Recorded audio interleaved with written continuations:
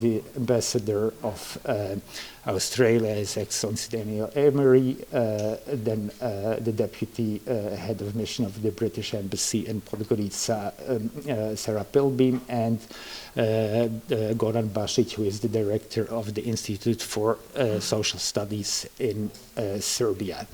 So I give the floor now to Vargit Revicki. And may I ask the minister to take a seat here? So,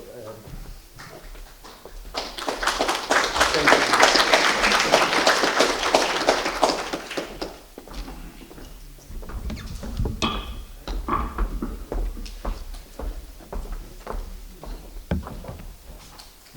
Good morning. Thank you so much for these opening remarks. I'd like to start, of course, by thanking Voin for his vision in organizing such a timely conference on a topic that is urgent, important, and obviously could not be more timely. I want to thank all the distinguished speakers and supporters on the stage and all of you for attending this event. The Hastings Center is honored to partner with the other organizers on this international conference that addresses issues that touch on each and every human being on our planet. The Hastings Center has worked for decades on issues related to emerging technologies. We have in the audience Dr. Johnston, who's done groundbreaking research on genomics and other technologies. So we bring to the world of bioethics a lot of decades of expertise on what hasn't been traditionally called existential threats, but when I look at it now, is. When I looked at the program and the topics that we will address, from pandemics to wars to AI, what emerged to me was a fundamental distinction between existential threats that are man-made, human-made, and those that come at us that are not our doing. And it's quite sad when we look at the list that most of the existential threats looming over us today are made by us. And then if we look at those that are human-made, the second question is, which ones of them can we control? Which one of them can we address and tackle? AI is on everybody's minds these days. A recent book called The Coming Wave describes the existential threat of AI as man-made, but asks, can we really control this wave, or is it too late? Is it too big? Is the threat such that human beings, even though they created the threats, even now at these early stages, cannot control it? And so I hope we will make a few steps towards answering this question. And I will conclude my welcoming remarks with a personal word. We're all encouraged today to be transparent about our positionality. And I have to say that I'm standing here today brokenhearted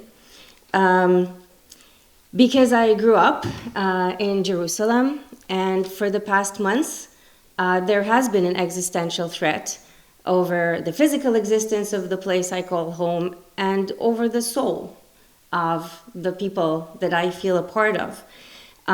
Brokenhearted not just because of the friends I lost, but also because of the suffering of innocent civilians on both sides of this terrible conflict. And if Voin is now getting worried that I will make political remarks, no, of course I will not. But I think that opening an ethics conference with a word about being heartbroken about the suffering of innocent children is not a political statement, it's an expression of humanity. And so I want to, we're standing here in a region that has known wars quite recently and is now in peace.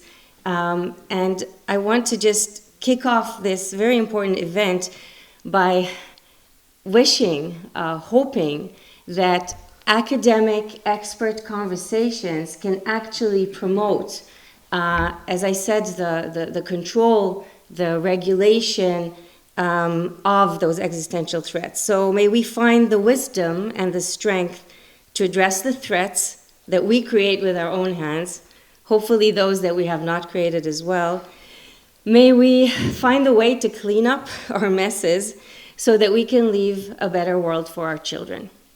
So I'm wishing us a fruitful, productive conference with very tangible outcomes. Thank you so much. Your Excellencies, Minister, colleagues, it's an honour to be invited to welcome you to this conference on existential threats and how to address them. It's hard to think of a more important set of questions. The threats to the continued existence of humanity and indeed other species of animals and plants on this planet have never been greater. We might hope to understand more about what these threats are, how serious they are, how much they matter, who's responsible for them, and how we might remove or diminish them. By the end of tomorrow, I know that hope will have been amply fulfilled. I'm fortunate enough to be director of the Oxford Uehiro Centre for Practical Ethics, which this year celebrated its 20th anniversary. The centre was founded by my predecessor as director, Professor Julian Savulescu, who I believe is not here at the moment, but may be here later today. I hope so. I'd like to express my thanks to Julian for his vision and imagination in establishing the centre and his hard work in developing and directing it for so many years. As you know, the Oxford Uehiro Centre, along with the Hastings Centre, has collaborated with the Centre for the Study of Bioethics in organising this conference, and I wish also to thank Voin Rakic and his staff in particular for their initiative and assistance, and also the Uehiro Foundation on Ethics and Education for its support for our centre and the conference. I look forward to meeting many of you over the next few days and to hearing and learning from your presentations. Welcome to the conference.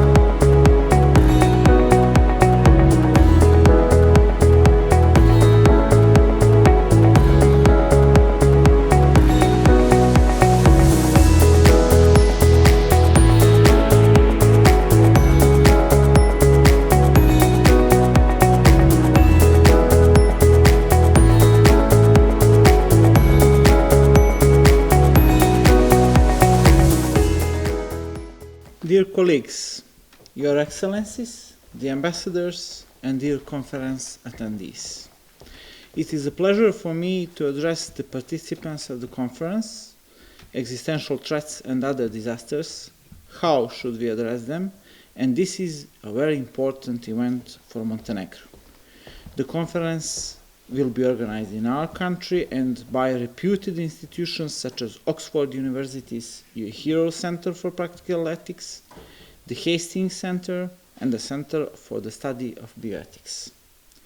Moreover, the conference theme is very present in contemporary scientific discourse, as well as in real life. Existential threats to humankind have unfortunately become very visible in recent years. Multiple wars that have taken and are still taking many lives, a long pandemic that caused the death of millions of people, climate change, as well as other events and developments humankind has to be seriously concerned about. This conference analyzes these threats. However, at the conference, these threats will not only be identified, but also ways of their prevention will be addressed. It will hopefully contribute to the development of the roadmap to address these dangers humankind currently faces. In the name of the government of Montenegro, and the Ministry of Health, I am wishing you a fruitful exchange of ideas, a successful conference in general, and a very nice time in Montenegro. Thank you. Minister Shimun, distinguished guests, ladies and gentlemen, good morning to all of you. It's an honour and a pleasure for me to be here at this important conference, which will address vitally important contemporary bioethical questions. I would like to thank the Centre for the Study of Bioethics, the Oxford Uehiro Centre for Practical Ethics, and the Hastings Centre for taking the initiative to convene this conference and for choosing this wonderful, beautiful location. A special thanks must also go to Professor Vojin Rakic, who has been the driving force behind this event. And he's continuing the tradition he has established over more than a decade of bringing together leading scholars to address new and emerging bioethical issues. I'm very pleased to see that there are participants here from all over the world, including from my own country, some of whom have played a very prominent and pioneering role in this field. It's also pleasing to see scholars here from a wide range of disciplines, which speaks to the broad scope of bioethics as a subject and the practical relevance it has to many fields of human endeavour. As other speakers this morning have already said, the theme for this conference, Existential Threats, is very timely in light of events around the world over the past few years. We have tragically seen a return to large-scale warfare in Europe, renewed conflict in the Middle East, and growing tensions between major powers in East Asia, accompanied, unfortunately, by some very loose talk about nuclear war. And the ordeal of the COVID pandemic has prompted many experts to speculate that the next pandemic will be even more deadly and possibly catastrophic. Growing environmental threats such as climate change are also seen by many as existential in character, certainly to some societies and ecosystems, if not the world as a whole.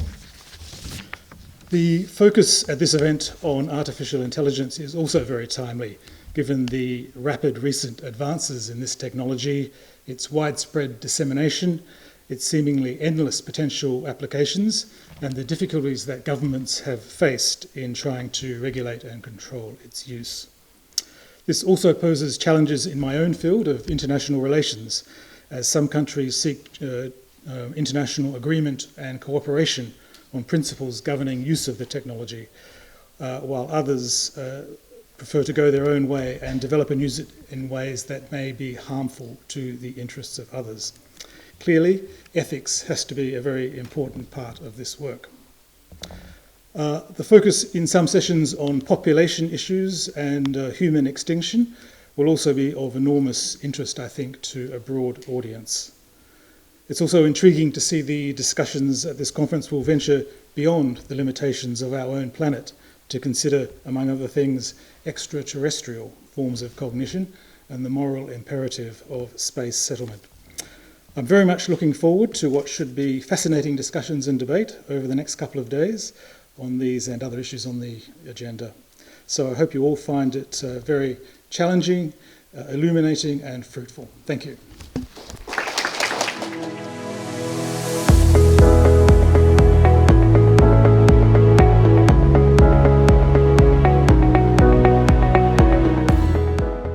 Good morning, ladies and gentlemen. It's a great honour to address you at the International Conference of Existential Threats and Other Disasters. How should we address them? As a representative of the United Kingdom, I'm particularly proud to note that one of our esteemed institutions, the Oxford Uehiro Centre for Practical Ethics, represented by Professor Roger Crisp, is among the key organisers of this significant event. Existential threats have, unfortunately, become a prominent theme in recent years. The global challenges we face, from pandemics and climate change to nuclear threats and bioterrorism, underscore the urgent need for collective action and ethical considerations in our responses. This conference stands out as a panel for discussion on how to not only identify these threats, but also tackle them with innovative solutions and preventative measures. Our gathering today, set against the stunning backdrop of Montenegro's coast, symbolises both the gravity and the hope inherent in our discussions. By bringing together top experts in bioethics and various scientific disciplines, we are creating a platform for meaningful dialogue and collaboration. It is here, in forums like this, that we can hope to devise strategies to prevent these potential disasters from becoming reality and to safeguard our future. The range of topics to be covered, from the threats posed by artificial intelligence and genetic engineering to the crucial issues of food safety and population growth, reflects the comprehensive approach needed to address these existential threats. This holistic perspective is essential for developing robust, ethically sound strategies that can mitigate these threats effectively. I look forward to the insightful discussions and productive outcomes that will emerge from this gathering. Let us seize this opportunity to work together in shaping a safer, more resilient future for all of us. Thank you. I'm really very happy that I have opportunity to say a few words at the beginning of this very important conference dedicated to the contemporary challenges of humanity. Climate change, epidemics, conflicts, and the consequences they cause are features of everyday life, and we need to talk about them, create politics to eliminate them, strengthening prevention capacity, and learn to live in a world that change very quickly. This conference is one of the opportunities to better understand challenges and to try to find some of the answer to them. In the Institute of Social Science, when I work and volunteer, these topics have become dominant in our research and plans. Until a few years ago, this was not the case. Thanks to Professor Rakic and the group of colleagues he gathered around these topics, the Institute is increasingly present in the scientific and social public. I would like to say that I am very proud of several young researchers from Institute of Social Sciences who are here among us, from whom we expect ideas and commitment in the study of the contemporary changes in nature and society.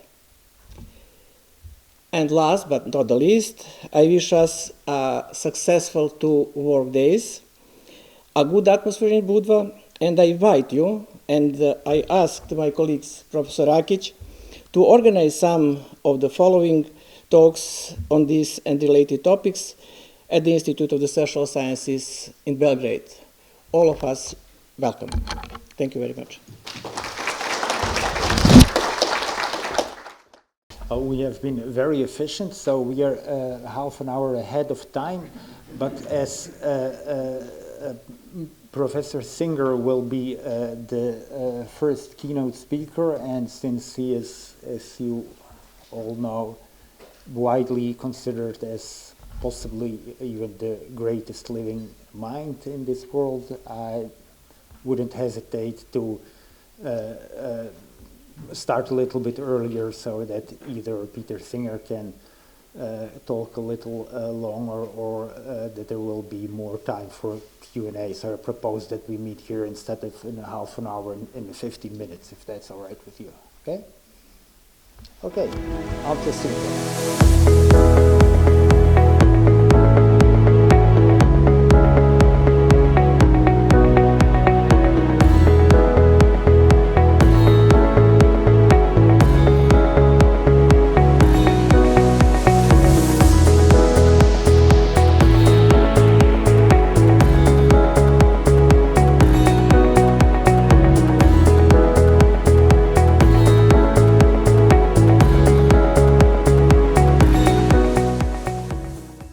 Okay, thanks, Foyen.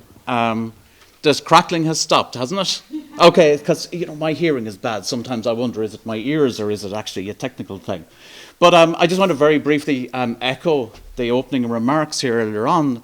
I always find sometimes in different conferences we can be removed from the world, especially when we're talking about important things that take extensive time to deliberate upon. And it seems that the theme of this conference and what is happening in the world at the same time is a reminder that we are always in this world, that we are so connected with it. And it's important to have these events now more than ever, and to connect between what we think and what we do and what we theorize and what is happening right now in different parts, and how that might affect how we try to live better lives, I suppose, and try to appreciate what we have rather than always trying to find something something better. That's what I think anyway.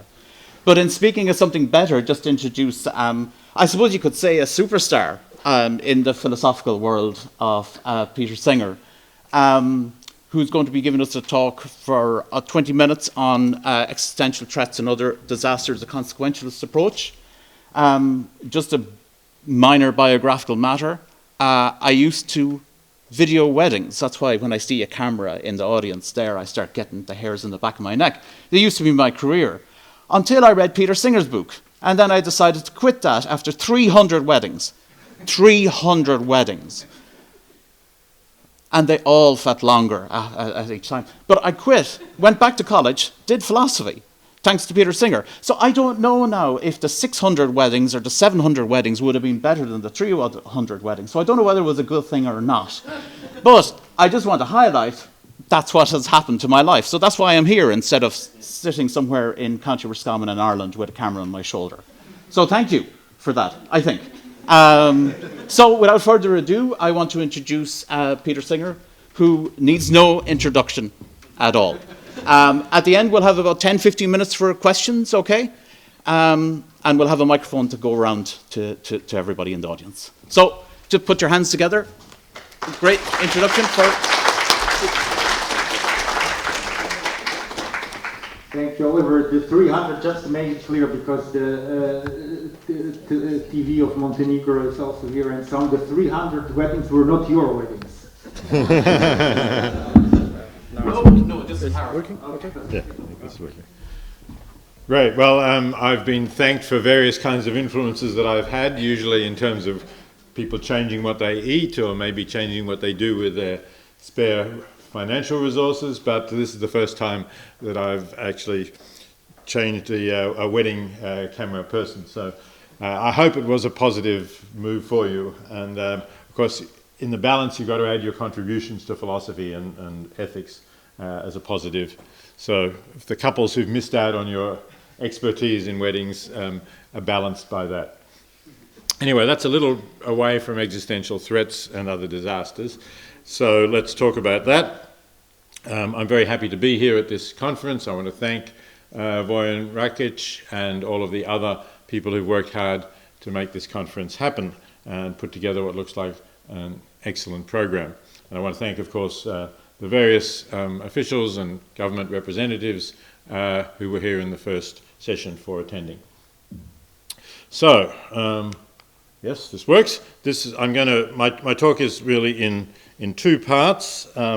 Briefly, I'm going to talk about consequentialism and disasters before focusing more specifically on existential risks. So let's look at what I'm going to say here. Again, just to give you a quick sense, I'm going to start by saying that when there is a risk of disaster, we tend to accept the need for a consequentialist approach. That's just a fact. That's not in itself of normative significance. One might think that that's right that we do that, or that it's a pity that we depart from non-consequentialist ethical views. I'm going to argue that it is the right thing that we do. I'm going to use the example of the COVID pandemic,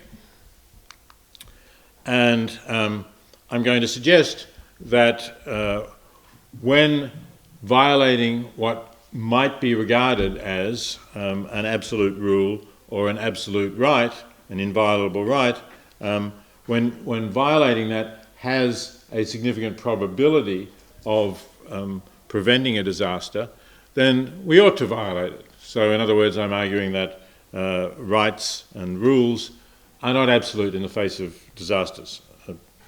Obviously arguing that very briefly given the time I have.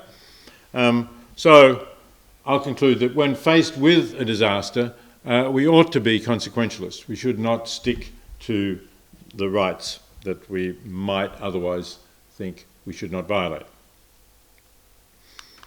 Okay, briefly, probably everybody in the audience already knows all this, but just wasn't quite sure who the audience is going to be.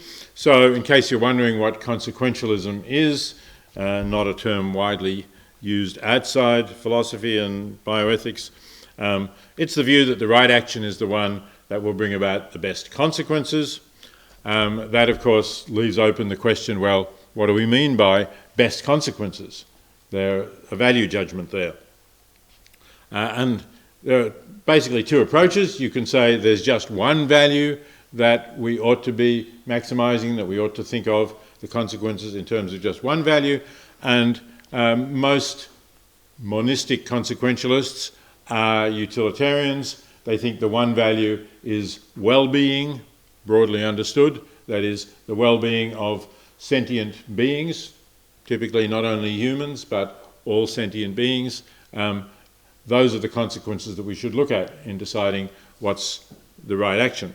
But even in terms of well-being, there are different views. I myself, at one stage, thought of well-being in terms of the satisfaction of preferences. I've now reverted to the more classic utilitarian view, the view of Bentham and Mill and Sidgwick, that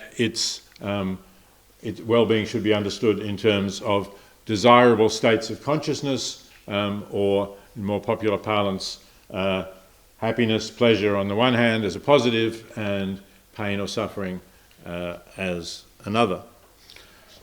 There are also pluralist consequentialists who think that, while generally they all think that well-being is one value, but they may think that there are other values as well, like knowledge, freedom, justice. And for what I'm going to be talking about today, I don't need to particularly come down for one form of consequentialism or another. I think you can read what I'm arguing as neutral between different forms of consequentialism, different ideas of what are the values that determine the consequences, whether they're good or bad. So, if that's consequentialism, then let's look at the situation in early 2020 when knowledge of COVID-19 was still in its infancy, but the various governments that had to face it, and sometimes in some countries these were national governments, in other countries they were state governments that were making the decisions. We have to look at the information that they had available to them at the time in order to then assess the decisions that they made. So what did they know? They knew that there was a new virus. They knew that this was a highly contagious virus. They knew that it was often fatal. In fact, maybe now we make somewhat light of the fatality of it now that most of us have been multiply vaccinated. But as a reminder, in 2020, COVID-19 was the third cause of death in the United States after heart disease and cancer, and caused 375,000 deaths. So very significant fatality, and as I say, right at the beginning, it wasn't even known whether it would not be significantly higher than that. Also, at this time, there was no effective treatment. Today, the treatments are still not always effective, and there was certainly no vaccine, and it wasn't clear when there would be a vaccine. In many people's eyes, we ended up getting the vaccine sooner than they had thought possible. So, what should governments do in that kind of situation? So, in fact, what they pretty much all did, I think Sweden would be the the major exception. What they pretty much all did was to institute lockdowns to prevent people moving around freely, so a violation of what people might regard as individual rights to freedom of movement, various limits on that, limits on some places for what purposes you could leave home, or maybe one family member could go and do the shopping for essential items, others not, and other times there might be a distance limit as to how far you could travel.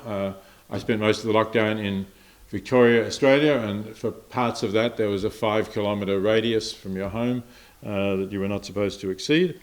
There was also limits on freedom of assembly. You couldn't get together with a whole lot of other people. Events that required that were cancelled, or some football events took place only for television. And also freedom of worship, which might be regarded as a basic freedom of religion. Churches, synagogues, mosques, etc. Were not allowed to hold their usual services.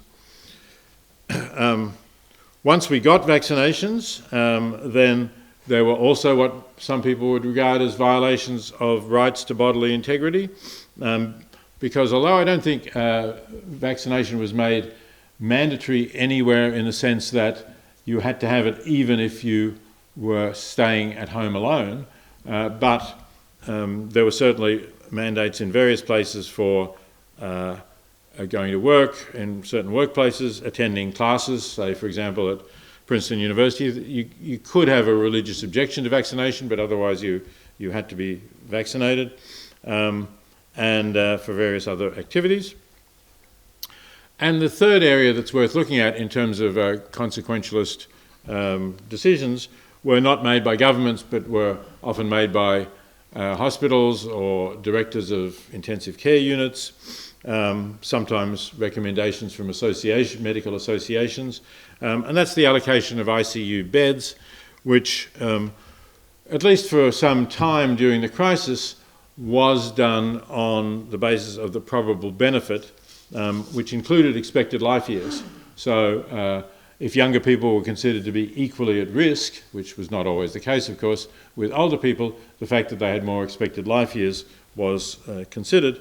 And this was a violation of, not exactly a right, but what had come to be seen as the correct or ethical medical practice of saying we're not going to take account of those sorts of benefits when allocating ICU beds. If you're in the ICU and you can still benefit from ICU treatment, where you're going to stay in the ICU. So if you're, basically it's order of admission.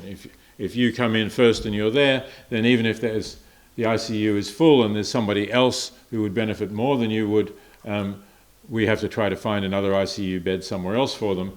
We're not going to remove from the ICU somebody who's already there and who's benefiting from continued ICU treatment. But even that was changed in some places for some periods of time.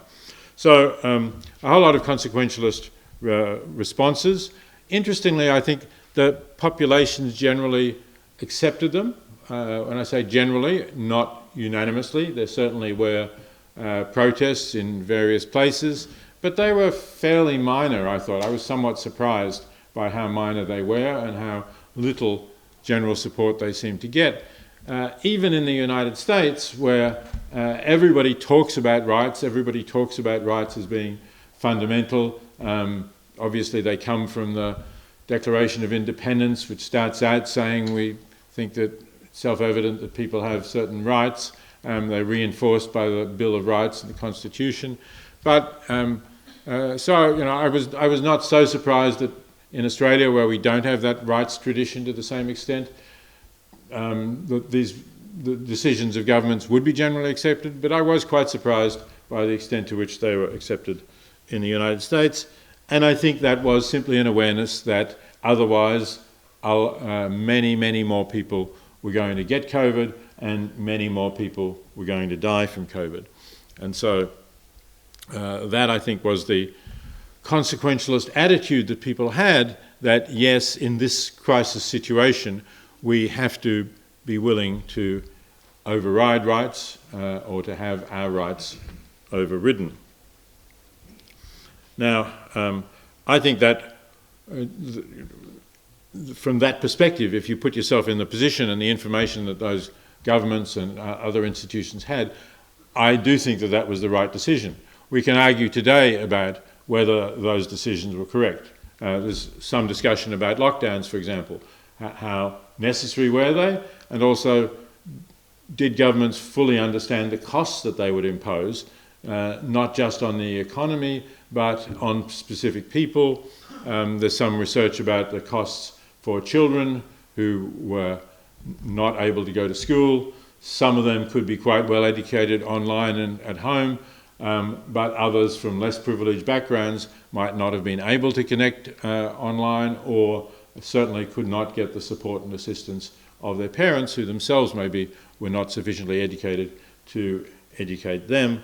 And of course there's missing out on quite a long period of the social interaction that may be important for children at various ages. So I think, with the benefit of hindsight, maybe those decisions were not all correct, but I certainly think that they were reasonable decisions to make at the time.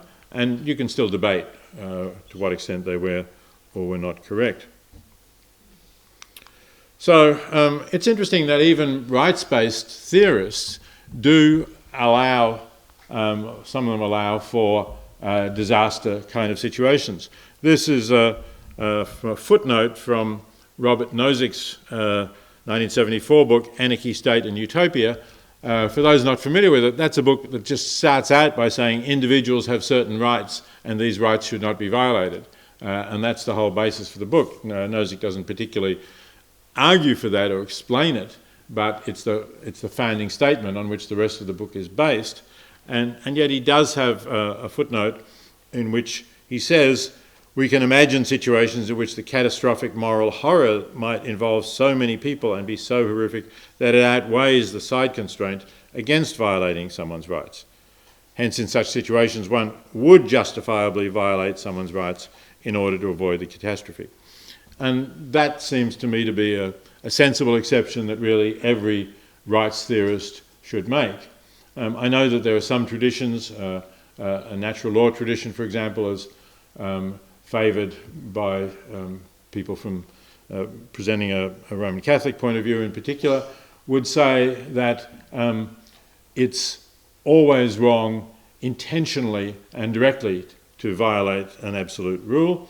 Not sure whether they would see that what I've talked about so far is violating an absolute rule, but obviously we can imagine cases where that one would do that. One might think, for example, that there's an absolute rule against torture, but in the favourite philosopher's hypothetical example of the terrorist who has primed a nuclear bomb to go off somewhere in a basement of a building in Manhattan, but the only way you'll get him to reveal the location in time to disarm the bomb is to torture him, or perhaps even worse, to torture his 5-year-old daughter in front of him.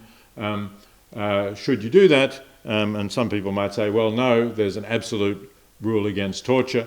And I think we can explain why we should have such rules, because if we don't have such rules, then we will see, as we have seen, prison guards torturing their prisoners for no very good reason, sometimes exercising power over them, sometimes outright sadism. So we need to have those rules, but in the truly extraordinary disaster situations, I think those rules ought to be violated, and it's the courageous people who will violate them if they can be certain that they're in one of those situations. So that's why I think we need to be consequentialists when we're faced with these disasters, possible disasters, that we could prevent by violating common rules. Okay, let me move to existential risks. And just a brief outline again of what I'm going to talk about. I'll say what an existential risk is. Very briefly, borrowing from Toby Ord, what are the major existential risks? I want to look at, before we actually use the language of existential risk so much, Derek Parfit talked about how bad extinction is in an interesting way. Talk a little bit about that. What priority should we give for existential risks in terms of essentially what we ought to be doing to make the world a better place? If you like, the question for effective altruists. What are the proper priorities and where does existential risk fit in? And that's generally about long-termist thinking. Okay, so that's the outline. Sorry, just go back and give you a chance to look at that.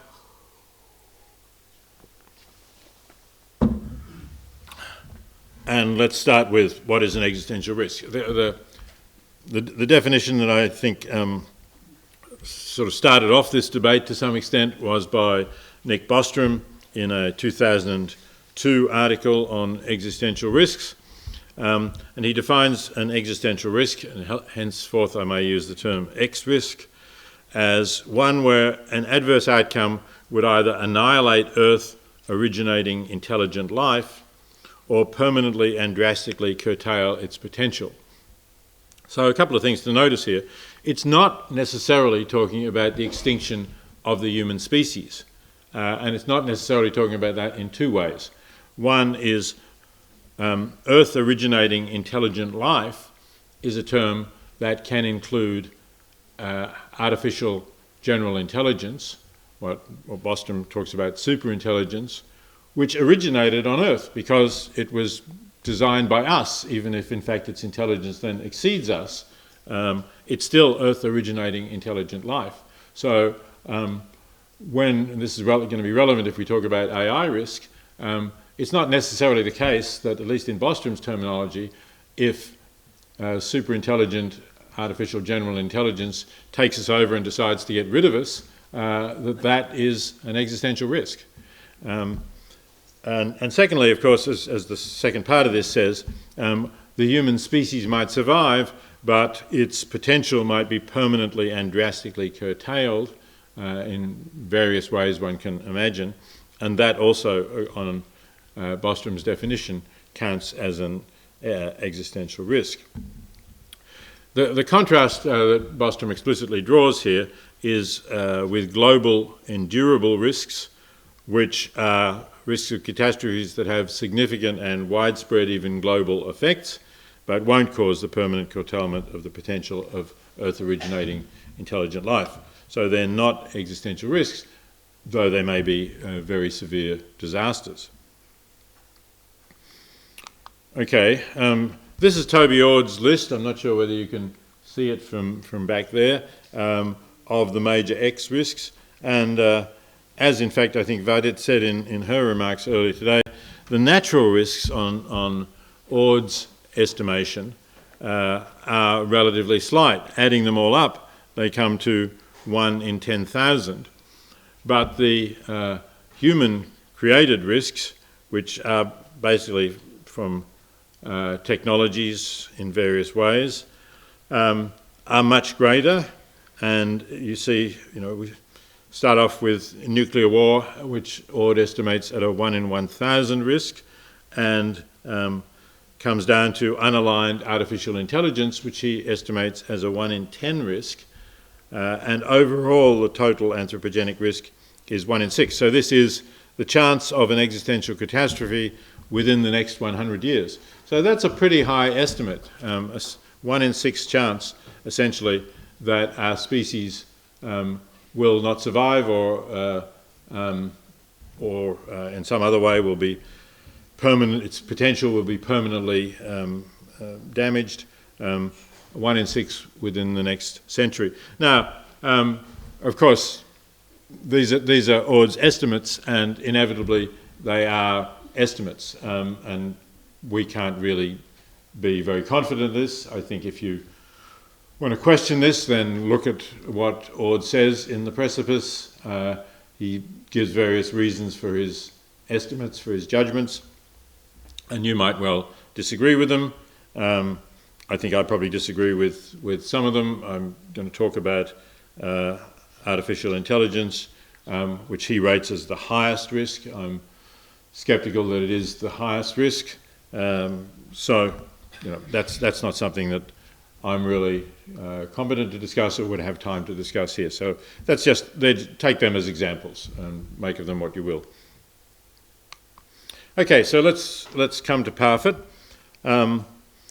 This is from Reasons and Persons, so from 1984, so well before Bostrom or anyone else was really talking about existential risks in general, but it's just one part of that very rich volume, Reasons and Persons, from chapter 16. And he invites the reader to consider three outcomes. One is peace. Peace reigns on Earth indefinitely. Secondly, there's a nuclear war that kills 99% of the world's existing population. And thirdly, there's a nuclear war that kills 100%. And his question is not, which do you think is the worst of these and which is the best? That's pretty obvious.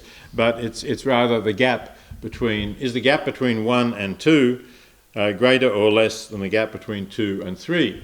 And I think when Parfit wrote that, when there wasn't much discussion of extinction risk, his assumption was that many people just looking at that would say, oh, the gap between 1 and 2 is clearly the bigger one, because after all, that's 99% of the population, and it's only just another 1% who die in the third scenario.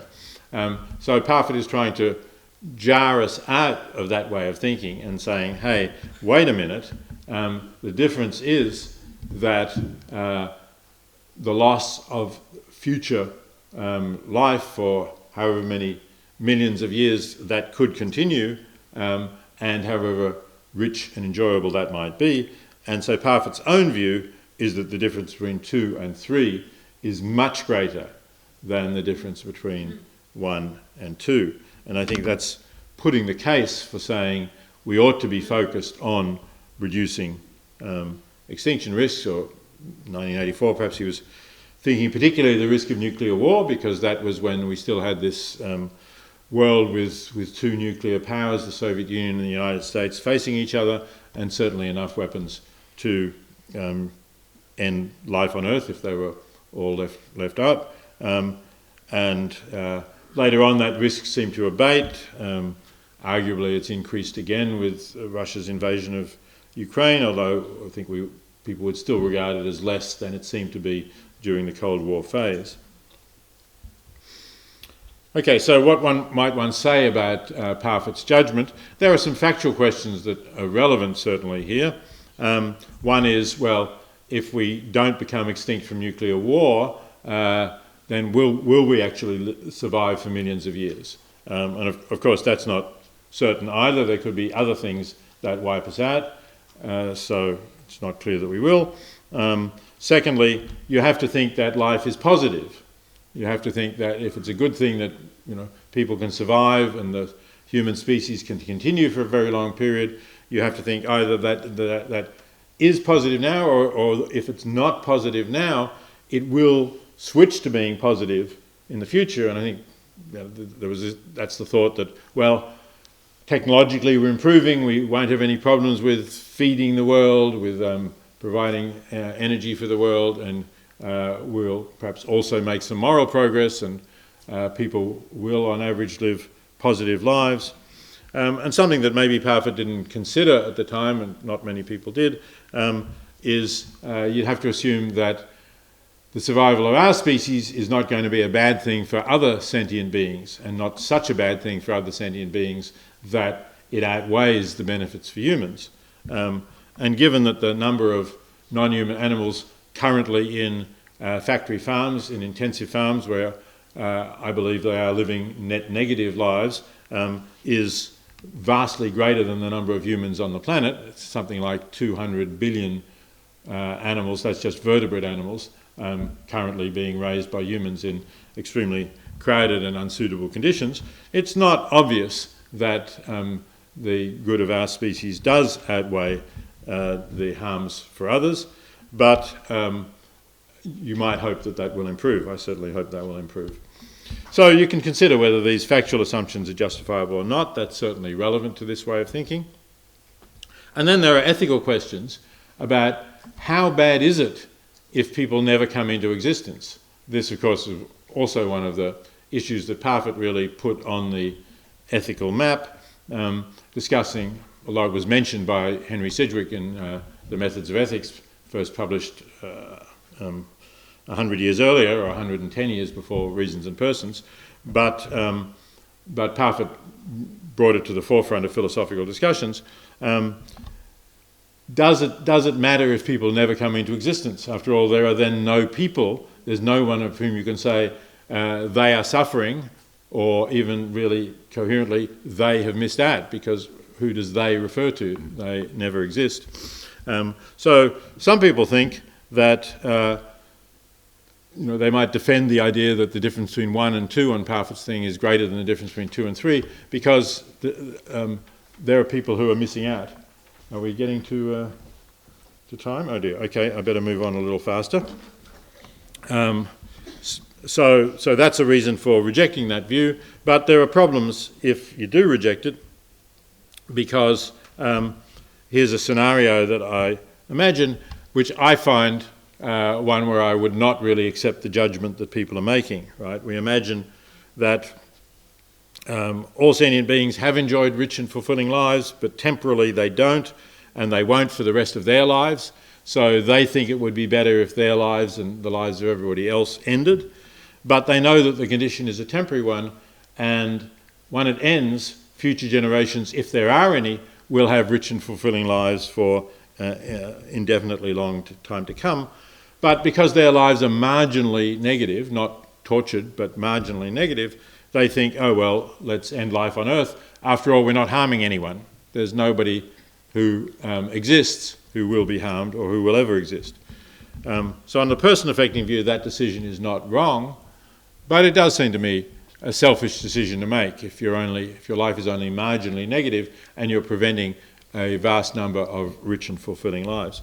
So I think that's a problem with accepting person-affecting views. All right, I need to move on faster.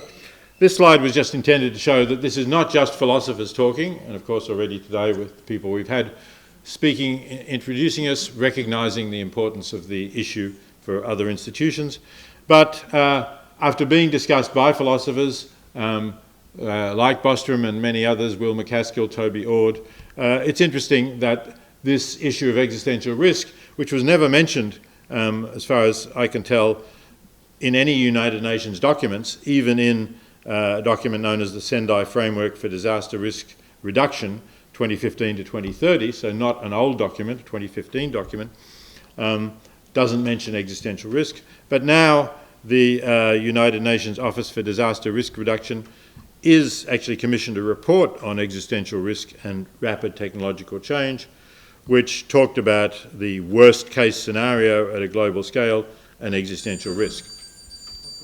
Okay. Please continue with the Thank you. I will try and wrap up soon. So I want to state my view. In a recent blog, Richard Chappell, who's a friend and philosopher I much admire, suggested that I'm very dismissive of long-termism and of AI risk in particular. So I thought I'd just use that to say, well, is that so? I think not exactly so, but I can understand why Richard thinks that. So this is my view. I am a hedonistic utilitarian, as I said. I'm cautiously optimistic about moral progress. I wrote a book many years ago called The Expanding Circle, arguing for that cautiously optimistic view. And so I do see the extinction of Earth-originating intelligent life as an immense loss, greater than... So in a way I agree with Parfit's statement of the difference between 2 and 3 being bigger than the difference between 1 and 2. And so I actually welcome the fact that significant resources are going into reducing existential risk. But as far as AI is concerned, I'm somewhat sceptical that ranks as high as Toby Ord thinks as a risk. I agree that a superintelligent AGI could pose a risk of human extinction, but as I've already said, that's not necessarily a risk of the extinction of Earth-originating intelligent life. And if the superintelligent AGI were actually a conscious being, capable of experiencing pleasure and pain and organising life for itself and other conscious beings in a positive way, even if they were not human conscious beings, that wouldn't necessarily be a bad thing, on my view. Secondly, I don't think there is a superintelligent AGI today, and I don't think it's close. But as I say, I'm not an expert on this, so you can dismiss what I say if you like. I won't be offended. But also I worry about the tractability of the problem. What we have now is a lot of people working with AI companies on how you might align the values of AI with safety and human values so that it doesn't make us extinct. But AI is being developed by many different corporations and in many different countries, some of which are hostile to Western countries. So it's not clear that even if you did come up with a technical solution to aligning values, it's not clear that it would be universally adopted by all of these countries. Some of them may think, well, that's going to be a constraint. We'll get our AGI going faster and smarter if we don't have that constraint. And since we're threatened by all of these hostile Western nations, as some countries believe, that's what we need to do for our own survival. So I'm not sure that even if you get the technical solution, it solves the problem. Okay, but I do agree that that significant attention should be given to AI safety and value alignment. I'm not denying that, so I don't think we're in disagreement that much. I'm concerned, though, that long-termism in general and AI risk in particular shouldn't become the dominant form of effective altruism and shouldn't dominate the public image of effective altruism. That's because I think effective altruism is a broad movement. It attracts people on the basis of things that many people already know about and want to do something about, like helping people in extreme poverty elsewhere in the world or reducing the suffering of animals. So I think it's bad if it has the image that effective altruism is something for nerdy people who care about what's going to happen in a million years. I don't really think that's going to attract the maximum number of people into EA, and it may even therefore in the long run be harmful to efforts to reduce X risk because you're not drawing as many people into the movement, and you may therefore have fewer who actually go towards X risk as the area of effective altruism that they want to work in. And I particularly think it's not helpful to make statements like this one that you can find in Nick Bostrom's 2013 article about existential risk. Now, I should say, in quoting Nick saying this, Nick doesn't say this today. I had him speak to a Princeton class in 2022, and he backed away from statements like this. He agrees that they're not particularly helpful.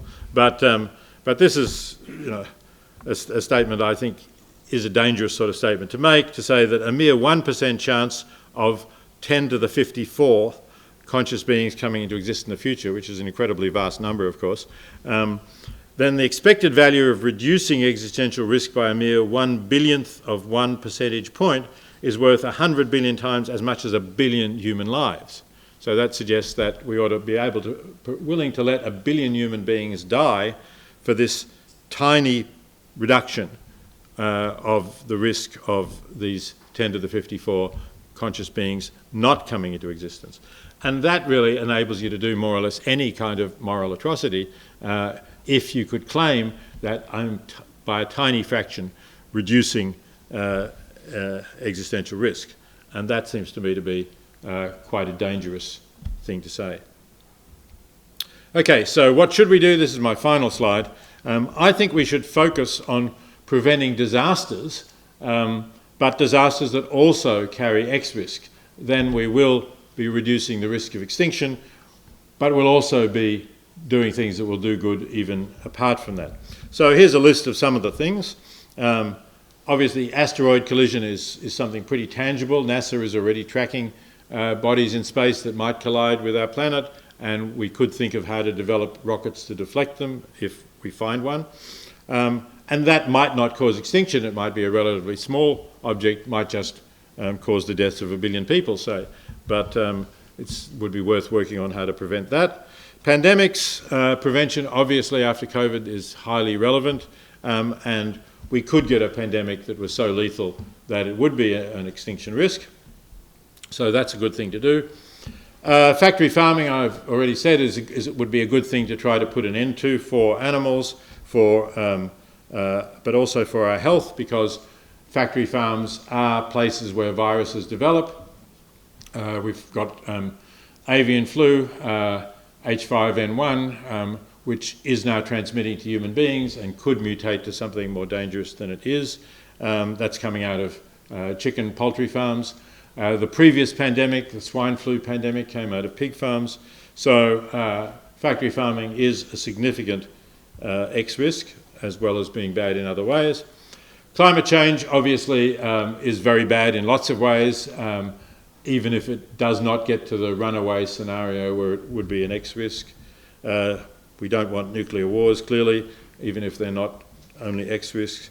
And as far as AI is concerned, I think we need to work on aligning its values for better social impact, and maybe that will help us eventually in also reducing its X risk. Okay, I've finished slightly over time, but I have some time for questions.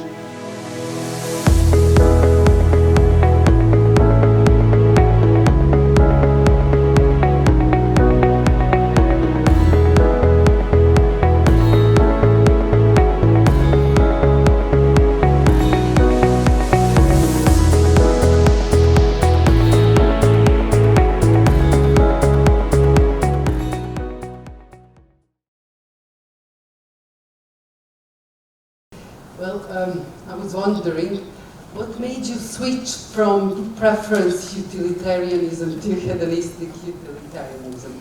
Does it have anything to do with taking into account other sentient animals and their well-being? Okay, pass the mic to the front here. Thank you. Thank you for this fascinating talk. Not working? Yeah, it's working. Working? Just hold it close. You gave a fantastic example of how various nations and governments responded to COVID. And for me, that triggered the question of how your flavor of consequentialism addresses cultural frameworks and differences in cultural values. Because we see that different societies will offer different solutions to existential risks that align with their own sets of values. So what place is there for cultural frameworks in your approach? Okay, we have one more. Thanks so much for the roving mic. Sorry. Yeah, so just a quick question on the limits of the expanding circle, whether including AI is prudent. Shouldn't we also include like something like Drake equation?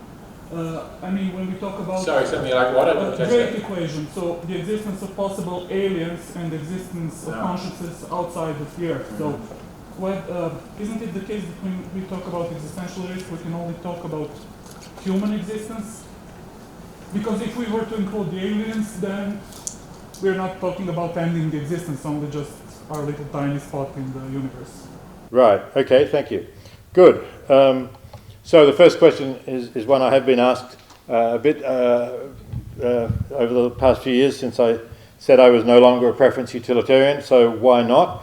So it has something to do with the fact that I've also shifted from a non-cognitivist ethical position, which I held for many years and to some extent followed my Oxford supervisor R.M. Hare in trying to develop universal prescriptivism, and moved from that to an objectivist meta-ethic. Over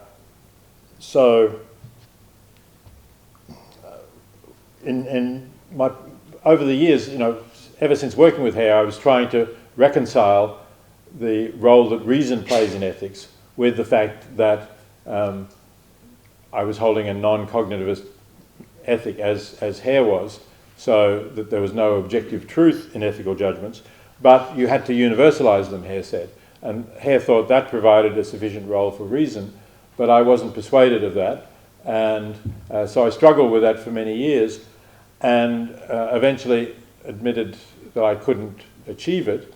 Around that time, I was talking to and reading people like Tom Nagel and Derek Parfit, who were both objectivists, and Parfit in particular was circulating early drafts of the first 2 volumes of On What Matters, which he was arguing strongly for objectivity in ethics. And I was persuaded that the case that for a non-cognitivist or anti-realist, as it might be called now, position was not as strong as I'd thought, and that objectivism provided a better basis.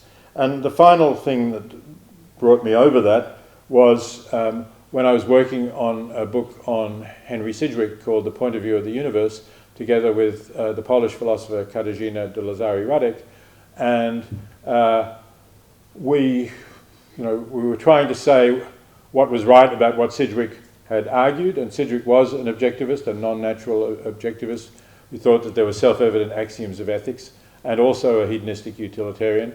And I think Sidgwick, perhaps combined with Katarzyna, who held that view, persuaded me that objectivism was a better position to take.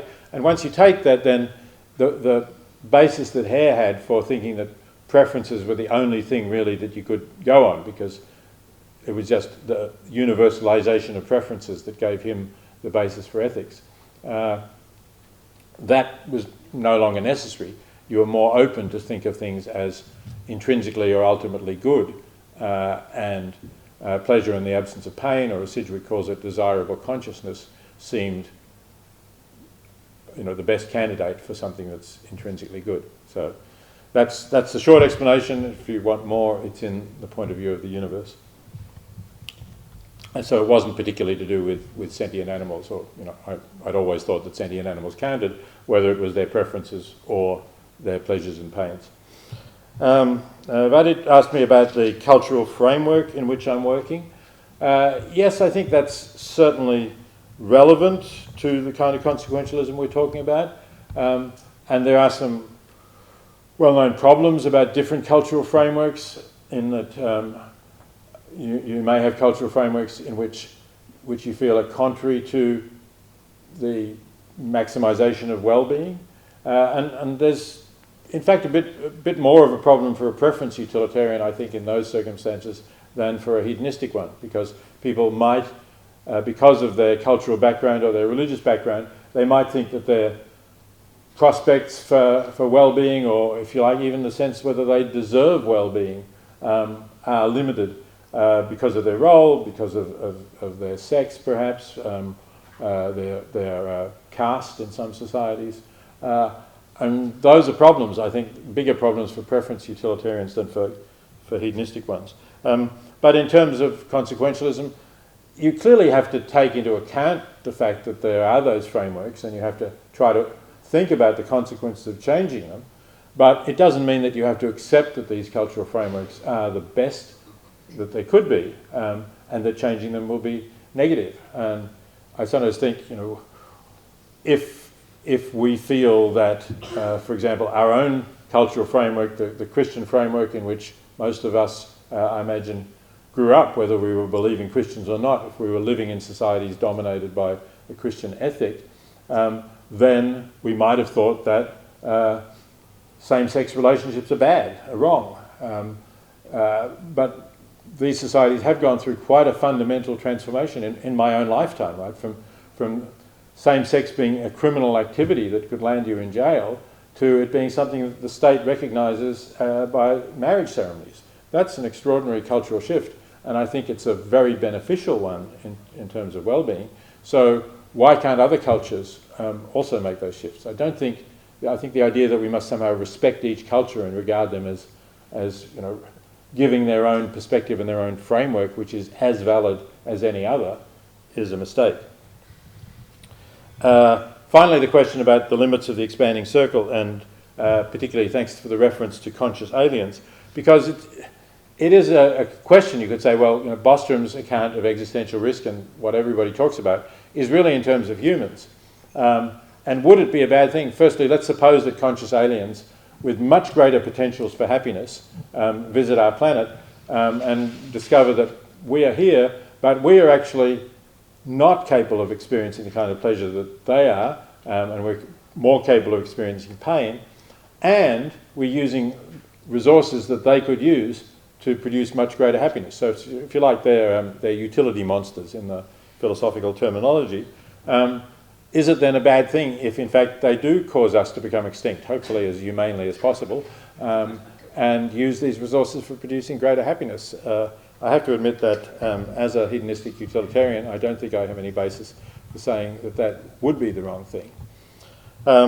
But in terms of why I think people like Bostrom and Ord and McCaskill and so on are very concerned about the risk of loss of Earth-originating intelligent life, it's because as far as we know, there aren't aliens, and although when you calculate the odds, astronomically you would say there must be intelligent life somewhere else in the universe, but perhaps not in our galaxy anyway, otherwise, because if it were in the Milky Way galaxy, you would expect it might have contacted us by now.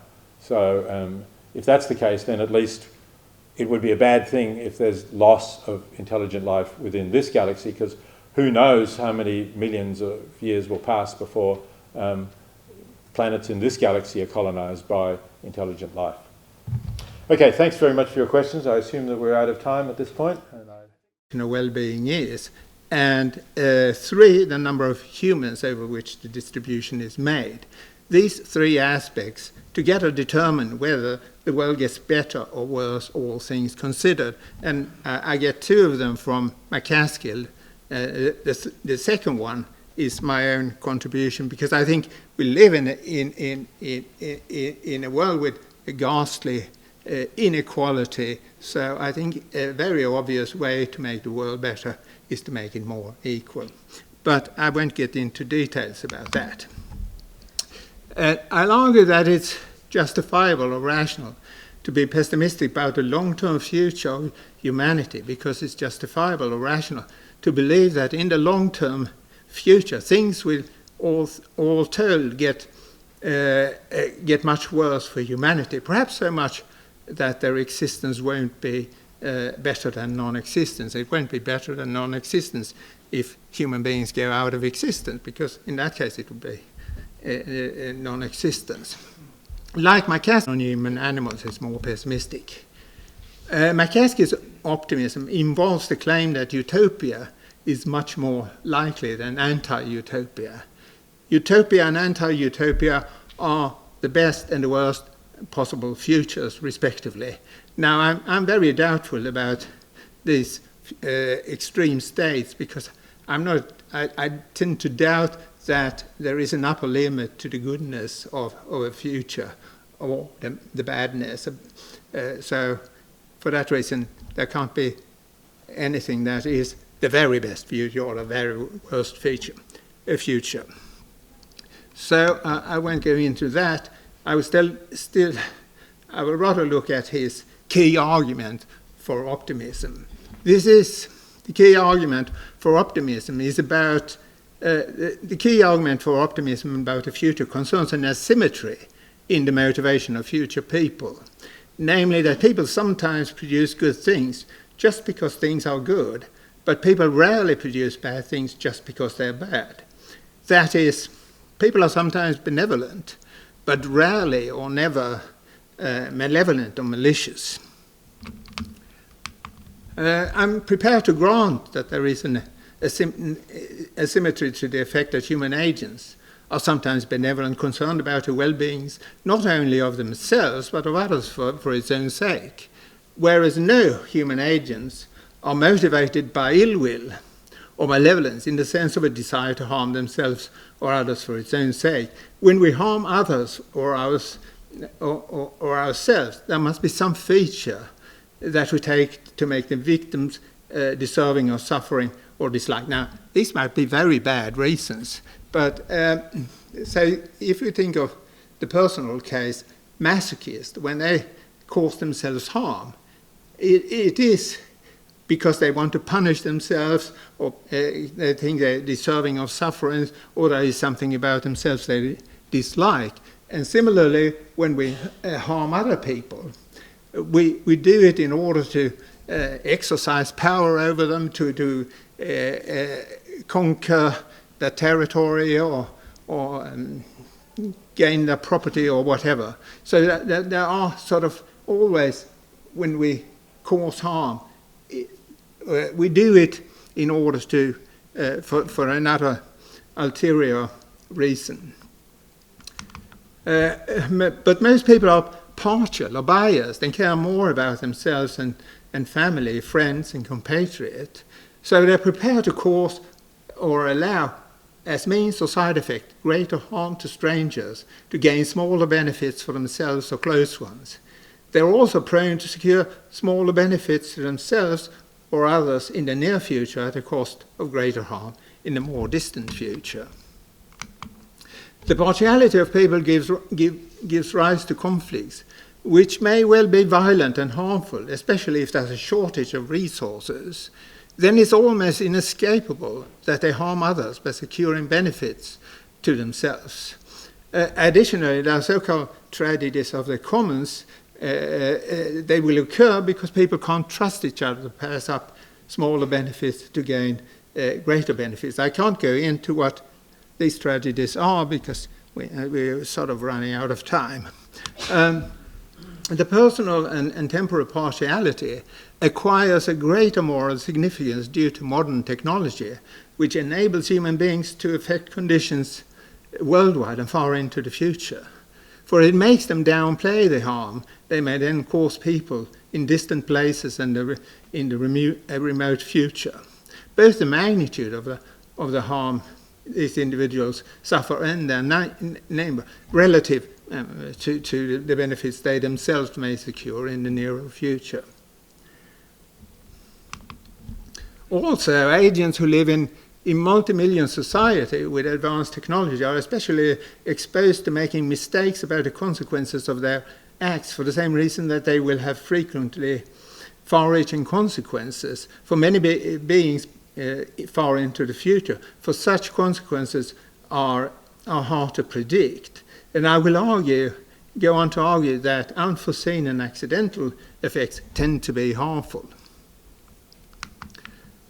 Also, to consider is the cumulative effect of what individual agents do together with other agents in multi-million society. This may elude him, as illustrated by Parfit's example of the harmless torturers, and that is actually designed to illustrate the situation with respect to, say, emissions of carbon dioxide, where the emissions we cause, each of us cause by flying and driving and so on, cause only an imperceptible effect on the environment, but together we may cause a lot of damage to the environment or climate. But since each of us individually causes only a sort of an imperceptible harm, we can tell ourselves that we don't do any harm by flying and driving and so on, but it's still the case that together we cause a lot of harm. It's probably more probable that unforeseen and accidental effects are harmful rather than beneficial, for in general it's practically easier for us to cause each other harm than to benefit each other. There are more means of causing harm, so it's easier to find effective means of causing harm, means that cause more harm with less effort. So the magnitude of harms is likely to be greater than benefits.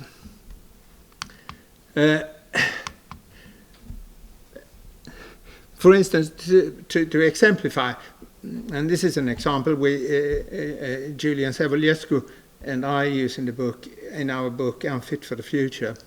Most of us have means of single-handedly killing many people. For instance, we live in densely populated areas, we have access to a car, and by using that car we could any day plow into a crowd and kill a lot of people. But we can't single-handedly save as many people more or less on an everyday basis, because that requires that a lot of people are under a deadly threat, and that we are able to avert that threat. And consider our own case. If we are lucky enough to find ourselves equipped with a well-functioning organism we still have to struggle to get a good life, for we constantly need things, resources to have such a life, adequate food and drink, comfortable shelter, and so on. But we don't have to make any efforts whatsoever to have a bad life. Then we just sit back and things will go badly for us. So all our lives we're sort of constantly swimming upstream. If we stop swimming, we sink to the bottom. And so that goes to show it is more difficult to produce goodness. Now, furthermore, many harms are irreversible. When you lose your life, you don't lose it merely for a limited period of time. You lose it forever. When you lose a limb, you will probably never again have anything as good. By contrast, the benefits such as having your life or limb saved means only that you will carry on living or having a limb for a limited period of time. It may soon come under another threat and that needs to be averted. Therefore, the goodness of a saving is always, the value of that will always be less than the badness of the loss, because the badness tend to be irreversible. I mean, this is obviously important when we talk about existential risk. When things go out of existence, they're usually gone for good. Whereas, okay, I haven't been speaking for 18 minutes, but I'll hurry up. The greater badness of losses explains McCaskill's observation that the worst experiences that we can possibly feel are much worse than the best experiences that we can possibly feel. The most intense pleasure we're capable of feeling isn't as intense and good as the most intense pain we can feel is bad. This is expected, since physical pain is the sensory signal of something in your body having been damaged, often irreversibly, and physical pleasure is a sensory signal of something in your body functioning well for the time being. So it goes back to the point I made earlier. And this asymmetry between the sensations of pleasure and pain carries over to emotions. The negative emotion of fear can grow to terror and horror, to which are no counterpart in the case of hope or longing. E.g., the fear of death can be much more intense than hope that life will continue. Elation can offer nothing to match chronic depression. The negative reaction of anger is more widespread and stronger than gratitude. Anger can be stoked up to fury and rage, well, there's nothing corresponding to their intensity in the case of gratitude. So McCaskill believes reasonably that the risk of great power war in the next 100 years remains unacceptably high. This isn't unlikely because people can resort to using devastating nuclear and biological weapons for self-interest reasons, such as to increase their natural resources or territory, which may have shrunk due to climate change and environmental destruction. All these weapons could be set off by mistake. And here I'd like you to look at the Stanislav Pietrov case, which he was a Soviet military officer who got a false alarm that the US were launching a nuclear attack on the Soviet Union. And if it hadn't been for the case that he knew about how this alarm worked, but had obeyed order, he would have launched a counterattack. You should look at this case. McCaskill's earlier book, he's dedicated to three people. One is Peter Singer, the second is Stanislav Pietrov, and the third one I don't remember. Maybe his parents. Although human beings sometimes benefit others, this is sort of, I'm beginning to sum up things now. Although human beings sometimes benefit others for their own sake, never harm them for their own sake. Although this is, I've granted, true. It's justifiable to believe pessimistically that all told, the human condition will in the future be much worse, possibly so much that it will be no better than non-existence. If humans don't become so much smarter and careful that the risk of making mistakes is significantly reduced, and they become radically less selfish. So summing up, I mean, I've argued that much harm is produced by humans as means, side effects, and by mistakes. And this is facilitated by harm being easier to produce, since harm is often irreversible and worse in virtue of its duration. The felt experience of it is usually more intense. The greater the magnitude of harm may be best illustrated by a global war with weapons of mass destruction, compared to which there is no realistic beneficial state of the same magnitude. So against this background, I can't see how utopia can be more likely than anti-utopia. We talk in terms of those. And I think I won't go into this sort of, I'm beginning to repeat myself. Just a last word about McCaskill. By contrast, he concludes that realistic dystopian scenarios are optimized for some other end, not to make the world as bad as possible. Yes, I've agreed about that, but this doesn't imply that such scenarios seem very unlikely, full stop. It implies only that it seems very unlikely that such scenarios are optimized with a particular end of making the world as bad as possible.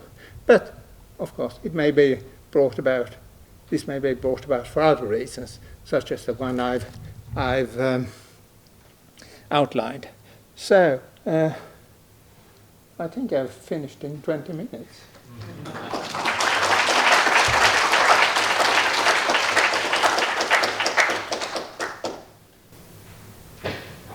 Okay, maybe I'll just ask. So your argument, it seems to me that you could have made the same argument 500 years ago, and it will work exactly the same. The only difference is the absence of powerful destruction methods such as nuclear weapons. Yeah, but that's correct. A great difference. So this is the main point there, because otherwise harms were always easier to achieve, they were more stable, because there is no difference between now and before. So could you please comment on that? Yes, I will, gladly, as a matter of fact, because what I'm trying to do, as opposed to what somebody like Toby Ord did, he was sort of looking at various existential risks and trying to calculate the probability of that. I think that's a useless procedure, because there can't be any agreement about those probabilities. There's a probability in 1 in 1,000 and so on. So what I'm trying to do instead is I'm trying to find sort of basic conditions of human life and action, which sort of tell in favor of one view or another, pessimism or optimism about the future. So I'm looking at it's easier to cause disorder than order, because the ways of something being ordered into a well-functioning system, it requires a sort of that a lot of things work together. Whereas disorder, there can be sort of many ways of disturbing that. Another point is that harm is often irreversible. If you destroy something, it's gone forever. The third point, I'm sort of underlying my presentation, is that when we act intentionally, we act with a goal in mind, I mean, we tend to overlook the fact that actually we cause a lot more things unintentionally, unforeseen, and a lot of them, if harm is easier to produce, a lot of them will be sort of harmful. That's much greater take a guy who sort of stopped taking photographs of weddings and went to philosophy. I mean, to sort of understand or get insight in all the things that resulted from a decision like that. I mean, only unforeseen, the accidental things that became different because of that, an action like that. I mean, that's a major part of what we cause, actually. If we act in situations which involve other people and so on, not if we sit in our own chamber and so on, and build a house of cards or something, then the consequences might be, the unforeseen consequences mightn't be sort of very... But the end of my question, why were things then becoming better and better? If this argument was always true, why have things been getting better and better for the world? No, but no, the point is, I mean, if there are things that sort of tend to make things go worse rather than better, and if our power of action increases, that discrepancy gets bigger. That's the point.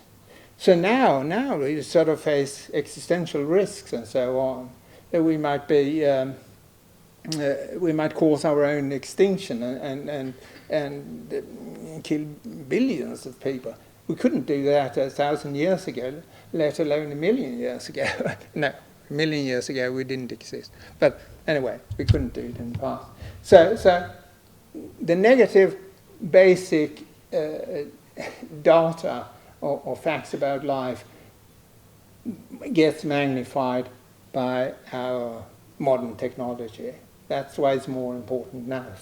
So that's the quintessence of what I'm saying. Just one comment, because we don't have time anymore after this session. Part of you remains here, the others go sure. to the other two rooms on the basis of the reference. Just this comment. It's easier to cause harm than good. I remember even before you published with Professor Julian Sabulescu Unfit for the Future.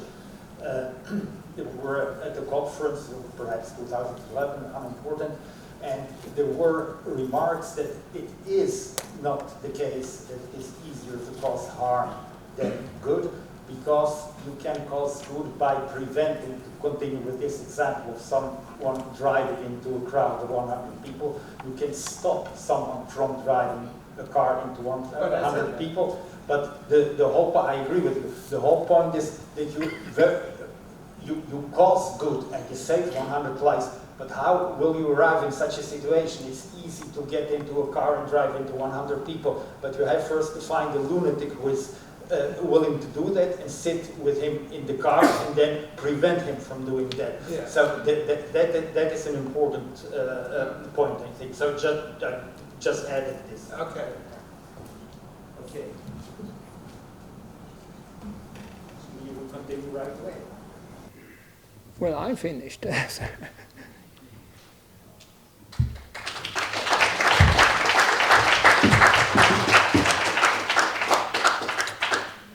But I'm afraid I'm unfit to deal with this sort of computer. I use as Mac myself, so I don't know how to turn it off.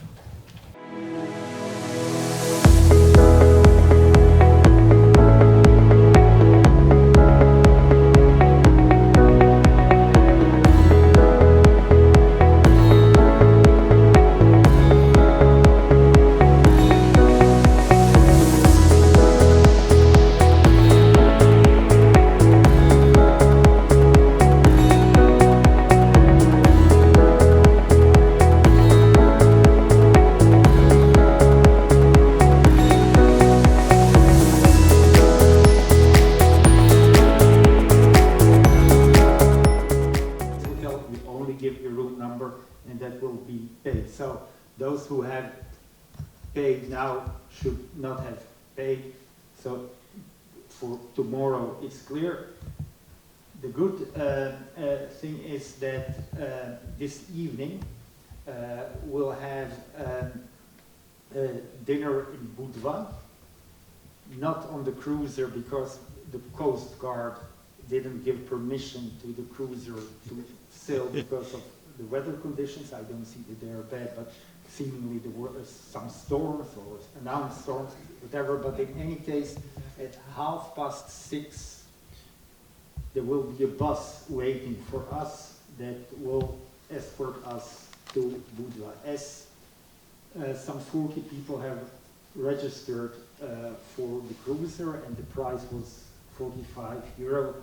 This is on the cost of the Center for the Study of Bioethics, so it's for free, the dinner. And the other nice thing is that at the courtesy of the Australian ambassador, we will have Australian wine served during dinner.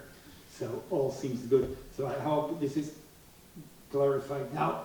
If there was a misunderstanding, so it's not the responsibility of our great partners who help us a lot in the conference, like the Hastings Center and the Hero Center for Practical Ethics of Oxford University, but that's our unclarity from our side. And the other issue is, so the program, the new version of the program, the latest version of the program is on the website. So the changes that have been could not have been made on those papers that have been printed already. So for the latest version of the program, always go to the website of the Center for the Study of Bioethics, and you go to program and open it, and then you have the updated version. If there are any questions, please ask it, especially regarding lunch, dinner, and so on, so that we know. Yes, sorry, yeah. The bus is for 50 people. For the dinner, some 40-something people have been registered. If more than 50 will come, we can take, I have the information that the cab to this place is something like 5 or to 10 euros. So if 3 people go with a taxi, then it's a minor amount. I will use taxi. One of the reasons is that we can stay. Otherwise, if you go with the bus, it's 3 hours. If you take a taxi, you can stay as long as you wish in the restaurant. So I hope all is clarified now. All right? Okay, please. Well, Great friend Anders Sandberg from Oxford University, until recently now. Yeah. Okay. Well, thank you so much for having me here. I'm supposed to give a keynote, but this is going to be kind of more like, okay, I'm working on this paper and I probably need help by people who actually know their stuff, like you. So this came up a bit earlier in the conversation we had around FHI. And it actually began with a quote by Toby Ord. He's been widely quoted here today, and I see no reason why not keep on quoting The Precipice. It's a wonderful book. And in a section of the book, he's kind of presenting various arguments for why should we care about existential risk. And he has this passage where he likens humanity to an adolescent that is coming into power, yet in many ways is immature and unwise, and now unfortunately humanity got the keys to the car and maybe got a few beers too. This might be dangerous. And in this quote, he talks about that we can think of it as humanity as an agent. So instead of thinking about our individual morality, we think about humanity as a big agent. And then there is this idea that we might talk about systematic strengths and weaknesses in this joint agent. And he says, these are virtues and vices at the larger scale, what we would call civilizational virtues and vices. One could treat these as having a fundamental moral significance, or simply as a useful way of diagnosing important weaknesses in our character and suggesting remedies. it's nicely put, and he then goes on and looking at a lot of other perspectives. He never does anything with it in the book, which kind of annoyed me a little bit when I read it. I felt like this is actually interesting. And I started looking around, civilization of virtues, do other people talk about it? Well, actually, Stuart Brand does it, and I managed to misplace his label here. In a text he's writing about ecosystems, he again points out that many ecological problems are hard to solve if you look at them in the wrong time scale. But if you have the right kind of patience, they actually are very doable. But this is the patience of a civilization. It's not the patience of us individuals, because we might be long dead before that forest grows again. So he also noticed that the civilization of virtues can be about the relationships our civilization has to the natural world. It's not about us having a particular relationship, but how the entire system of the human world is doing it. And this might, of course, be a generalization of the individual human virtue of like in nature, but it might also be that it's something very different. After all, nobody really wants climate change. It's not like anybody feels an urge, I want to change climate a bit. However, our civilization might be causing climate change, and that might be an emergent property. Another interesting thing to start with is Victor Hugo, who said that peace is the virtue of civilization and war is its crime. And Fred Hoyle, in the unrelated text where he's actually thinking mostly about poverty and population, he again argued that if we are not taking the right kind of long-term perspective, we are going to create a bad world, and that makes us a criminal species.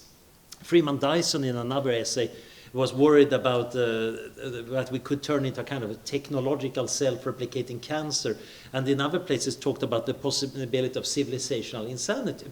So there seem to be quite a lot of ways of thinking about that civilizations could have virtues, commit crimes, and maybe even be insane. And what got me interested in this is, of course, could we actually make use of this? Why should we care? Well, one aspect is, of course, that this is not the virtues of being civilized. This is the virtues of a civilization or humanity as a whole. And one interesting issue is, of course, the scaling argument. There is a lively debate in virtue ethics about group agents and can we have group virtues. What happens when you scale it up to ridiculously large scales? Because most of that literature, as far as I've been able to read up, only deals with somewhat reasonably sized systems. The biggest they deal with are states. Another interesting thing is, of course, that things really matter if we try to think about existential risk with a reified humanity as a kind of super agent. Does that make sense? That is rather important to understand, because if it doesn't make sense, we better stop using that concept. This shows up quite a lot, for example, in the work I have been doing about civilizational trajectories. Where might humanity go, so to say? What might it become in really long run? Does it even make sense of selecting a trajectory? Because that seems to be an action of an agent. And also, of course, a lot of existential risk research has mostly been done from a consequentialist standpoint, but there are certainly some deontologies around. It might be interesting to see just what virtue ethics can offer. Now, the little problem here is, of course, that I'm not a virtue ethicist. I actually don't know very much about virtue ethics. So I'm a total amateur, and I'm surrounded by people who might actually have gone a philosophy course in the topic. I haven't got that. But one of the interesting things here is that regardless of your ethical stance, we can still talk about virtues or virtue-like things, and foundational properties or characters of a system. And consequentialists might then say, okay, they typically yield good consequences, or they typically generate a particular behavior, and we can evaluate that. We can also say that, well, there might be traits that lead us to reliable fulfilling various duties. So one can even use the term with some caution if one doesn't buy into any particular form of virtue ethics. Then, of course, we can get into various definitions of virtues, which I'm totally going to skip over because I'm going to run out of time anyway. I know myself. The really interesting thing is, of course, when you start thinking about collective virtues. Plato, for example, was talking about collective virtues of a state, but he was very much having a summativist account.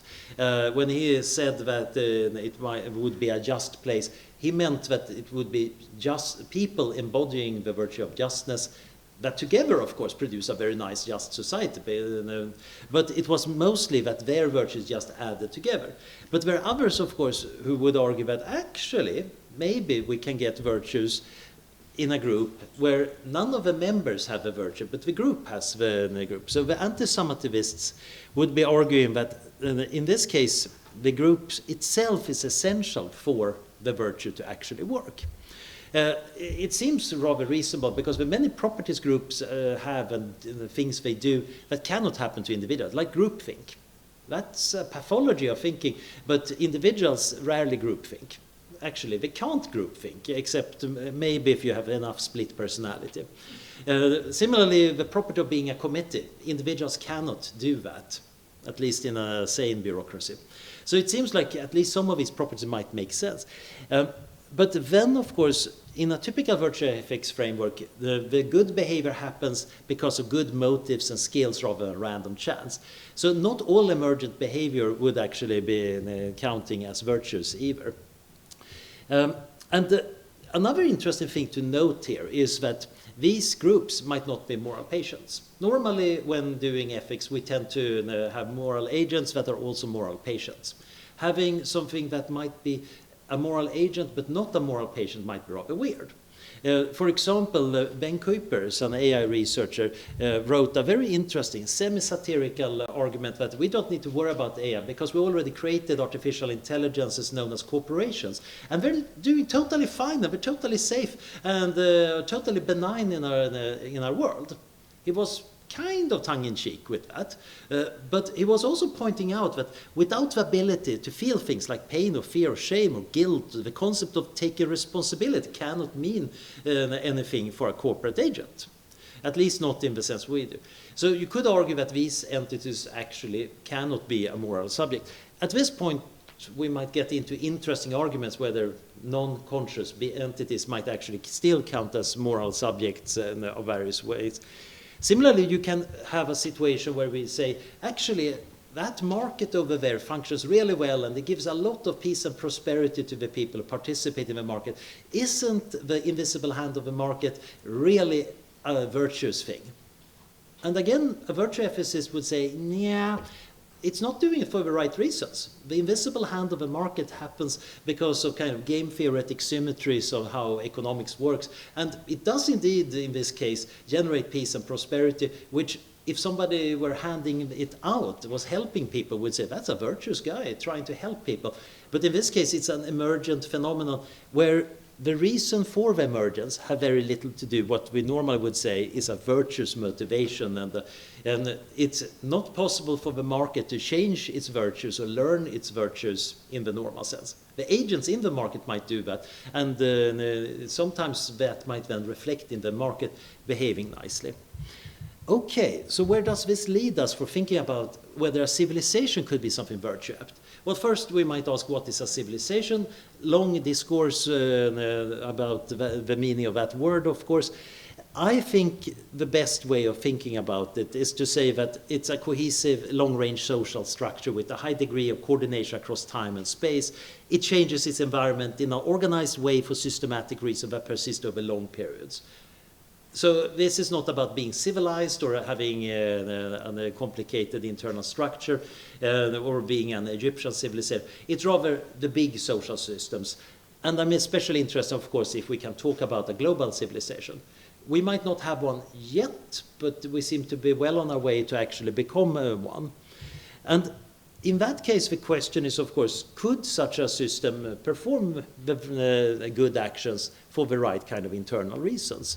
It seems like for that, we would need to define something like a civilization of virtue is an acquired trait of a civilization that produces good outcomes or is good in itself. And then behind the scenes, we have some counterpart to what we normally would say is kind of applied wisdom and noticing the relevant things, etc. So this makes it contingent. It's not something that all human societies have. It's something that it has to be discovered or learned, and then also is learned collectively. It's common knowledge. And I know that our civilization does these things, or at least enough people know. One of the interesting things is that not every member might be in on it. We might have an interesting discussion about, of course, to whom is the good going? Is it to the members or is it to the whole system? We can, of course, talk about the character of humanity. Whoops, and that's, of course, an endless thing that people love to talk about, but we don't have the time for that because it's a long discourse. The really interesting thing is, one way of saying this can't happen is actually the macro-historical critique. What if there is no free will of civilizations? Maybe history of humanity is essentially deterministic and predetermined. So many macro-historical theories like to say that, oh, look, you have these dynamics that is impossible to avoid, whether that is Marxist theory or some cyclic theory or something else. It doesn't really matter. There is a pattern here, and what individuals do doesn't matter in the large. And similarly, you could argue that there is no way for the civilization to have a kind of free will. Now, I think this is where Karl Popper shows up as a very unexpected savior with his argument that actually a lot of what is happening in our civilization, especially the contingent parts that we learn or in a change, are ideas, and they're fundamentally unpredictable before you have them. Okay, so he in his attack on historicism, which is a broadside mostly aimed at fascism and socialism, but he accidentally hit macrohistory too, which is, I think, is a bit unlucky, but still there have been a lot of overconfident macrohistorical claims. I think Popper is basically right that a lot of, if you look at the structure of history, many patterns actually are due to individual decisions or individual ideas. The fact that Truman got very upset about the atomic bomb over Nagasaki and declared that henceforth the military is not allowed to use nuclear weapons without my say-so became the pattern for how other governments handle things. There was a very well-defined management of nuclear weapons at the highest level, and that seems to be a contingent fact. It was also probably a very good thing. You could say that there is a virtue of handling your nuclear weapons well. I don't know exactly what to call it, but there's probably something like gun safety in this case. So it seems like there are good reasons to believe that the macrohistorical critique doesn't work. But you could turn in the other direction, however, and go total popular and say, oh, you can't predict the future at all. It's all random ideas. And it's all contingency. In which case, again, it might be hard to make an account saying that there's anything like a virtue for a civilization, because it's all just happenstance. It just all happens for all sorts of ad hoc, unique reasons. There is no overall pattern, and if a civilization on average is doing sustainable things or handling its nuclear weapons well, that might actually not be very much due to a virtue. It might just be luck. But that also seems to be wrong, because we actually do know that societies and civilizations actually seem to behave in patterns that have some regularity. There is an enormous amount of flexibility, but also regularity, which is not terribly different from what we know from humans and other animals. We also show a lot of behavioral flexibility. One can also argue, do civilizations exhibit autonomy? And I think, again, there is a very similar argument that in order to be autonomous, you need to act for reasons coming from your inside. You need to be able to think about what you want to do and then do it. And again, I think you can make a claim that societies and civilizations can do that under some circumstances. And sometimes they totally fail, just like we quite often fail at being autonomous. So it seems like we can make a fairly long laundry list of civilizational virtues. Some of them are relatively straightforward. We can think about epistemic virtues. And very interesting, because here we can say the scientific community is kind of a faculty in our civilization that has emerged. We have learned various things as a civilization, built up a system, and then try to refine this, and over time it has hopefully become better at doing that. So in this case, we generate better truths. It's interesting to see that here we can even map onto normal human virtues and scale them up. But the kind of honesty and intellectual humility the scientific community or humanity has is of a different character than the one that you hopefully hold. Toby's example about existential risk is of course linked to caution and bravery. It's not just that you want to be cautious as a civilization, avoid getting killed. Self-preservation might be a virtue here. But you might also want to take certain risks and even take the right risks. After all, if AI can produce a lot of wealth and benefit for the current generation, shouldn't we accept a certain risk that it goes haywire in 100 years and destroys the world? I mean, there's so much it can help the present. I literally heard this argument from some of my accelerationist friends. I think they're totally badly wrong, and I really hope that this is not going to be the dominant view of humanity. But you can certainly recognize that sometimes there are risks worth taking. The first time anybody did an Einstein-Bose condensate in 1995, that might have been the first time ever in the history of the universe that weird state of matter existed. And in principle, maybe it could have caused a weird effect that destroyed the Earth. Nobody was concerned about it at the time, and it went fine, so good. But maybe we should think about next time we do something that has never ever occurred in the past of the universe. Similarly, we have more obvious ones like patience, having the right kind of long-term orientation. Peacefulness, here you can get into all sorts of interesting questions because this gets very close to the global governance and global justice question. The environmental virtues are interesting because they are perhaps the best example we have for a new virtue that the ancient Greeks did not go on about. Partially because it's a new problem. Without technological civilization, we can cause harms to the environment in a way that the ancient Greek couldn't do very well and that individuals cannot do. So this is where we have a situation where new virtues do seem to emerge, and they seem to be quite important virtues. And again, we can play around a little bit with what kind of environmental virtues exist, including, of course, environmental virtues in space. I'm starting to look at that in my work in Stockholm. What about spreading life across the universe, if that might also spread suffering? Exactly what kind of virtue is it to not spread bacterial spores across the solar system willy-nilly? It might be a kind of civilizational hygiene. Similarly, we can think about technological stewardship. And again, it's a relatively new virtue. And again, it doesn't really work very well individually. While I might, it might be good for me to think carefully before trying to invent or make a certain tool or new product.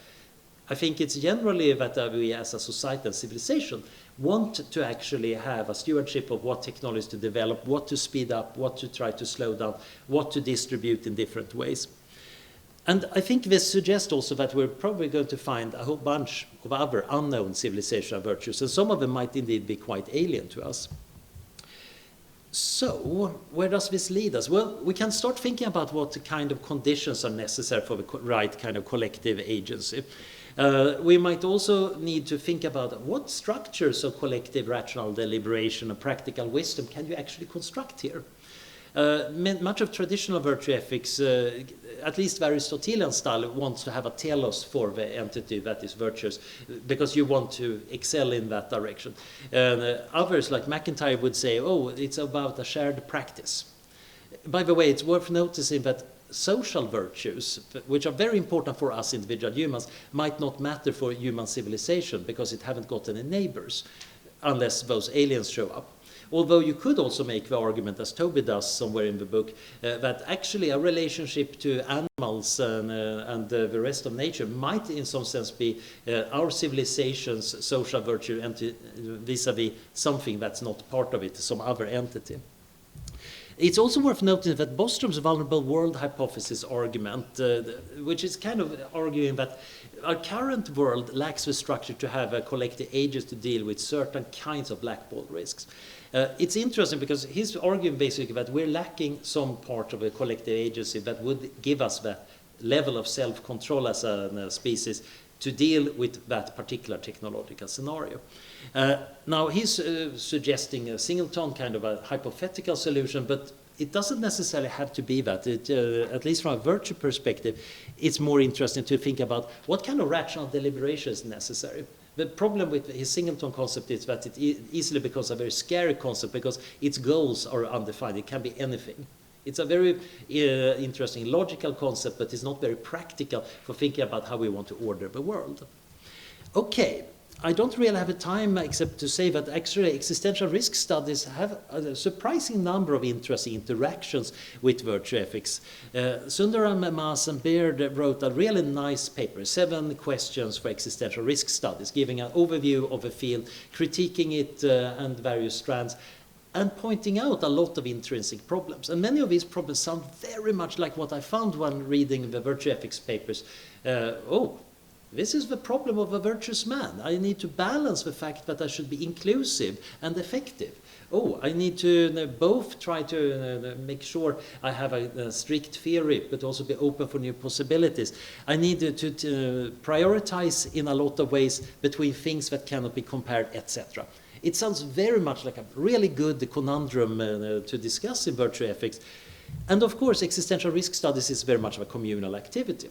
What we might hope is, of course, that some elements of this, the useful elements, become part of what humanity does in the large. And in that case, we again might get some existential risk-based virtue. So to conclude, how do we actually try to become a virtuous civilization or species or biosphere? So Will MacAskill talks about the long reflection, that once we solve the existential risk problems, maybe we should spend a millennium together or something like that to discuss what are we going to do with the rest of the future? What are we going to do with the rest of the universe? And that's kind of an ideal, of course, of civilizational virtue. It's very much crystals and togas for 1,000 years thinking about the most excellent way of running the universe.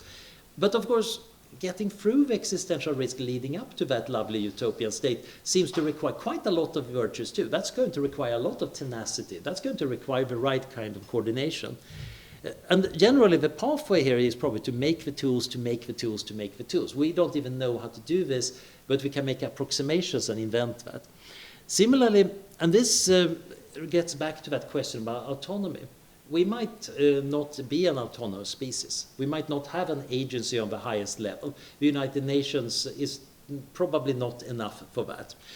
We can't really achieve an integrated reflection totally, and then on the rational goals, we decide to implement them. But we might eventually become able to do that. And this might be an area where AI actually could fulfill an interesting role. It might actually be helpful for helping us do this reflective process, help us do the coordination, etc. This is something I'm tinkering with in my current book project. It might even be, and this is a fun hypothesis to think about over a glass of wine, maybe humans can't actually make an autonomous species, but humans plus the right kind of AI, that hybrid species might be a collectively autonomous species, which sounds like it might be a good future. So that was a sketch of my thinking that, yeah, there might be civilizational virtues, and they might actually matter quite a lot for us, because we can analyze how we structure our coordination mechanisms to try to get more of them. Thank you.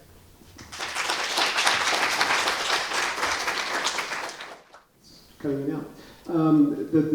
For instance, Ruth Benedict during World War II, writing about the cultural psychology of the Japanese for the Americans who were going to be occupying them. But also the kind of disconnect in the literature between the micro and the macro, that you can have violent, warlike civilizations and made up of peaceful people and vice versa. So it's a very complicated and interesting question. Yeah, and I think we humans are probably compatible with, it's almost like the orthogonality hypothesis in AI. Could you build any civilization out of normal humans? And I think it's not strictly true. There are limits here, but the structure of those limits, I don't think we have a good theory for yet. Thanks. I'll take advantage of my strategic positioning here to take the microphone. So thanks for the very thought-provoking presentation. I would be inclined to think or incorporate this view of civilizational virtues or vices if we understand them analogously. I would still be inclined to position the virtues or the vices in individual free agents who develop them one way or another. But I would definitely see how certain societal practices, customs, values that are promoted or discouraged would create a system that's conducive to growth and virtue, or is generally an impediment to that. So I think also to James' point that he was raising I could see a situation where you have sort of very structural vices, maybe systems that are encouraging, promoting racism, sexism, etc., but you could still freely choose to cultivate the virtues contrary to those bad practices. So I would want to preserve that, the role of the free agent there, but I think there's a lot to be said about that analogous view to say that these agents and the system's norms, values, laws, and so forth can be more or less conducive to the growth of that virtue, and so should we be very concerned with the type of civilization that we're designing? Yeah, and I think there's a really interesting thought this gives me, and that is, of course, what's the ratio between how much is summative virtue and anti-summative? It might be that a whole bunch of the virtues we see collectively is just the sum of individual good behavior. And then there are a few structural ones. Indeed, when you look at the literature of collective cognition, collective emotions, collective virtues, you quite often find that the setups are fairly complicated. It's rarely just a bunch of people entering a room and now they exhibit it. No, they need to be organized in a forensics team or a company or a state. Or there is extra stuff going on. I think one rejoinder to that might be actually stuff goes on all the time with humans. Put a bunch of humans in a room and within 5 minutes they have invented some social structure of some kind because we're that kind of creature. But it still seems like most social structure we invent don't necessarily lend themselves to generating certain structural virtues and vices too much. Well, maybe more vices. There might even be an interesting asymmetry here that would be absolutely hilarious to explore. Thank you very much. This is very interesting, and I would like to follow up on this sort of a social sciences issue and sort of make a little quibble of the very term of civilization. Because if you talk, for example, to archaeologists, especially in the last 20 years, where with numerous new techniques they have way better insights into the societies, even in Paleolithic, that we thought are very kind of rudimentary and so on. It turns out they're very complicated in all sorts of ways, in terms of the features of social life, economic life, and they are way more similar really to what the way that we, in terms of the complexity that really. So my question is this kind of almost, if that's true, so that really it's sort of species, kind of groups within the species that we are talking about here in terms of the virtues. Is that then sort of a much more minimal goal, of almost like a descriptive goal of characterizing the groups of the species that sort of in some sense evolved, but really they have these defining characteristics which may be even biological in a sense? I do think there is something interesting going on here, because as groups get larger, you can get emergent dynamics of various kinds that seems to enable both new forms of organizations and maybe interest in new virtues and vices. I think things get interesting once you reach the ultimate group, all humans on the planet, because then there is no person, at least outside that group. We might want to see what does that phenomenon actually act like. It might also be that later on, of course, we might say actually we need to include the biosphere and technosphere because they are actually somewhat autonomous agents inside this system. But they have substructures, and these substructures matter a lot. That's, of course, very similar to the normal issues of how virtue ethics and psychology and sometimes even spirituality interacts when we are having our different drives and forces inside us. Oh, I really want to do good, but I have these sinful urges. And the neuroscientist will say, oh yeah, I can totally see your sinful urge here in the MRI scan. It's over there, that's little brain nucleus. It's really important for your survival, but it is really interfering here.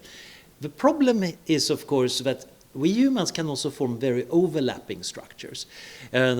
Civilizations used to be so easy when people were writing in the 19th century about them because they believed them had very sharp borders.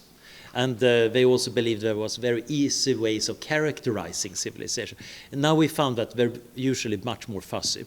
The world systems theory noticed that actually civilization seems to consist quite often of cores and peripheries, and they're actually forming bigger systems. But there are also other groups that might be passing through them. these different forms of dynamics probably require entire books to go through, and probably way better philosophers and sociologists than I can ever emulate. But I do think very interesting things in these structures, because you do get structural features that might be relevant for virtue and vice-like things. And that in itself is important, because you have a large group that exhibit a coordinated behavior to change the world, and especially in regards to risks that have very long-term consequences. We can kind of care about getting better at that. Thank you. I'm really sorry there is no time for more questions. Okay, so over I have dinner. to interrupt you. Thank you. Discounting method was, and he pointed me towards the epistemic discounting literature, so thank you for that.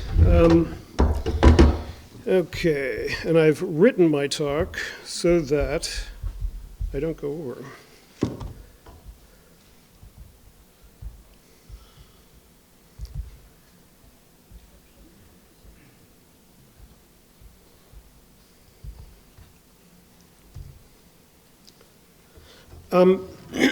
Let's see. Come on. For 20 years, I've been talking about old age dependency ratios as an argument for a universal basic income and investing in anti-aging therapies to keep elders healthy longer. Healthy seniors are less expensive and work longer. UBI is more intergenerationally equitable, especially if we face technological unemployment. But as a hopeful grandfather, that is, I hope to be a grandfather soon, the declining fertility part of the argument has been more in my mind. It's apparently on the minds of lots of people, including folks on the right, ranging from those worried that feminists are pushing humanity to suicide, or that there won't be enough of their kind of people in the future, to those worried about the health of innovation and the economy. The reluctance by the left to entertain any kind of pronatalism is understandable, given the reactionary ways that it's been promoted, but I believe a progressive pro-family agenda is possible. I'll just point to Barbara Ehrenreich writing back in the 80s about the fact that we had to take back pro-family from the right. When the influence of futurist philosophy on AI regulation became a big story last year, a spotlight fell on the conservative anti-feminist pronatalism being promoted by people like Musk, which was in turn blamed on the effective altruists and the long-termists. So my intent with this talk is to outline the central premises of long-termism and its relationship to pronatalism. So long-termism, we already have heard a bit about today, but long-termists start with the proposition of temporal impartiality, that future lives have the same value as lives today, and try to determine what actions today will have the maximum positive influence on the long-term future. Strong long-termists accept that this may oblige large sacrifices today for hypothetical future lives. Weak long-termists argue for discounting of future lives so that future interests don't overwhelm current interests, but are still taken into account. Long-termists draw on more than a century of utilitarian thought from Sidgwick on, but sociologically are a product of the effective altruism movement. Effective altruists attempt to apply consequentialism to charitable giving and public policy, supporting causes likely to reduce the most suffering. For effective altruists and long-termists, X risks that could extinguish all future value become very high priorities. Some effective altruism groups like Open Philanthropy have programs devoted to reducing X risks like bioweapons and nuclear war. But the most popular X risk in tech milieus is imminent runaway AI.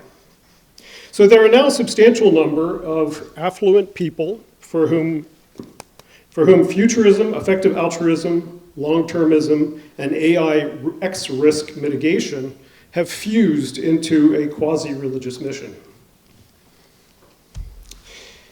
Existential risks are sometimes referred to as Pascal's mugging in this literature, in the sense that in the same way that a Pascal's wager means that if there's an infinite thing on the table, it tends to attract your attention. And long-termist calculations give these X risks very high value. I'll just point out that there is also a literature in the long-termist literature. This is cutting in and out, right? Let's see if this was better. Check, check, okay. There is a literature in long-termism about the possibility of strange attractors and holes in the logic that would go in a positive direction. You know, you elect Bernie Sanders today, and at the end of time, there are twice as many people. So there could be positive things that also attract this kind of attention. But at any rate, the fact of putting these kinds of calculations with billions of people, or 10 to the 24th people in them, on the table tends to cause people to come to very non-intuitive conclusions that don't have much political support.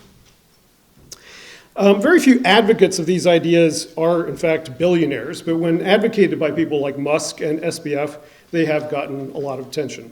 Hundreds of millions of dollars and crypto coins have flowed into philanthropic support for effective altruist causes and charities, especially those associated with AI safety. OpenAI and Anthropic were founded by people with this super alignment agenda, and about 100 AI safety experts have been embedded in federal agencies and Congress, and they actively lobby for their brand of AI regulation in the UK and in the European Union, and people see their fingerprints on the results. Musk and SBF's reputational collapse, SBF being a liberal who was giving to democratic causes and effective altruist logics in his arguments, rationalizing some of his behavior on the basis of means justifying the ends, very shallow connection to effective altruism, actually. Musk having more of a connection because of all the money that he's given to various causes. But an enormous wealth, that enormous wealth trying to shape AI regulation put a spotlight on the growing influence of these ideas. The left saw white tech bros promoting science fiction scenarios to distract from corporate crimes, and we heard a little bit of that critique today, poverty, racism, and war. But after the failed coup at OpenAI, which was partly attributed to effective altruist board members, long-termism and AI safety have also now been challenged by libertarian titans of industry as hostile to capitalism and innovation, while they counsel effective accelerationism. Anxiety about shrinking populations is, as I said, widespread, and consequentialists do, I think, have an initial rationale, especially if they take future lives into account, for pronatalism. All else being equal, more lives would produce more aggregate utility. Parfit added that a society producing maximum utility through population growth would have lower average utility than we would find attractive, and he called that the repugnant conclusion. There's no wisdom in repugnance, let us remember, but in this scenario, we do need to be significant about what we think about the goal of the future and its relationship to population, especially because of the problematic political implications in the moment. Turning to my own intuitions, I have 4 priors. First, that consequentialism is the appropriate logic for public policy. I advocated for a quality approach to human enhancement, for instance, in my book, Citizen Cyborg. Second, and I think that it should be defended from those who have used this opportunity to attack consequentialism as a field or its applicability to public policy because of these controversies. Second, that the consequences sought should be eudaimonic and not hedonic, something like the Sen-Nussbaum capabilities approach, which attempts to operationalize public policy for flourishing lives, ensuring freedom to and enablement to pursue life projects. Third, liberal and social democracies in general, and reproductive freedom in particular, are best at maximizing human flourishing and capabilities, at least so far. Reproductive freedom guarantees us the ability to pursue a wide variety of life projects, and it guarantees that to everyone. Fourth, I accept that we should adopt impartiality and reject kinship bias. At least in these calculations, we should not value our own descendants over others. So, to the epistemic discounting. Even if we believe that we should take future interests into account, we are not obliged to try if we are completely uncertain about what we can do to improve that future. And Sidgwick pointed to this 140 years ago. He said, "There is no abstract reason why the interest of future generations should be less considered than that of the now existing human beings, allowance being made for the greater uncertainty that the benefits intended for the former will actually reach them and actually be benefits." And it's amusing to me that long-termists are the familial descendants of the concept of the singularity, which equated the imminent advent of AGI with entering the event horizon of a black hole. Post-AGI scenarios range from apocalypse to utopia in their scenarios, but the levers to pull for one outcome or the other, or even what choices there might be in the future, were implied to be beyond our capacity to comprehend. Our best hope was to build a friendly AI and hope that they would take over. Today, the singularitarians' grandchildren are the ones trying to statistically quantify whether the population count at the end of time would be higher from a one-year AI pause. So for me, the sources of radical uncertainty that we have to put on the table, and I'm, again, transhumanist, so I believe there's a lot of things going to be happening in the near future, but chaos and nonlinear complexity in general in social affairs, it may be that wars lead to world peace in some paradoxical way, et cetera, et cetera. Uncertainties about the nature of future persons, axiological uncertainty because values will change rapidly, and eschatological biases in all of our far future imaginaries. I believe the future will be stranger than we can now imagine. An epistemic horizon is placed for me about a century in the future. And our descendants will bring different values and better information to their decisions. And so trying to calculate their interests today is extremely problematic.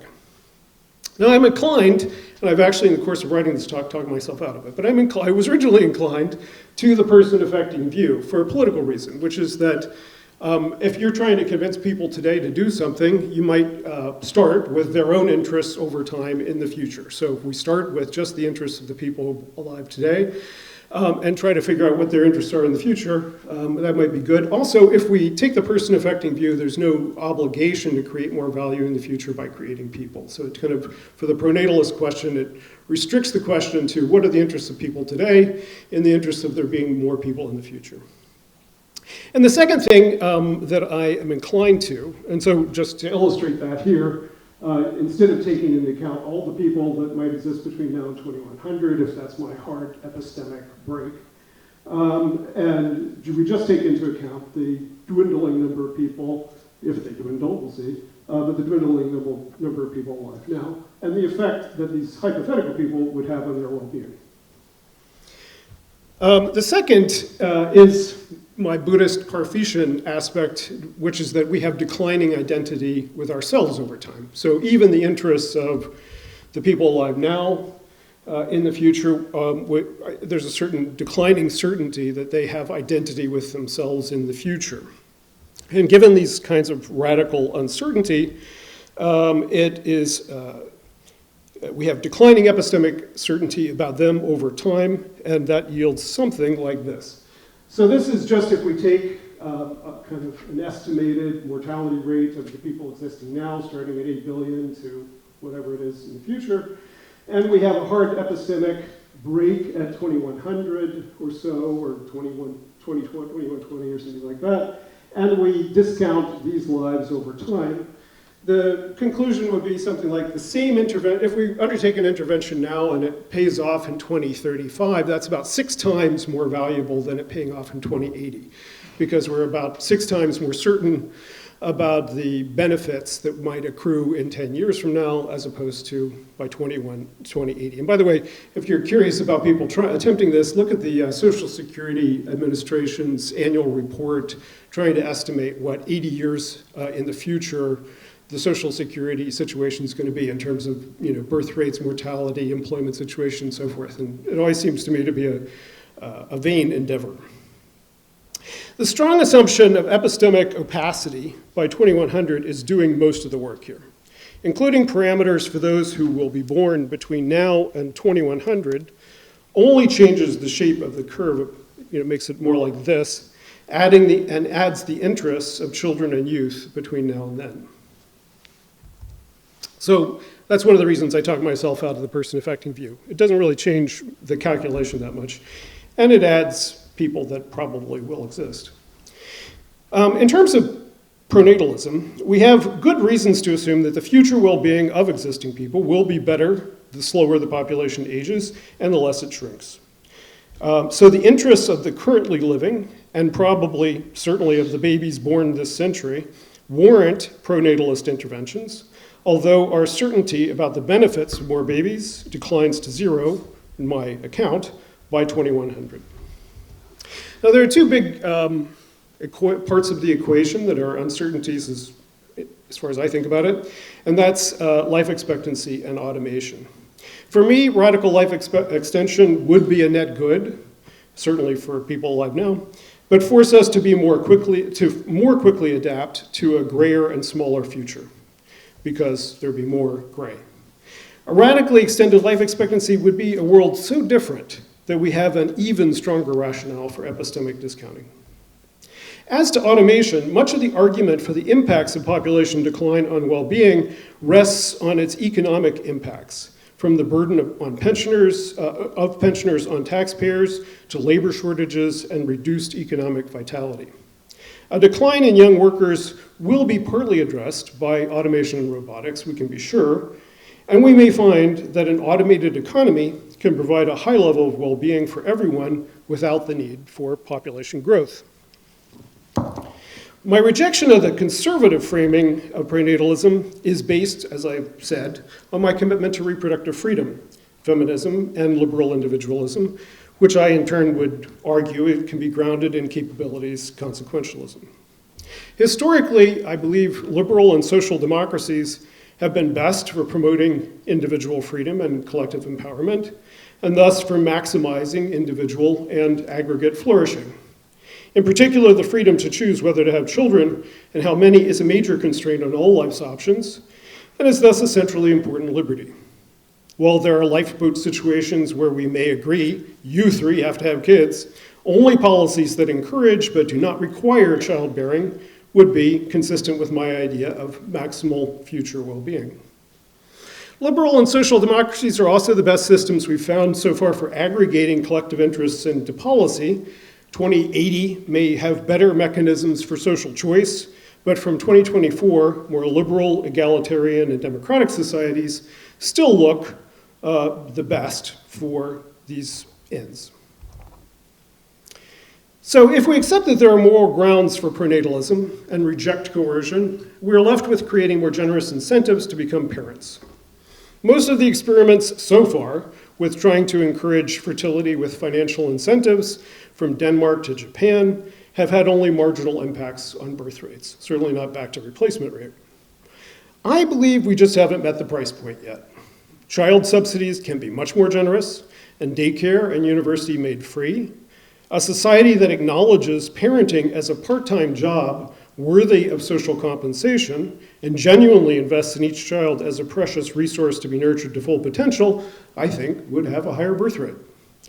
Progressives believe calling these policies pronatalist implies that governments should have population targets and would encourage restrictions on reproductive freedom. While I share the anxiety about giving ammunition to these reactionary attacks, as the world becomes more focused on the problem of falling birth rates, I worry that progressives are ceding the argument to reactionaries. So in conclusion, and I think I'm out of time, I am in awe that this bundle of futurist philosophy that I have been following, not as closely as I should, but following, has become so influential and so controversial. While I'm hostile to the reactionary and elitist and even racist appropriations of these ideas by self-interested tech bros, the work of the effective altruist and AI safety communities, the work that they've attempted so far, is extremely important. Most of their members are liberals, not crypto racists or corporate shills.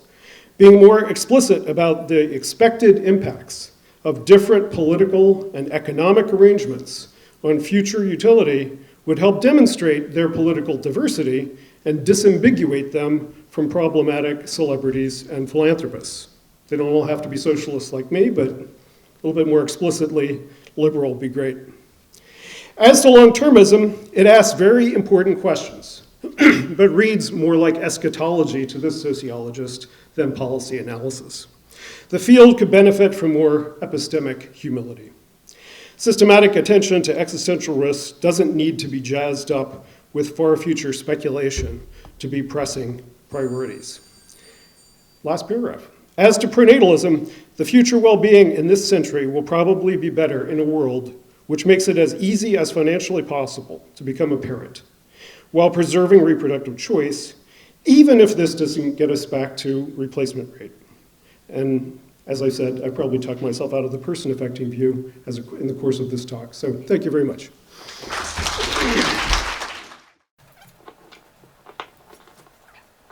So do you have any sense of how, on what basis we might be able to figure out kind of the maximum amount that is justifiable to spend? Or is there no maximum? I don't know, maybe it's just really, really high value for future generations. No, I've been thinking about that, not to make this paper too long, but clearly the money has to come from somewhere. And if I'm arguing for something that most governments haven't yet considered fiscally possible, then I'm probably arguing for taking away from other areas that may have benefits as well. So, that's not to say that public policy is all clearly governed by rational ways of, calculating what the maximum benefit's going to be of the distribution of resources. But if governments were to shortchange education in order to provide child subsidies, there might be a problem or something like that. So, yeah, I do think that calculation has to be made. And it may also be a matter of intergenerational. There may be inequities between, for instance, single people. If they choose to be single and they're being taxed and disadvantaged in order to help families, it would be a problem. Yeah.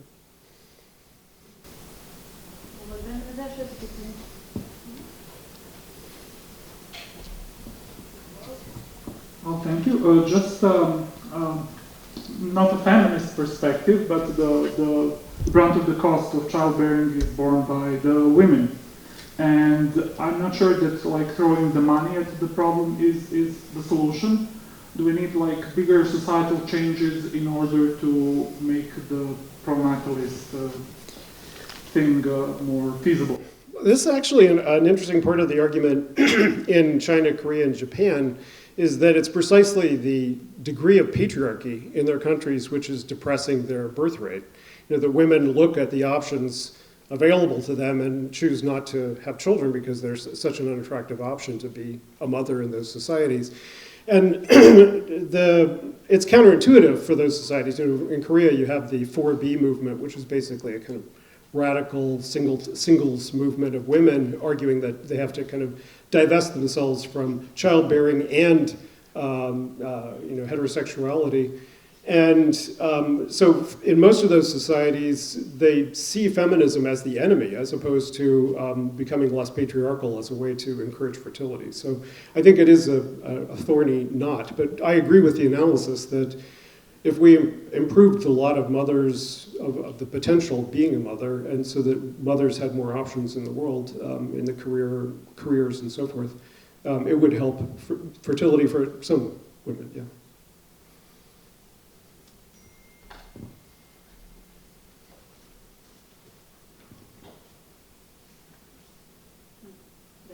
That's it. Okay, great. Thanks so much.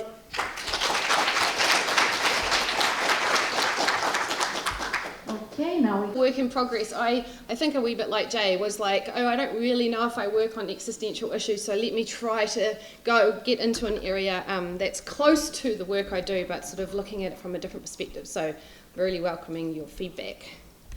So some of this has already been covered, but just to kind of note that the Earth's population has increased in my lifetime, but of course across further times than that. So you can see that it looks close to an exponential curve if you go back even just to the beginning of the 1900s.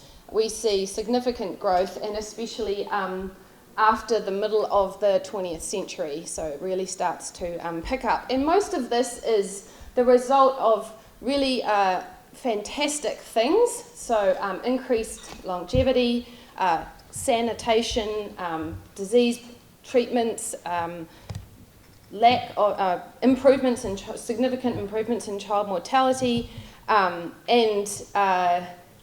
other kind of breakthroughs that have liberated people and enabled more reproductive choice. So there's a lot to be celebrated in these numbers, but it's not always been interpreted as a positive. And so you can go back to the middle of, around the same time as that number was increasing here significantly in the middle of the 20th century, you see already then quite significant angst about a population bomb or a massive explosion in population.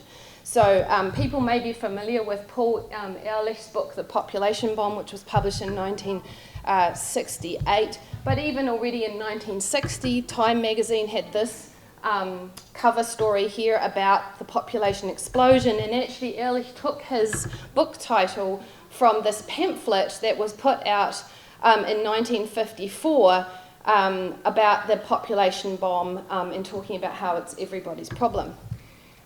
Well before these narratives and images, there were significant versions of this population bomb concern that were much more clearly racist and eugenicist in nature. So in the very beginning of the 1900s in America, you saw a lot of scholarship, or some scholarship, and kind of angst about the rates, the fertility rates of so-called native-born Native Americans, by the language where that was used, but that actually meant white Americans born in America having fewer children than immigrants coming to America from other countries who were sort of coded as non-white. And so this idea that that there's a population problem is not new, and we just fluctuate a little bit on whether we're talking about it as a bomb or as a decline. So anyway, in the mid-20th century, there was this big narrative around population bomb, and recently, very recently, we did hit 8 billion, which is a very large number. And of course, we are still increasing every day the number of people on our planet. What may feel counterintuitive is at the exact same time as we are still increasing the number of people on the planet, fertility rates have dropped significantly. And this graph actually shows the annual growth rate of the world population in pink and the actual number of the world people in the world in the blue wave. And you will see that even on that measure you can see a significant drop. It's just to do with delay and lag of effect. So as people live longer, it takes longer for the fertility decline to actually be have an impact. Here you can more clearly see how it's often presented, which is the rates of birth per woman. And I think that's both a convenient and a non-accidental way of talking about fertility decline or fertility rates. And this shows the fertility rate per woman in the world from 1950 until 2021. And you can see that in the 1950s, there were around 5 births per woman on the planet. Obviously, some people had 10 children and some people had none, some women, but the average rate was most women could be expected in their lifetime to have an average of 5 children, and that has now dropped down to just above 2. Just above 2 turns out to be a sort of magic number because it is the number that is called the replacement fertility rate, or the rate at which we would expect we would need women to have 2.1 children per woman in order for the birth rate of the planet to be steady. But you'll see that there are actually huge drops in that fertility rate. So it's hard to look at on this map, on this graph here, but I'm just going to go point. This is total replacement fertility. So total replacement fertility is a very grey line there. And this is by region. So there you see significant drops over time, and today almost half the world lives in a country that has below replacement levels of fertility. Where women are having the fewest children, you can see here the bottom 10 countries in 2017. It's quite heterogeneous, so quite different countries are having significantly below replacement levels of fertility. I looked up Montenegro actually because I was curious about what Montenegro has a fertility rate of 1.75, which for Europe is actually a fairly respectable rate. But you can see there's some really low numbers. And I'll say something more about South Korea in a second, because these numbers are already 5 years out of date. And as Jay mentioned, there's been an even greater drop there.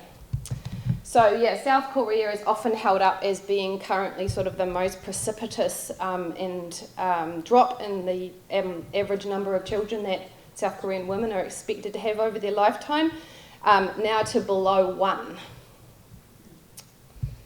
There's really little doubt, I think, that low birth rates, just like high birth rates, change lives, communities, and nations. Low birth rates are very closely correlated with the life choices of women and the opportunities that they are given or are able to grab.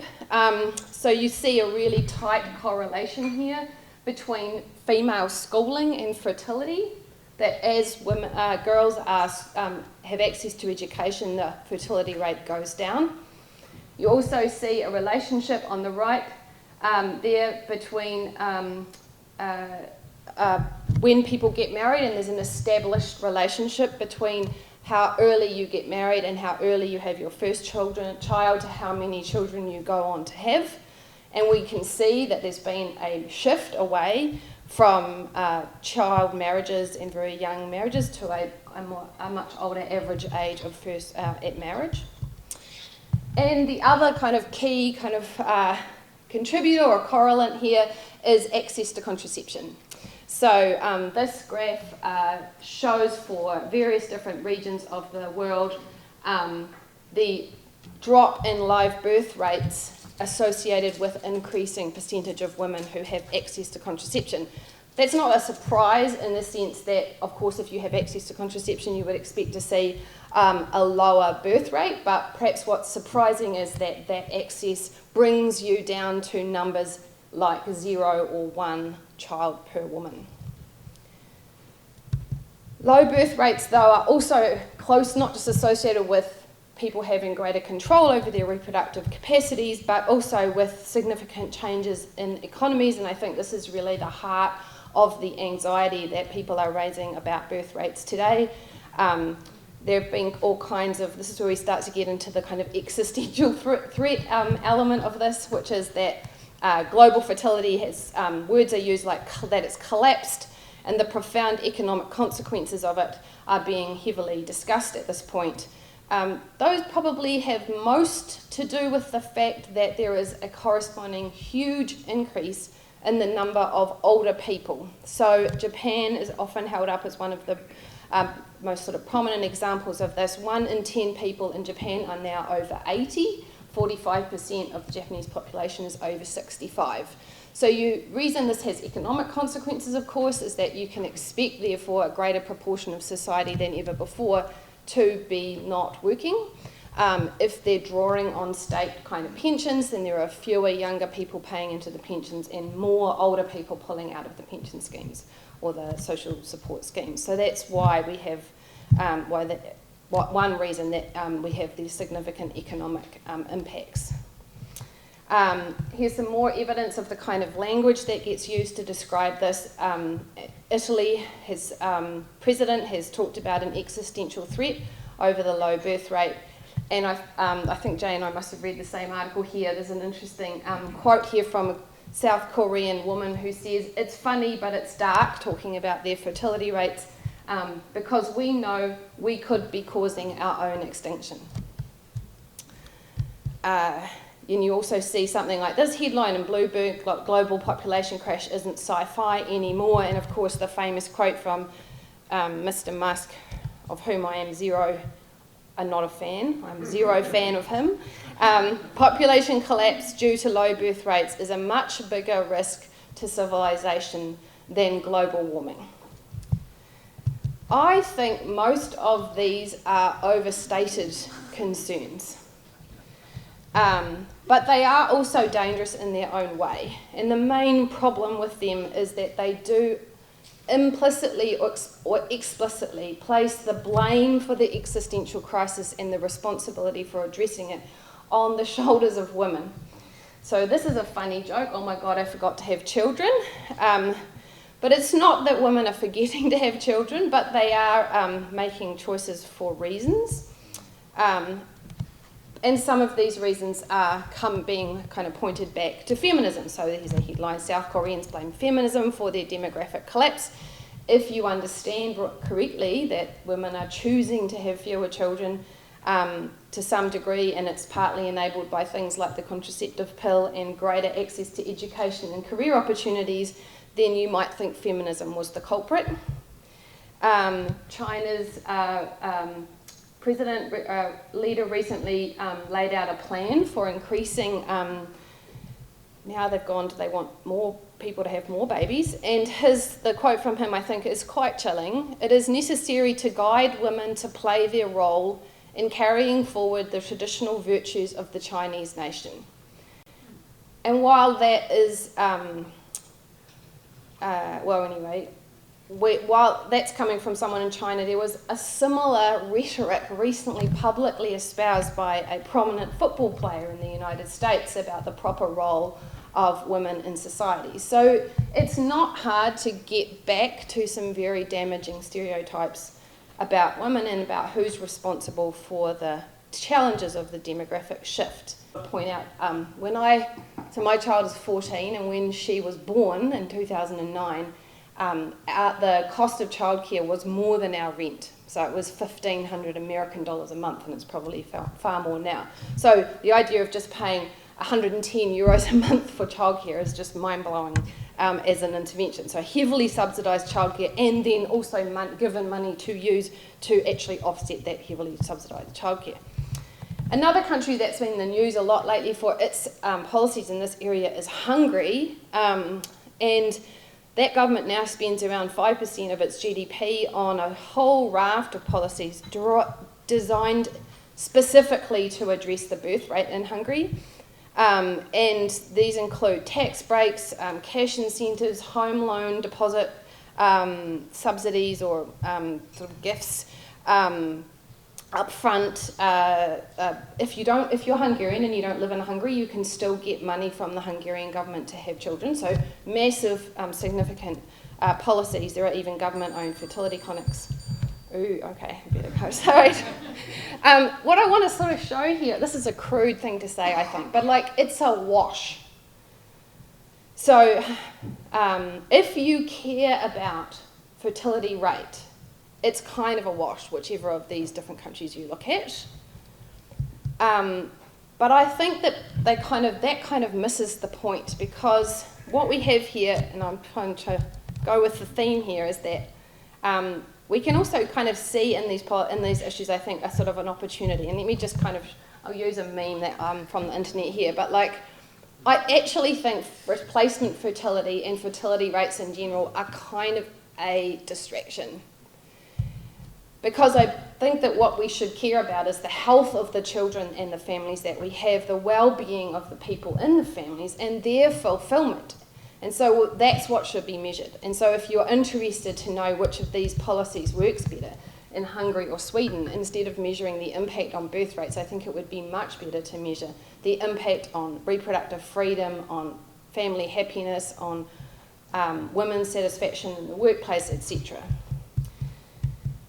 And these kinds of goals are really consistent with reproductive justice goals, which I think should be guiding our work in this area of demographic kind of analysis and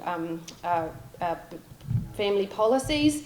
And what's nice about the reproductive justice framework is that it's not just about contraception and abortion, it's also about the positive rights to have children that you can then support and have access to the conditions that enable you to choose childbearing, and that is the very thing that all these policies are trying to manipulate. I also think that we have to adapt to demographic change, not just because there's not a chance that we're going to get back to replacement fertility in these different countries, and probably we'll dip below it worldwide, but maybe there are some really fantastic things about falling below replacement fertility or even a shrinking global population.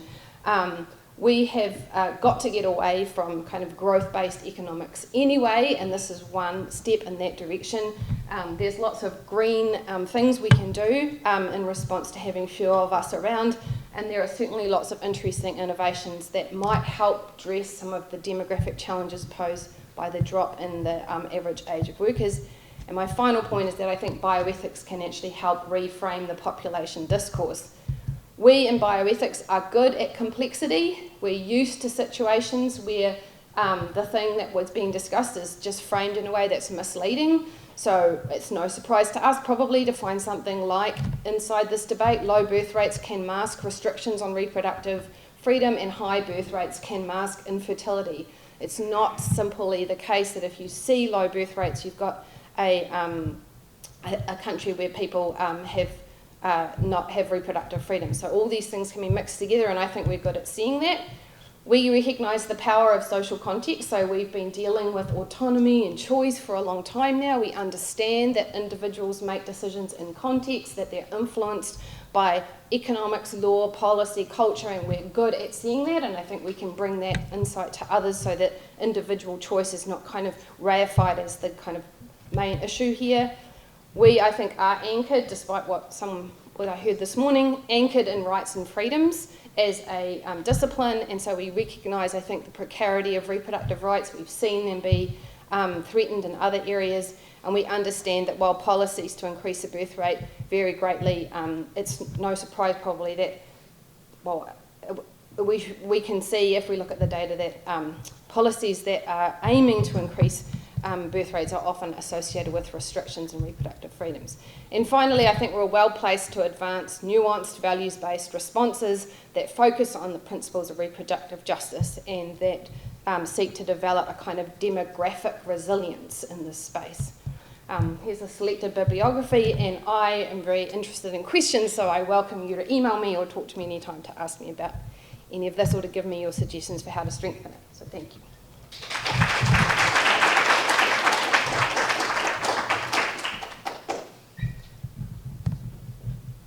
Ongoing conversation from before. Thank you for your talk.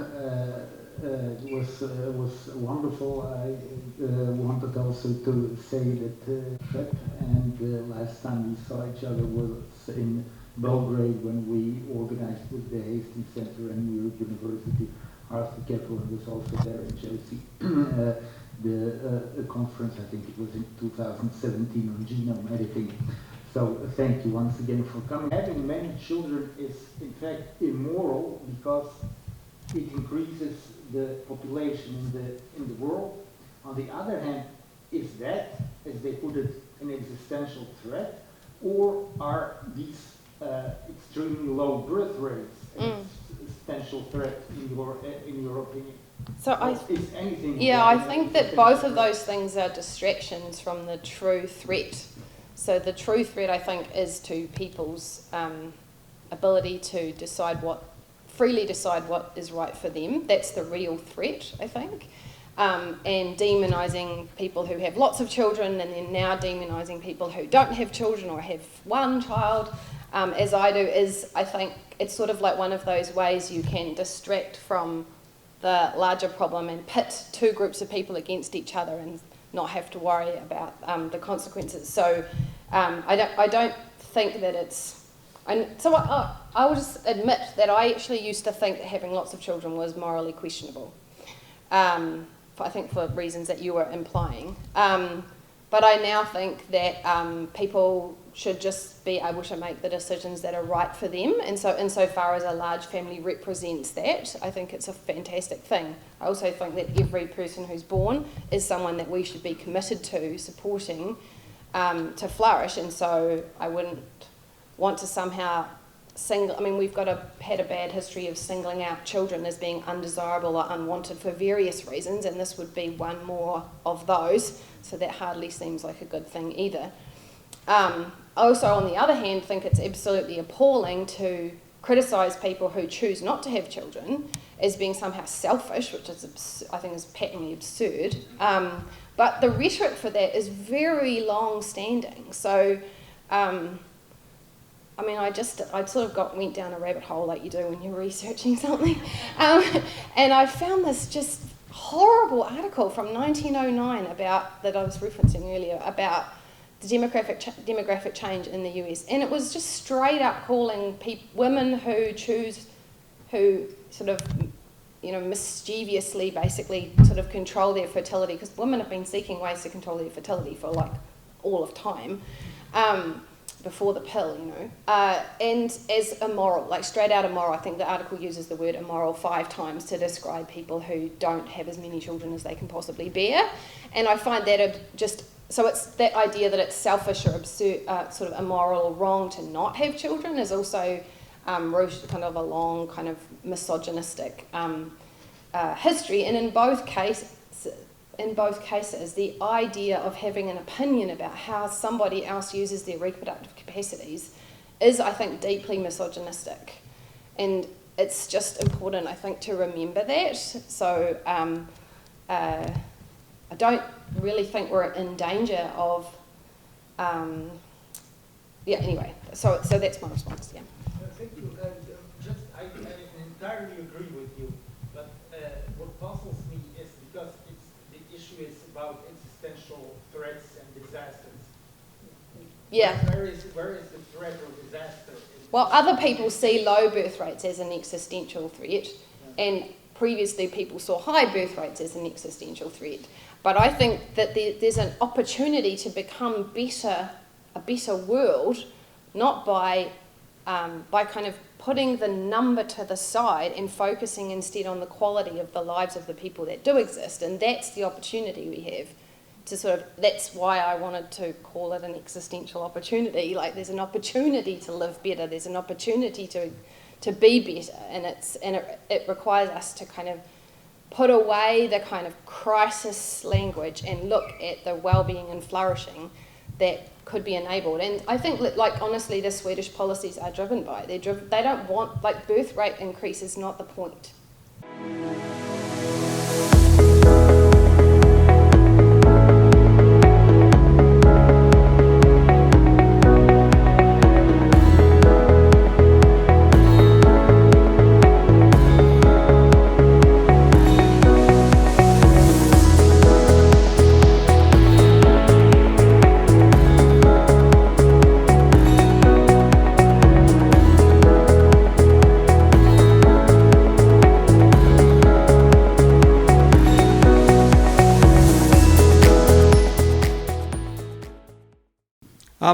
That's if you're, I mean, there's lots of different kinds of moral bioenhancement, and we were talking about one extreme version, which was addressing an objection by John Harris about the value of the freedom to fall.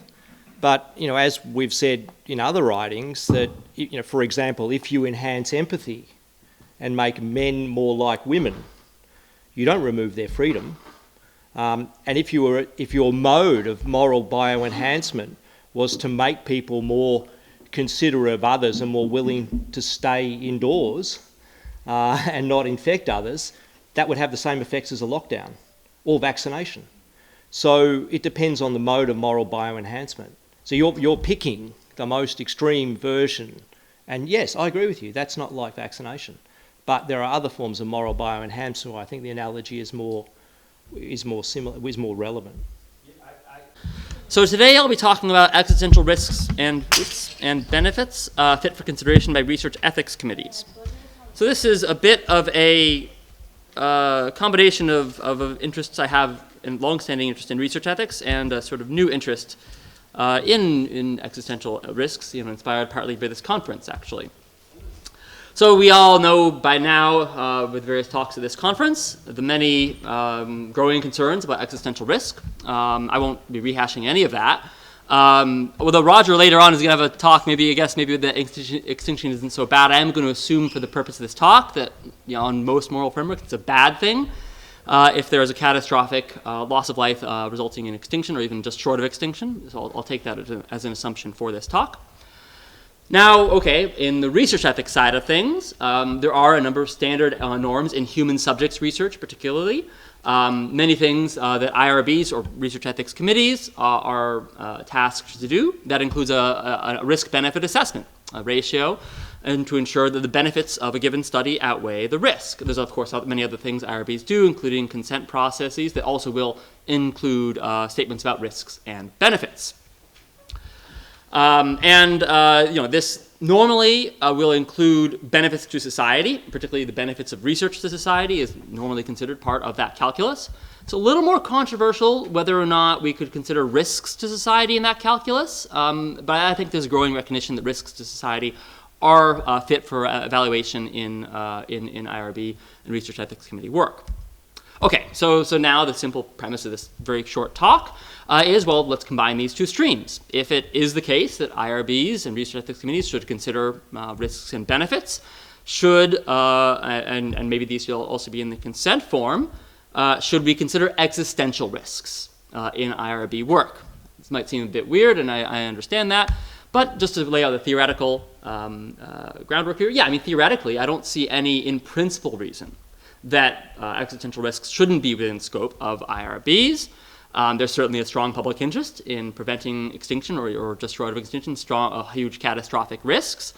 And there's no in principle reason these things should be excluded. I don't see why a huge loss of life should be not considered significant in IRB evaluation. But I also want to note, and this is important for the rest of the talk, there's two sides of the equation. Okay, we're talking about X risk of a study. Maybe some studies, and we'll get later on what kind of studies might be themselves posing existential risk. But there's also something I'm going to call X benefit, existential benefit. And what I mean here is maybe there's some research that can reduce existential risk. Okay, so that would count in the benefit side. So it's on both sides of the equation. The existential risks and existential benefits could potentially be considered. So is there precedent for this kind of approach? Well, we have a large amount of literature on gain-of-function research where there has been much concern over gain-of-function research leading to pathogens that can cause massive harm, if not extinction, then massive harm to humanity. Now, that's not human subjects research generally, but there is some precedent to consider these substantial levels of harm in terms of regulation and oversight of research. Three challenges I'll briefly go through. The first one, the scope challenge. The question of, well, is this really something IRBs need to consider? Then there's the quantification problem and the swamping problem that I'll consider together. Okay, so this is why I was saying maybe this seems like a bit of a weird talk or a funny combination of two subjects because, well, hold on. Is it really the case that human subjects research ever really intersects with existential or other catastrophic risks? Well, I think not normally. I don't think most studies. I'm on an IRB, and I don't think most studies that we're reviewing do intersect with this. I don't want to say this is going to be a major part of IRB work.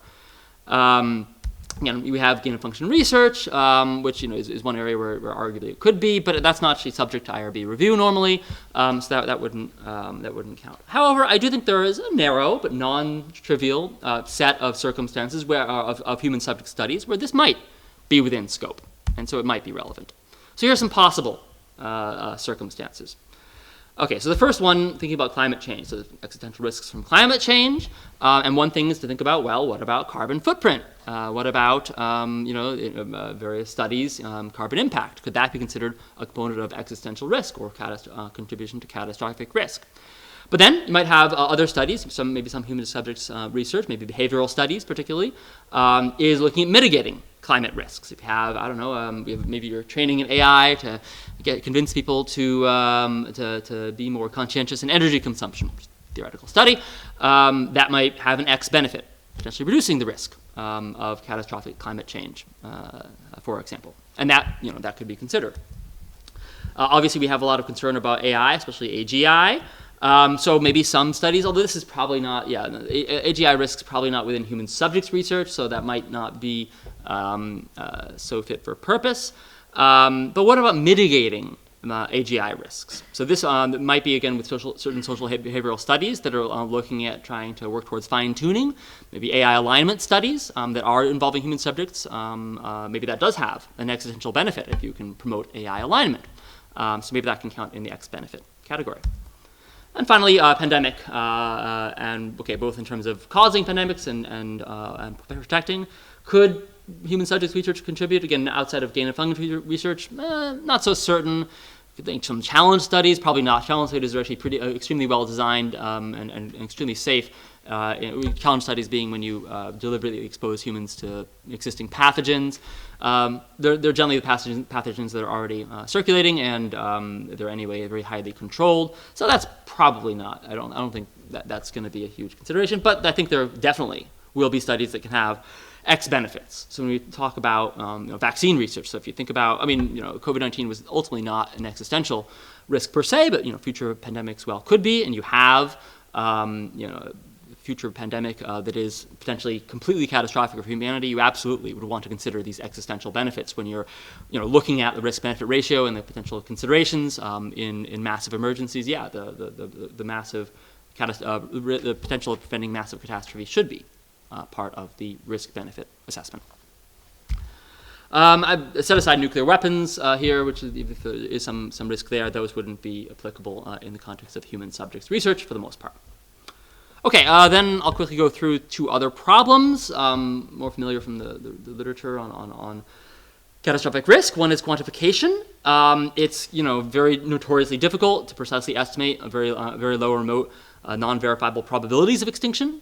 And this is going to be exacerbated in human subjects research, where it's not a direct pathway, but a very indirect pathway. All the pathways I put forward before, it's very difficult to understand how do you get from maybe a behavioral study on AI alignment to the actual reduction of the risk of AI destroying humanity. That's an extremely windy and highly uncertain, very difficult to attach any real probabilities to it. Contrast that with risks of side effects we can have from animal studies or preclinical models or early clinical trials, where you can get some very good estimates, 1 in 1,000, 1 in a million of certain risks. So it looks like, well, maybe, yeah, in theory this could be considered, but maybe we won't be able to effectively quantify them in a way that IRBs could make good use of this in their risk-benefit assessment. Okay, and the second problem that I'll take together is the swamping problem. This is a kind of a concern, of course, in the literature, particularly on long-termism, that Professor Singer has already alluded to. If the IRB is taking this into consideration, the X risk, oh no, is this going to lead to them just obsessing over X risk because it could lead to billions and billions of future lives, or potential lives being lost, and that could that just swamp everything else, and just distract them from much more pressing concerns around more mundane risks and benefits from the study. Okay, so I think there are ways around this. I don't think we should, for this reason, completely jettison the possibility, and again, the narrow range of studies where it's applicable. In general, IRBs are taking holistic approaches. I don't think, despite maybe our best efforts, IRBs are incredibly rational. We're not doing very precise mathematical calculations when we do risk-benefit assessments, honestly. It already is a judgment call. So I think, taking that holistic approach wouldn't mean, okay, you have to do some precise calculations. I don't think the quantification problem means you can't consider these risks or benefit X risks or X benefits entirely. But I think it does mean, IRBs need to be humble and circumspect in taking these into account, and of course be careful not to overestimate or overweigh them. And I think in that holistic approach, it can be a reasonable part of a risk-benefit assessment.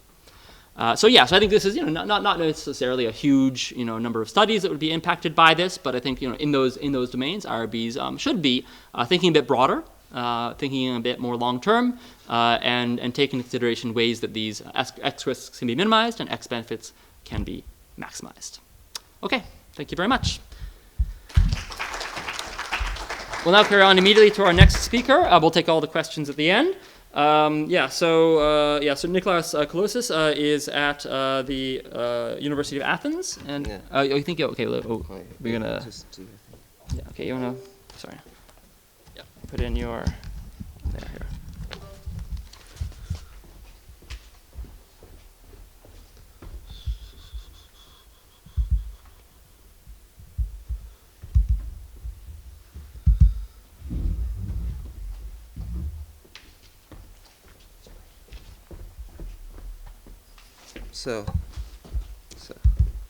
So hello for me.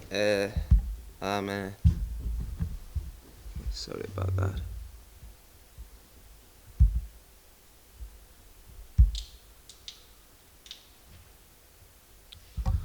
Okay, so hello from my part. I'm Nikos Kolosis.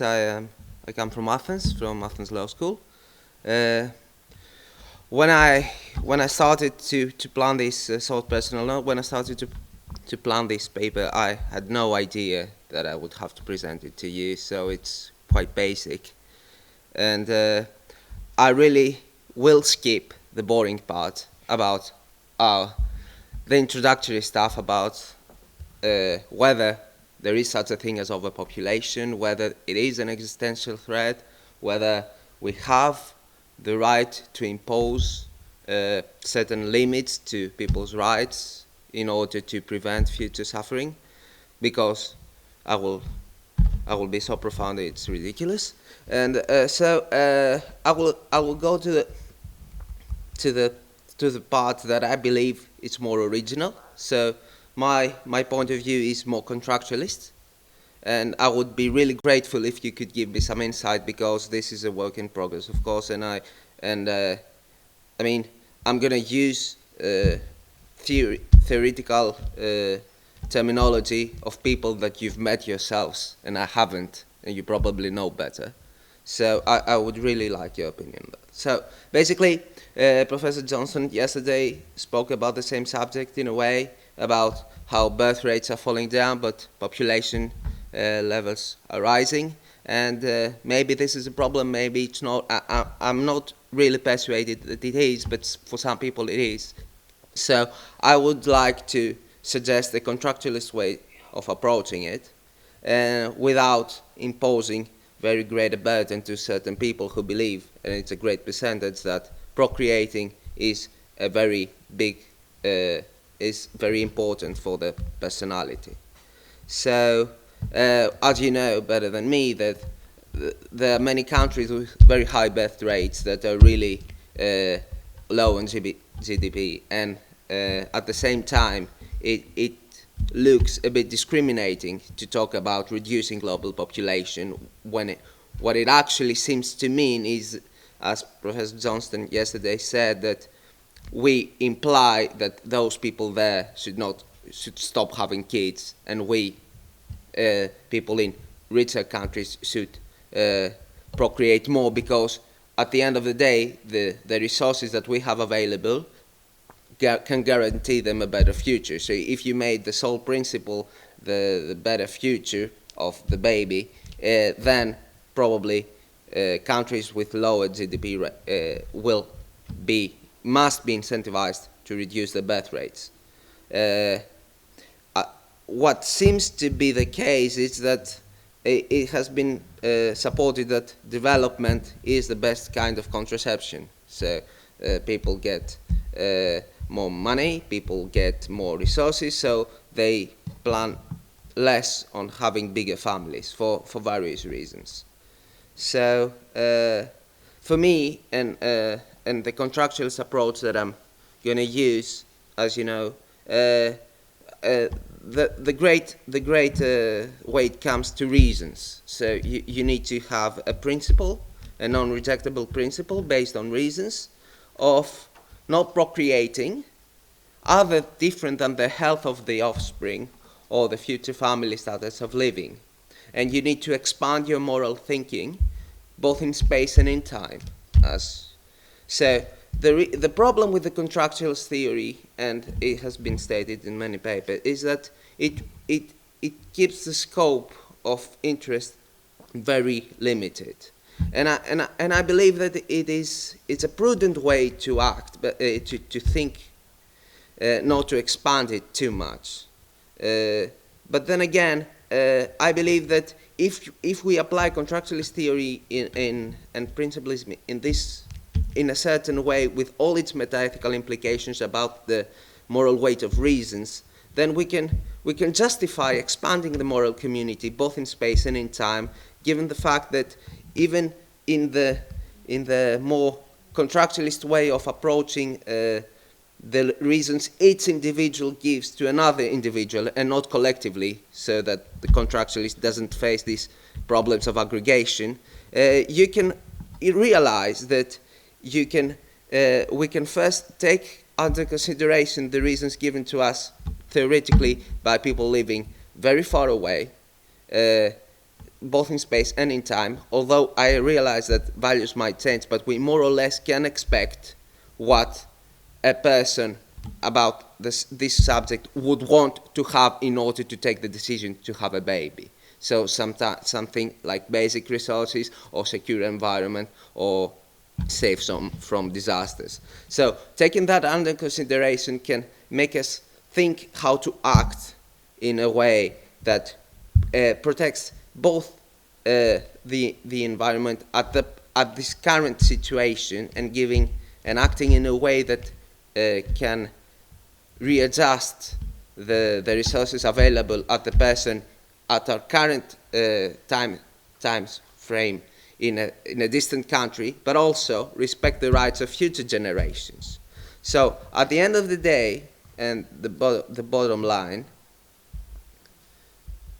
would be that if we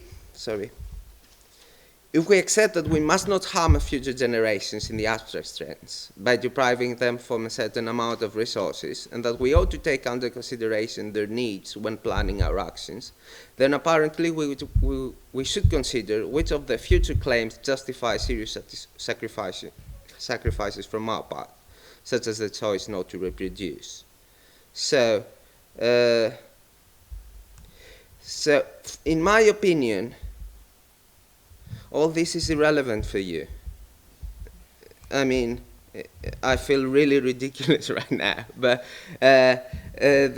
in my opinion, if a judgment is well-founded and the reasons presented and the reasoning of the principle is correct, then it can work for both space and time, in my opinion. And this can make us let's say, orient. It could be used as a moral compass for us to orient our behavior into both readjusting global justice here and now, instead of thinking about whether to reproduce or not, and respecting the rights of future generations by our choices in the future, because at the end of the day, the principle that we would be using when reasoning about whether to reproduce or not ends up in valuing well-being and human rights.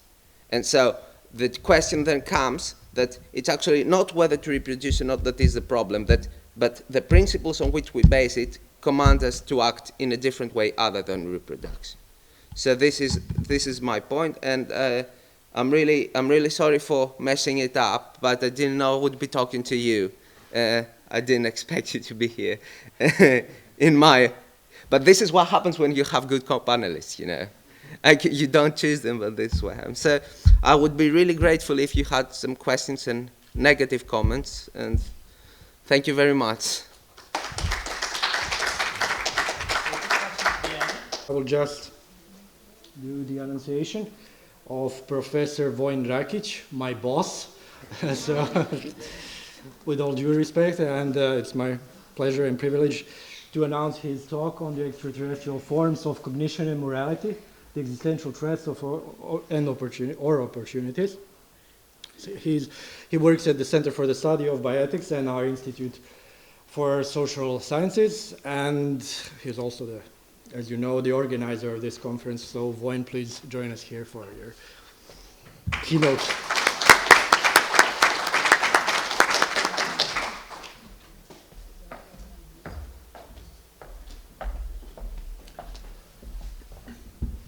Thank you, Janko.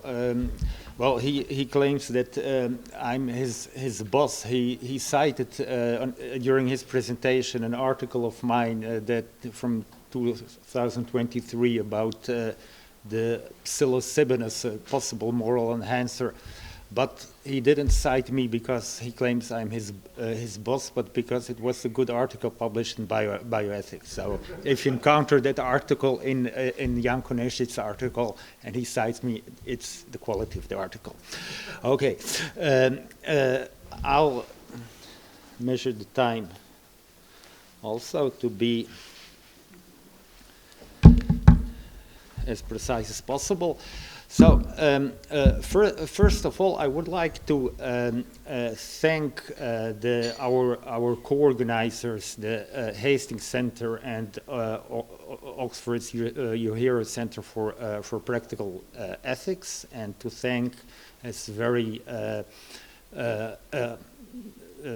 excellent, helpful, and in all respects co-organizers, Varit Ravitsky, the CEO and president of the Hastings Center, and Roger Crisp, the director of the Uehara Center for Practical Ethics.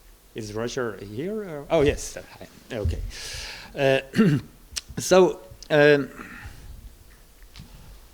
this theme is probably the reason why I chose this theme is that I didn't expect that anyone will talk about anything similar to this this conference. So it's nice to have something different at the conference. But not only that, if we look at Toby Ords, for instance, a few people talked about that. His classification of existential risk, the likelihood of the risk, it is in the domain of speculation. It is quantified, but of course you can quantify something and still remain in the domain of speculation. So this is something that is probably not likely to happen before another existential risks like a pandemic or a nuclear war or anything of that magnitude of catastrophe hits us again. But it is a possibility, and it might be an existential threat or an existential opportunity. So the presentation will be on how to possibly prevent the threats and how to use the possible opportunities. So it is in the domain of speculation, but in general, existential threats and the prediction of their likelihood is a matter of, to a large degree, of course, a matter of speculation. It's their likelihood is very, very difficult, if not impossible, to precisely quantify. So this is what I said. So extraterrestrial forms of cognition and morality. So we can encounter forms of extraterrestrial intelligence. And if we assume that the universe is unlimited, which it's not, but in the Milky Way there are approximately 1 billion systems that are similar to the solar system, 1 billion galaxies, 1 billion times 1 billion, it comes close to infinity. So the likelihood that that there are extraterrestrial forms of intelligence that are more cognitively and morally superior to humans is so likely that it is almost 100% if we take into the account that the universe is almost unlimited. So this likelihood, as I said, it's not the likelihood of extraterrestrial intelligence solving our existential threats or helping us to avoid them and other disasters. It's not impossible. So the likelihood is in any case higher than zero. So some threats extraterrestrial intelligence can pose to humans. I've written there some threats because there are, if we went into a discussion, we could talk for hours about that. But I gave here 3 examples. So extraterrestrial intelligence may use humans as food. So we can be eaten if they are hungry. The likelihood for that is low because it's if they are more advanced forms of intelligence, they probably have the means to develop food or to make food, and they would not depend on us being eaten by them. So that likelihood is low. Enslavement of humans by extraterrestrial entities is, of course, possible, but in light of the fact that if they are cognitively more advanced than humans, and we assume they are the ones I'm talking about, they probably will not need humans to be used by them as their slaves, but would have machines, robots, artificial intelligence, and so on. We already have that, so enslavement of humans is also unlikely. Humans as entertainment for ITI, that's indeed a possibility. So parrots entertain humans. So if we prove to be capable of making some communication that resembles extraterrestrial communication without us knowing the meaning of it, we might entertain them, like a parrot can entertain humans. So that possibility exists. It might also be good for humans. It's not bad to be an entertainer, but we all hope that our role will be more than that. Then extraterrestrial intelligence can be, and that's a real threat. The threat that would be that is likely. It can be inclined to maximize its power at the expense of humans. So, if extraterrestrial intelligence, although it might even be morally enhanced, but still have the need, like humans have, to maximize their power, so extraterrestrial intelligence may use its power to at the expense of humans, and it may unwillingly or willingly bring about diseases humans are not prepared for to survive, and it can also wish to obliterate humans in order to make room for cognitively and or morally superior beings than humans are. So that are threats that extraterrestrial intelligence that is more developed than human intelligence might pose to us. Some opportunities as humans we have to deal with that, or to use extraterrestrial intelligence or extraterrestrially enhanced cognitively and morally enhanced entities. So ETI does not have, may not have a selfish but a universalist morality humans may benefit from. So if we, the notion of expanding circles in morality, so if we extend our the moral position we take towards humans to animals, extraterrestrials may be, if they are morally developed, they might be inclined not to harm humans, but to use a universalist morality that includes humans. Like we are more and more inclined as humans to think of animals as beings with a moral status. Further benefits possible, of course, still in the domain of speculation.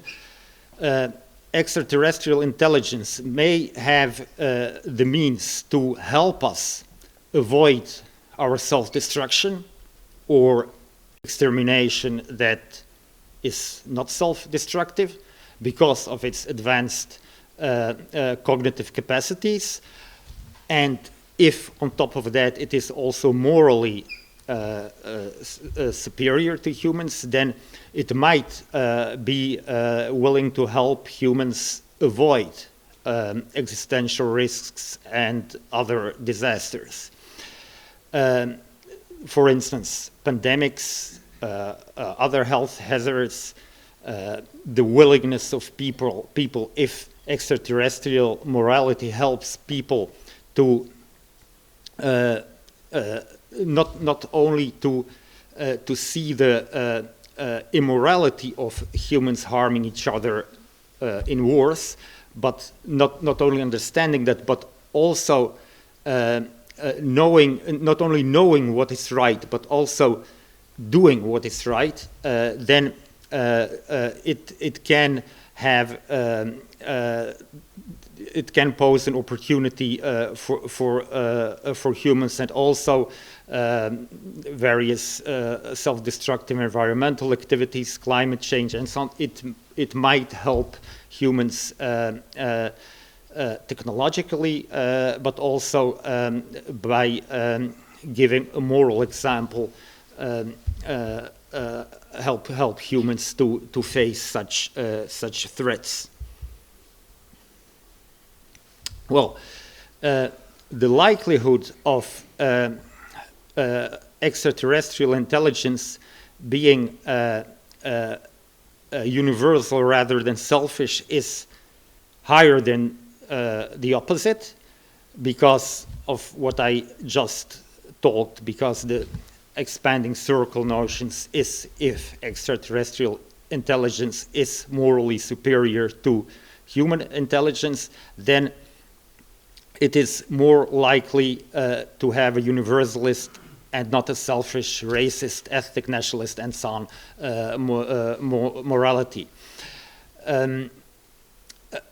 We, of course, as humans, have thought and through the history of humanity have come up with various moral codes on the cultural level, on the level of philosophy, ethics, and so on. But our main predicament as humans is, in my opinion, when morality is concerned, that we know how we ought to act, but in fact we do not act as we know we ought to act. So this gap between understanding morality and acting morally is something is a moral failure. We are, if we have even minimal conception of ourselves, is something we know about. So maybe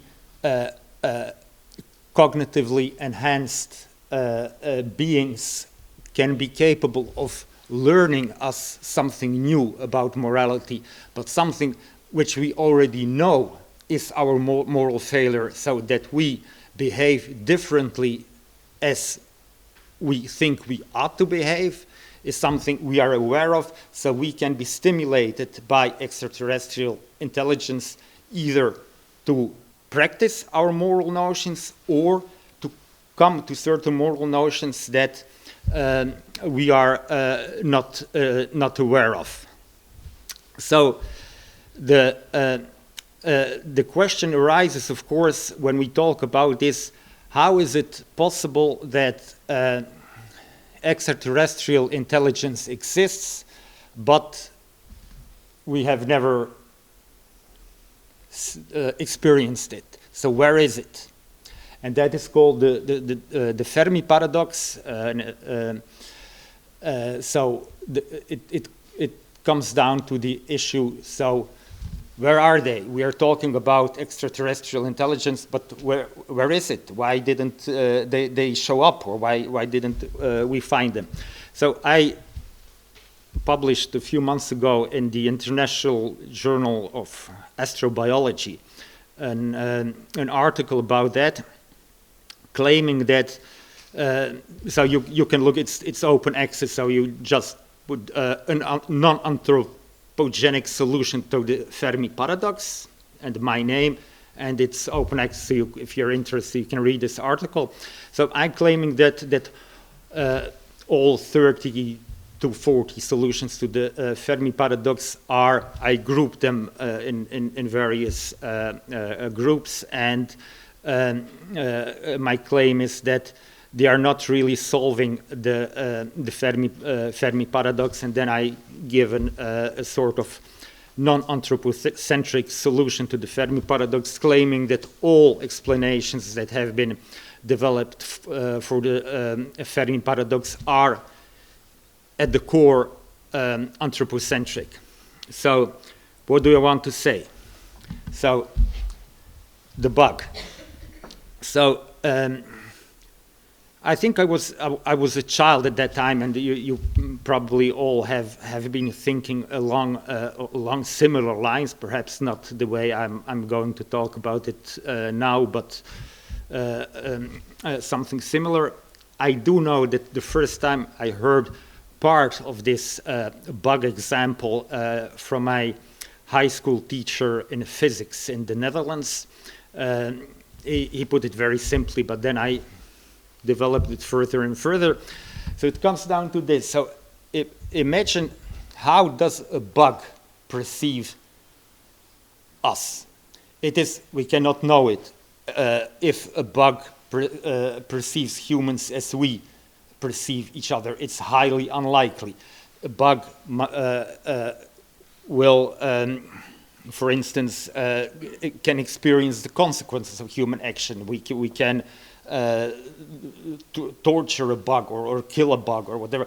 But what actually happened to the bug by a human act, the bug will not attribute to humans as we know of humans, as we understand each other. Now, imagine that a bug sees space only, or perceives space only in one dimension.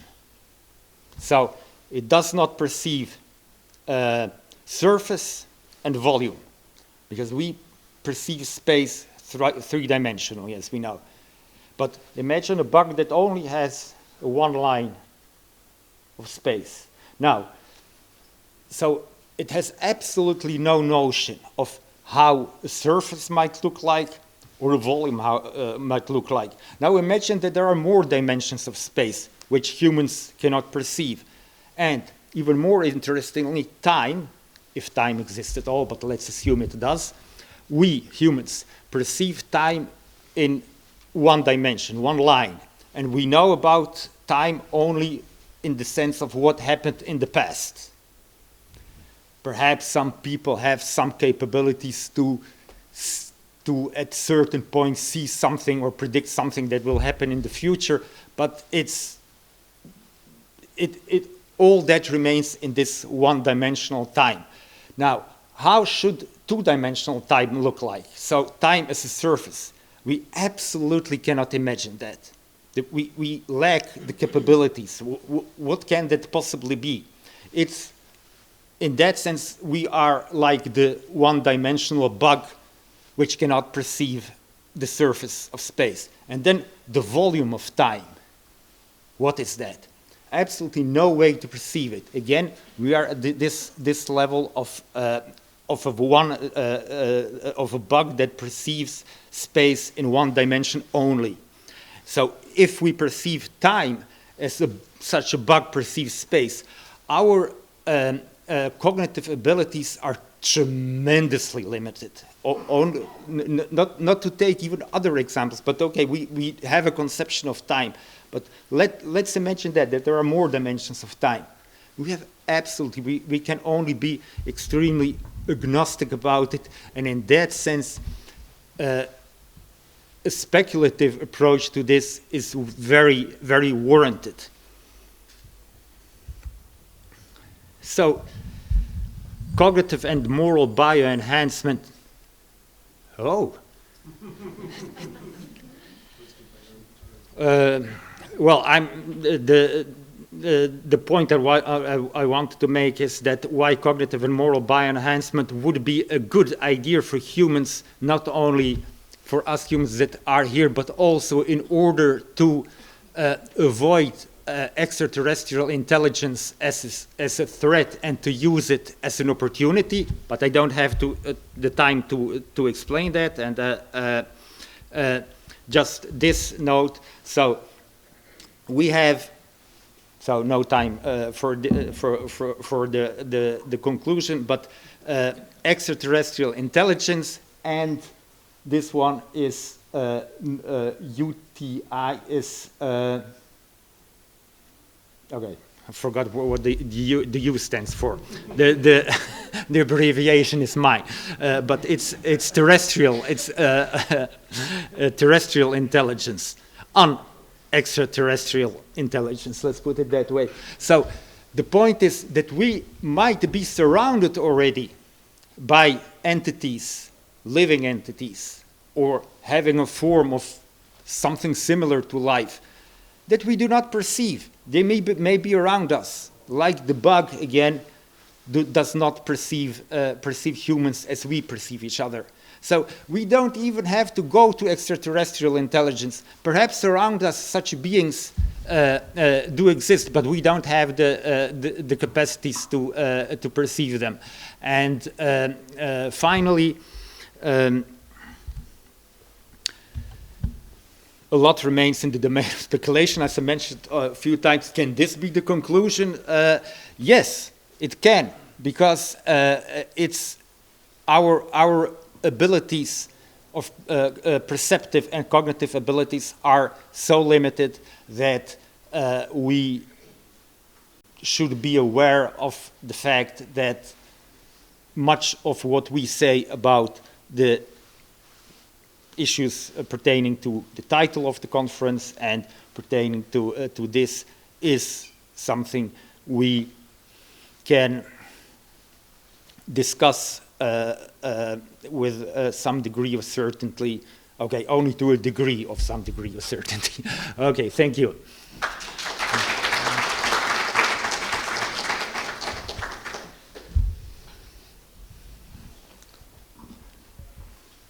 Thank you. So I agree with you. So there are lots of stars, and the universe is very big, etc. But the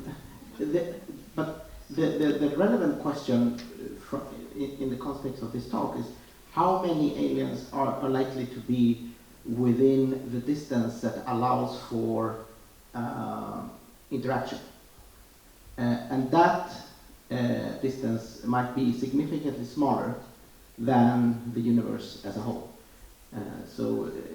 You know, even if you might think that it's very likely that there may be someone out there, somewhere in the universe, how likely do you think it is that there will be aliens within, I don't know, 100 or 1,000 likely? I absolutely cannot determine the likelihood because perhaps they're, as I mentioned, perhaps they're already around us. We don't perceive them. Again, the bug example. So the Fermi paradox should be approached, in my opinion, in that way, because that's the only truly non-anthropocentric way of approaching it. So who knows? They may be around us. Their distance should perhaps not be measured in terms of space or time, but in terms of other categories we do not know about. We have changed our conception of time in modern physics. We have changed the conception in quantum physics. We have changed the conception of space. So two objects, as you know, can exist in quantum physics at the same time at two different places. So how do we intuitively deal with that? And once we perceive one of those places, that's this Schrödinger cat. So in one universe it might be dead, in the other universe it might be alive, but at the moment when we perceive the cat, it's the only cat there is. So how to bring quantum physics in line with the Newton or with the theory of relativity? And that is why these attempts of creating a theory of everything have not succeeded yet, because the theory, Newton's theory, theory of relativity, and quantum theory are they work at different levels, but there is no theory that works on all levels.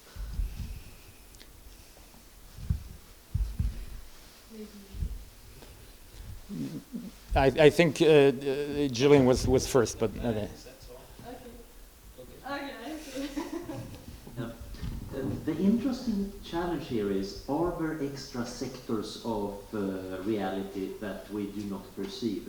And one can, of course, easily do the philosophical thought experiment of having sectors that are impossible to perceive, etc. But the history of physics has generally been that we figured out ways of detecting aspects of reality that we didn't understand or didn't perceive well. We found out about electromagnetism a few hundred years ago, then we found radioactivity, we found various aspects of particles, etc. So if we were to expand the search for extraterrestrial intelligence into new sectors, one interesting issue is, what's the likelihood that there are important sectors that we're totally missing? And that seems to be something that we can actually do a little bit better than just speculate about. The totally unperceivable categories we can never say anything about, but we can look for how many anomalies they actually seem to be in our understanding of the world. The bug might not understand what a human is or what human activity is, but the intelligent bugs might have noticed that recently there have been these weird new surfaces showing up, that is plastic wrappers from somebody leaving junk behind, and they can observe that that is a strange phenomenon that doesn't fit in with our models. So it seems like one could perhaps actually make a little bit of a stab at investigating, just like we have a traditional search for extraterrestrial intelligence, we might also have a search for, are there sectors that look like there might be something going on there? Essentially a deliberate search for anomalies. Yes, of course, but I'm also not claiming, of course, total agnosticism in everything. So I'm not posing the Cartesian question. Okay, what is the only thing we can be certain about? Because it's on a different. But continuing with the bug example. Okay, you mentioned these surfaces and so on, but a bug most likely does have absolutely no notion about human communication, how humans communicate with each other. Perhaps extraterrestrial intelligence communicates with each other in ways humans are absolutely incapable of detecting, or even undetectable entities around us. But it's not the undetectable ones that are interesting. It is when there's an emission that we have a hard time recognizing as communicated, but we do detect that there is an emission. Yeah, okay, yeah. Indeed. Może professor Waleski. Yeah.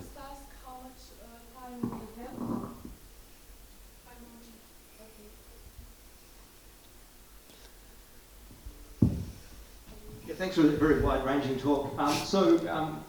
When I got to Oxford in 2002, Bernard Williams was still alive, and he had a paper called The Human Prejudice, which he was going to deliver, and then sadly he died, but it was published posthumously. And then he defended this prejudice in favour of human beings. And he finishes this essay with, at that time, it was a science fiction book called Judgment Day, where extremely intelligent aliens land on Earth, much more powerful than us. And Williams argues it's obvious that we can defend human beings against these, intelligent aliens. Now, the thing I love about, or I admire about Peter Singer, is he follows the logic of his position to its sort of bitter end. And he said before that, if there are such kind of aliens, we should give up to them if there are limited resources and we can't coexist. I'm wondering what your position is. This could be aliens or it could be superintelligence. If there are post-persons who are significantly better morally, cognitively, etc. Is your position the same as Peter's, that we should give up to them, or can we fight with them, as Williams suggests we could to human beings, to defend ourselves against them? What is your position again in this kind of conflict case? Okay, I agree more with Peter Singer because Peter Singer is here, but no, I truly do agree more. But okay, let's put it this way: how I agree with it. So I think that even, and I published that in a book, How to Enhance Morality, and another book, The Ultimate Enhancement of Morality. It's a publication by Springer, so those who are interested, they are short books, so it's easy to go through them. But the position I'm defending is that if there are post persons or extraterrestrial intelligence that we encounter, if they are morally superior to us, we have a moral duty to accept their domination. And that might be terrible for us, but if we are aware that they are morally better than us, we have obviously a moral duty to give up on them. But not only because we are defenseless against them, but also because we have this moral duty to do that if we understand that they're morally better than us. So in short, that would be the answer.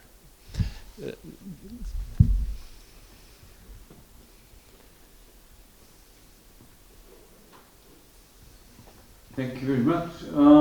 So let me expand a little bit on that bug example, but in a sort of a different direction. If you look at bugs, actually, in many ways, in evolutionary terms, biological terms, they are superior to us.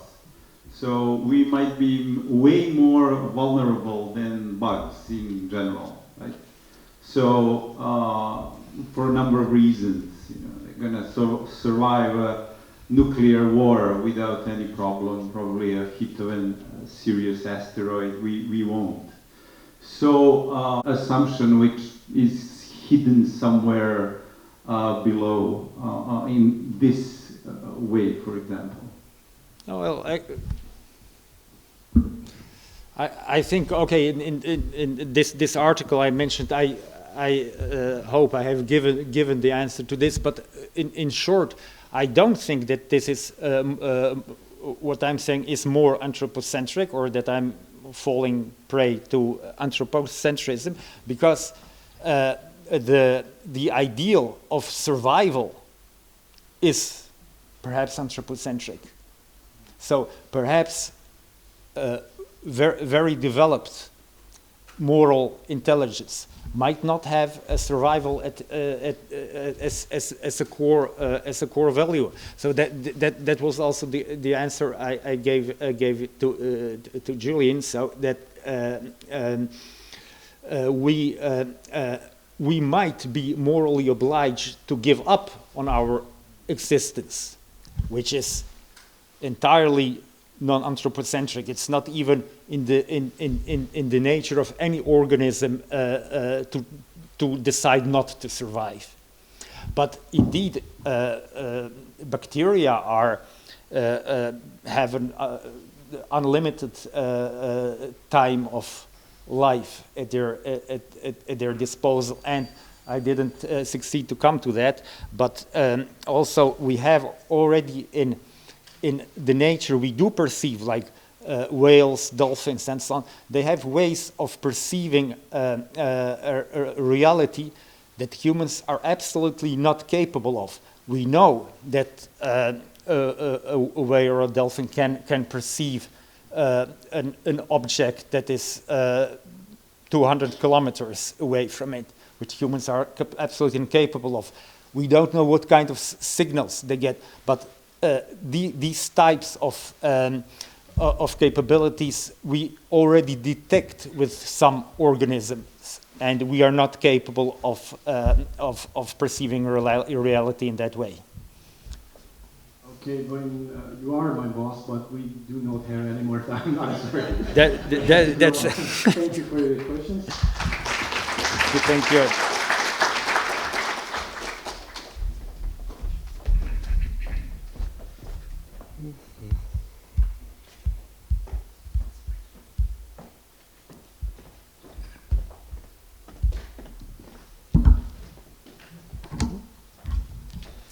So Voin is a hard act to follow because I have to bring you from the infinity of the universe and the stars back to Earth, and focus on a topic that is much more in the here and now. However, I am zooming out from any one particular existential threat to the much broader question of how bioethics as a field, thank you, how bioethics as a field of study and activity should position itself to have the capacity, to enhance its capacity to address existential threats in the future. And I have to admit that the Hastings Center, I started the role as of president recently, and we are in the midst of developing a strategic plan to identify our own priorities within the field of bioethics. This is a place that historically has been influential when it comes to what bioethicists are working on and worried about. And so when we think about a strategic plan for the center, it requires thinking more broadly about where the field is heading and what role we will play within the field. So this is a part of that exercise. And my talk is based on an essay that I published when I started this role that discusses these points more at length, open access. So I'll do my best to cover the points within the limited time. You're invited to read the paper. So when I look at the list that we provided on the conference website of examples of existential threats, pandemics, AI, climate change, population growth, or low birth rates that Josie discussed, and I add inequity and polarization of our societies, one thing that all these threats have in common is that they're happening at the collective level. We cannot think of them at the individual level, and we definitely cannot address them at that level. So if I ask why is it time now to wonder about repositioning bioethics, it is because the historical emphasis of bioethics on individual autonomy caused us to give inadequate attention to issues related to the common good, to the collective level, so I want to move us in that direction. I started presenting a more expanded vision for the field of bioethics a while back, and I'm getting a pushback. So I'm calling this the scope debate, and I want to share that with you. Some people hear me describe bioethics as a much broader field with much more expanded concerns, and they argue against this vision that what I'm proposing is diluting bioethics. It's diluting the expertise that we've developed, and therefore will dilute our effectiveness. So they say to me, look, we fought hard for decades to establish ourselves as experts. Let's stick to what we know. Patient care, healthcare delivery, emerging biotechnologies, biomedical research. We have frameworks for that. We have solid principles. People respect us. We should do what we know how to do. And my argument, I don't accept this.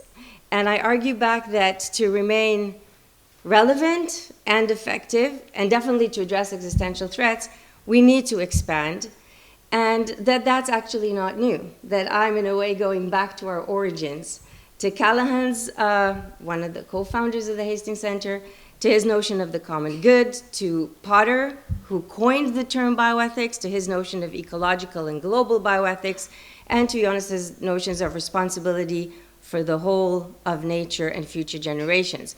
So this is not new. In a way, it's reinvigorating old ideas. So I want to spend my precious time with you exploring what the future holds for bioethics, and in a way that would allow us to address existential threats, if the field continues its evolution to embrace even better systemic collective level challenges, to have a global scale and focus, to emphasize human flourishing beyond health, and to seek to have increased societal impact. And I'm presenting these ideas as an invitation for a conversation. I gave you one example of a pushback that I'm getting. There are others. Really looking forward to the discussion. I will very briefly touch upon each of these points to give an example or strengthen my argument, and then I'm looking forward to hearing from you. So from individual to collective, of course, I'm not proposing, when I say from to, that we need to abandon what bioethics has done so well in the past. I mean that we need to expand beyond. So we have been quite successful at the individual level, but the pandemic was really a dramatic wake-up call for bioethics. We needed public health ethics principles every day to cope with the tensions that have been discussed by many others here, of the lockdowns, the curfews, the school closures, the vaccine mandates.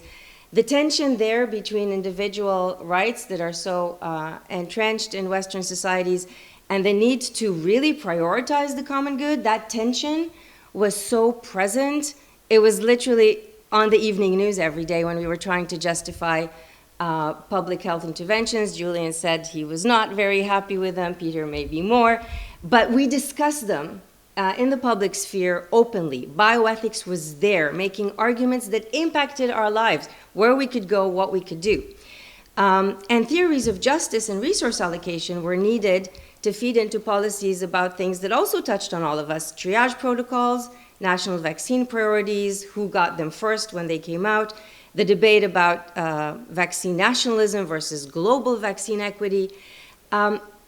To me, the take-home message from how we played a role, we bioethicists, in these public debates that became so tangible and so practical, is that we need to learn how to acknowledge cultural societal contexts when we talk about existential threats, and that our conceptual tools for addressing issues of justice, fairness, and equity are underdeveloped, that they need to become much more sophisticated. That this is an area of bioethics where we made progress, but not enough.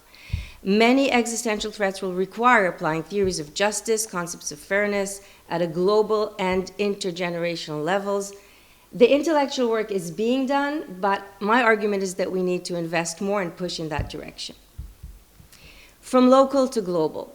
Here I really feel I'm in an international setting. I feel like I'm preaching to the choir. But many bioethicists focus on their local level of thinking. And again, I think the pandemic gave a new epidemiological meaning to the notion of a global village, but many other existential threats will give additional meanings to the notion of an interconnected world. AI is one example, but many others that we discussed. Solving or making progress towards solutions nationally is not the way to go. These problems require international thinking, framework, strengthening of solidarity and trust. A lot of people are talking about it. How to do it is, of course, a big challenge. My point here is that bioethics should really start thinking at the global level in a much more substantial way. And not just because there are pragmatic challenges like pandemics and AI, but because we have a normative obligation to do that. Concepts of global justice, equity, and solidarity, and basically what all human beings owe each other. And I'm honored to be speaking in front of thinkers who have been arguing this for a long time. I think, again, for our field of bioethics, that shift needs another push. We need to move beyond the focus on the values of individuals and cultures to those that could undergird a truly global bioethics. And that means taking diversity seriously, which is a real challenge. So I'll give you a quick example. Next week in Doha, in Qatar, we're hosting, I'm the immediate past president of the International Association of Bioethics, we're hosting the World Congress of Bioethics.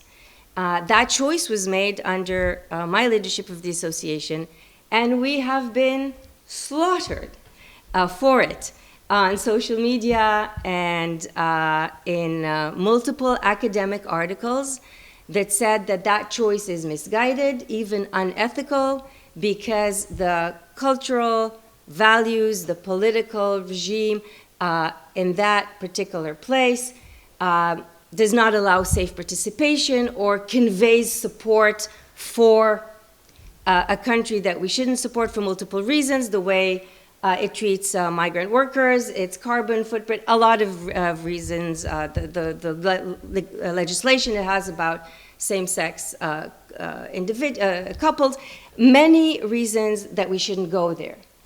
And the International Association of Bioethics wrote in response multiple media and academic articles proposing that if bioethics is actually moving to a global level, it has to be able to go where it's uncomfortable.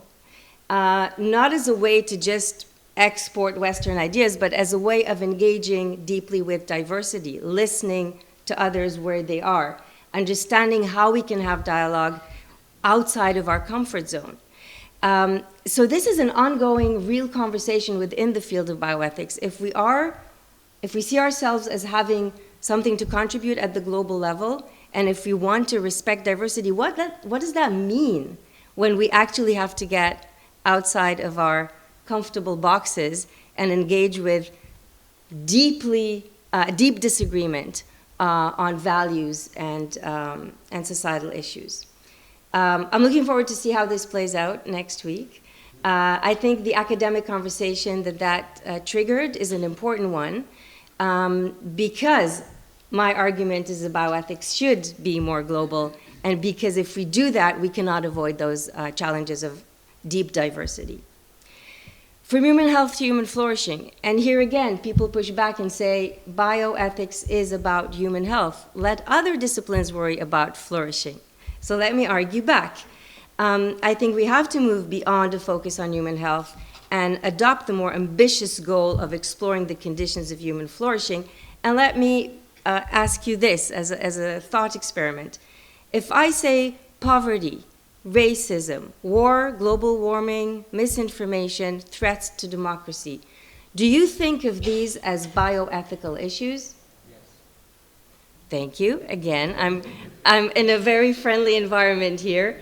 But I don't know if anybody surveyed bioethicists on their views, but historically, many of these topics would be considered out of scope. And I think what we're learning when we're starting to, again, seriously engage with the collective level, the global level, is that these are the conditions of human health. Human health doesn't start when we step into a hospital and have to decide whether we get that bed in the ICU. And it goes beyond social determinants of health. It's about the structure of our society. It's about anything from urban planning to climate control, of course. So the call to expand the vision for bioethics to human flourishing is about health, but a much broader and I would say more responsible view of what health means.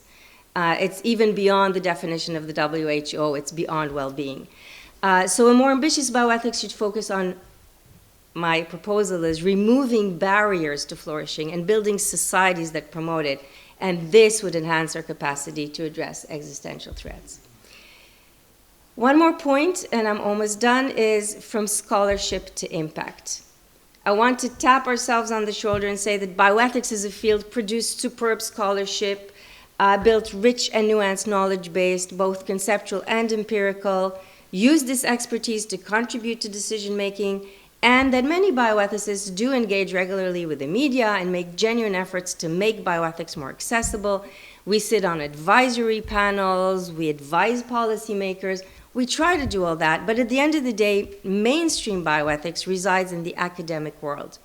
And I'm wondering how we can enhance our impact to help address existential threats. Some respected colleagues in the audience have been doing very pragmatic analysis, of course, but I'm talking about things that are very tangible. I'm talking about acknowledging the impact of our work as a core mission, one of equal value to scholarship, not as a peripheral endeavor. And impact can mean many things. It can be on policy development, on how we implement recommendations, public engagement and education via mainstream social media. My point is that impact should become a key consideration in how we do bioethics, how we train the new generation, how we formulate our research questions, how we write our grant proposals, and how we evaluate our achievements. You know, as a full professor, I knew that my promotion will not depend on how many media interviews I have given during the pandemic, or the op-eds that I invested in writing. The criteria are very academic, and my call is to change the orientation to actually integrate issues of impact into how we build our field, so to design our field to meet the challenge of impact. And finally, from a field to a hub, this is a more vague proposal. I'm using this metaphor of a hub to say that it's almost like bioethics was born in the 50s and 60s, went through the teenage phase of trying to figure out its own identity. And my point is that I think we matured to the point that we're recognized, we know who we are, we know what we do, and we can now build bridges beyond our own territory, going beyond interdisciplinarity, which is, of course, how we do our work, to become a collaborative force that operates as a hub. To expand our mission and scope in the ways that I describe, I think means that we need even more players, and not all of these players need to see themselves as bioethicists. So I see bioethics in the future as using its convening power to become a hub of thinking and activity outside of its own scope. I think that this path forward and also outward, because I really described multiple ways of expanding the scope, will allow bioethics to, in the context of this conference, address existential threats better. But beyond that, I think it is the only way to keep bioethics anticipatory, responsive, able to remain effective in the places that matter the most, where it can really make a difference for the future of humanity, no less. So I'm inviting a discussion. Thank you so much.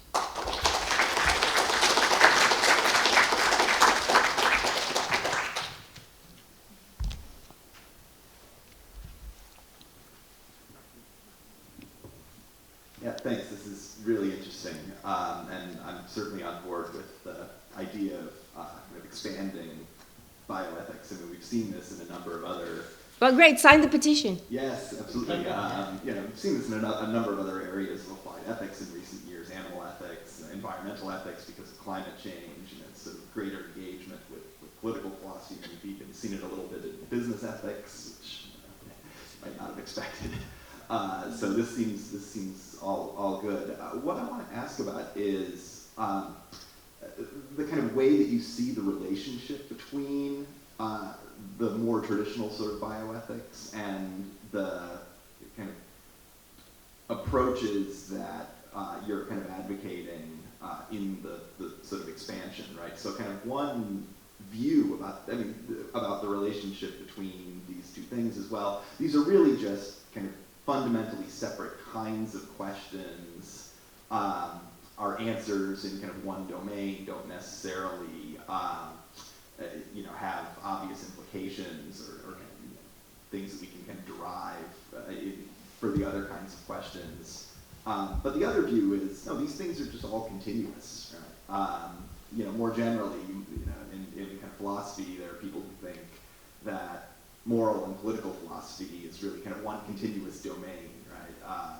The kind of answers to questions in one area kind of have to fit together in the right sort of way. There are kind of implications that go in both directions, and then there are other people who think, no, political philosophy is kind of fundamentally different than moral philosophy. They're kind of autonomous areas of inquiry with perhaps fundamentally different principles. So I'm curious if you're sort of advocating that bioethicists should think, no, these are kind of continuous issues, or whether you think, no, there are these fundamentally different questions, but we need to be addressing those too.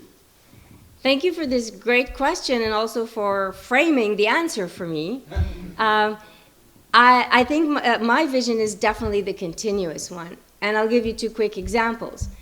We started out with a notion of autonomy that was fighting against paternalism and was meant to protect the individual against, systemic forces that was, the research ethics scandals, et cetera. It was all about protection. But we've evolved to notions of relational autonomy, for example, that already put the individual in a context. So I see this evolution internally in bioethics, and I see this just as a further evolution or expansion.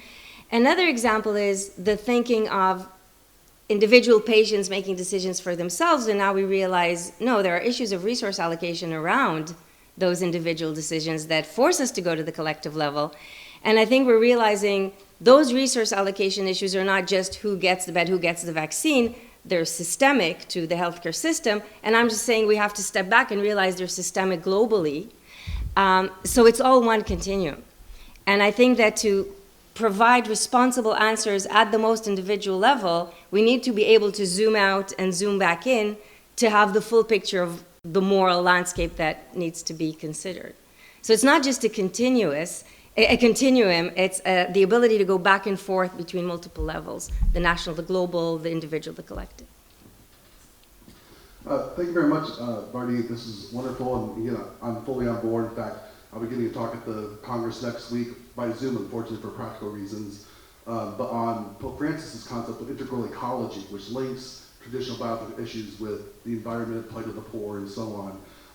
So I'm just putting that one as like another model for integrating all these things. But my question is actually about, from scholarship to impact, there's another debate related to that. You and I have been in some of these Zoom conversations through ABPD about academic bioethics and advocacy, and the tension between discussing things academically, where again there's multiple sides to issues, we're going to debate different viewpoints, to we're advocating for a very specific thing now, as an individual bioethicist or collectively as a group. So I'd like to hear your thoughts on how we negotiate that tension of advocacy, because that's different from impact. It is different, and there's an entire sort of terminological landscape surrounding these issues, because what does it mean to advocate, what does it mean to lobby, and what do I mean by impact? So I think the most basic understanding of impact is you're a scholar, you do your research, you keep your distance from your research subject, and then you come to some conclusion and you disseminate it. And then others pick up your findings, whether it's a policymaker or a journalist, and they do their job.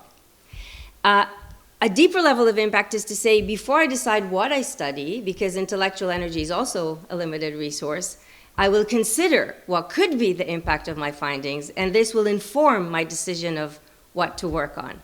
I just called for more work on justice. That's a decision to invest intellectual energy in one area at the cost of others. I think pushing the notion further is what many of us in this room have done, is to come to a normative conclusion and to become committed to it and to do social work around it, to become public intellectuals. My friend Daniel Weinstock from Montreal spent his life advocating for medical assistance in dying as a part of his notion of dignity. He sat on committees that wrote a new law. Is that advocacy? Is that impact? I think lobbying can be dangerous because we don't want to politicize ourselves.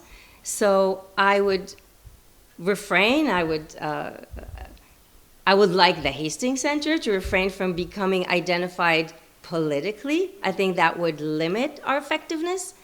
But advocacy as something that is an aspect, one possible aspect of impact, I think many of us are doing it and are doing it well, and it just puts us in the public sphere in an effective way. So these are all concepts that we need to define, and there is big disagreement within the field. Actually, Bioethics, the journal, which is the journal of the International Association of Bioethics, had a special issue on different voices on this notion of advocacy. I don't think we all agree on it, but again, the discussion of it, I think, is very important and helpful. Thank you so much, Libby. It's over here. First of all, I think that your program could apply just as well to technology ethics. But my question is about your point about from human health to human flourishing. So when you presented this point or this goal, you mentioned the harms that stand in the way of achieving flourishing. Yet flourishing is not just the absence of something; it's also a normatively loaded or substantive conception of the good or a good, but on the other hand, it's notoriously normatively difficult or conflictual in philosophical literature. There's a lot of discussion even about whether we should be imposing a particular conception of the good or a good. So I wanted to ask you how you approach, do you have a particular conception of flourishing in mind, or do you have a kind of pluralistic approach to how to build in different conceptions and how to approach the conflicts between different conceptions of the good? I love questions from academics because they don't just ask the question, they give you a menu of answers to pick from. Definitely a pluralistic one. So I couldn't include all the points that I have in the essay, but one of them is that bioethics should grapple with multiple identities. So issues of race, disability, indigenous status, of course, gender, and others should become a part of our thinking about human flourishing. So it's not about a commitment to a conception of the good life, or human flourishing. It's about bioethics becoming a place for a conversation about what that means and what barriers people experience that are structured socially and politically, and that bioethics can help remove for them to accomplish their vision of human flourishing. So yeah, you gave the answer yourself. I know that we don't have much time, so I will make it very quick, but thank you so much for this vision that is really, truly inspiring. So expanding a little bit on Jason's question, but taking it a little bit further, do you think that we could have, and Julian Savulescu mentioned the moral advisor, but in terms of having a moral advisor for a president of the United States, for a prime minister, because in this expansion, perhaps it would be meaningful to actually go to the top, not only be on the tables of discussions and agendas, but actually have one of us, one of us advising the people who will make the ultimate decisions for all of us. Thank you. I think that to some degree we have been doing it for a long time. The US presidential commissions over time. Over 100 countries today have national bioethics commissions or councils. Canada doesn't have one, and I'm a part of a group that is advocating to have it, so we just did the research. Over 100 countries do have them. This goes back to impact and to advocacy. What are the most effective ways of doing it? Multiple. I think that a part of what we should do going forward, and we haven't done that yet, is to develop metrics, methodologies, and tools for assessing our impact. We haven't mapped yet the areas of impact of bioethics, and we have no ways of measuring how well we're doing. It's exceptionally notoriously difficult to do, and I don't think we'll actually have a quantitative way of doing it, but I'll be happy with qualitative. So if you want to impact policy, at what level? You have to learn to be opportunistic about it. If you want to speak to the public, what is the best way? These are all things that we can study and that we can measure over time. But we have to acknowledge that impact is, as I said, should be at the core of our mission. So I think we've been trying. Bioethicists can be found on many advisory boards at national levels, definitely more locally. I just think we need to do more and better and acknowledge that it's not something we do on the side of our desks or in our free time as a field. So thank you for pushing that. Thank you. I'm sorry, no more time. Let's take Barney for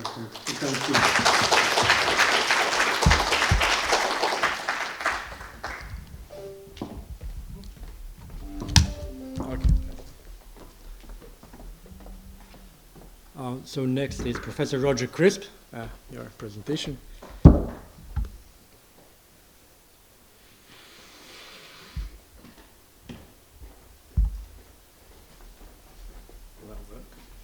Should be.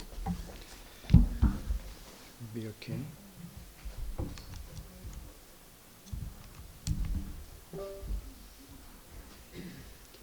The human extinction? I think so. This one? Yeah. Yes? Okay. Okay. Here. Good. Hi everybody. Thank you, Vardit, for that uplifting talk. I'm now going to continue the rather gloomy theme that Ingmar began yesterday by defending a kind of pessimism about the future of humanity. So imagine that a huge asteroid is heading for the Earth. There's a button you can push which will deflect it, and it'll just go whizzing off into space, and everything will continue as it did.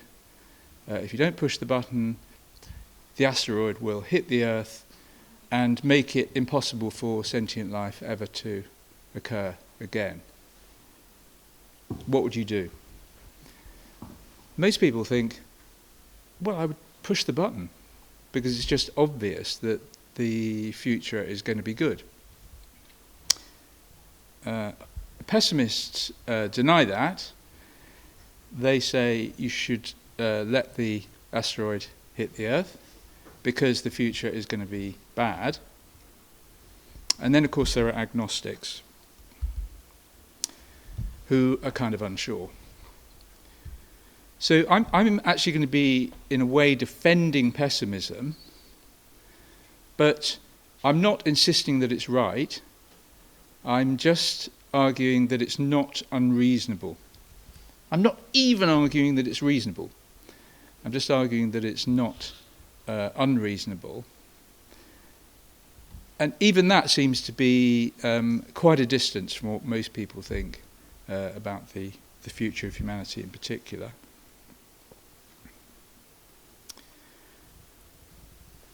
So one way to defend this kind of position would be to focus more on the amount of suffering that there is in the world, if we include non-human suffering as well.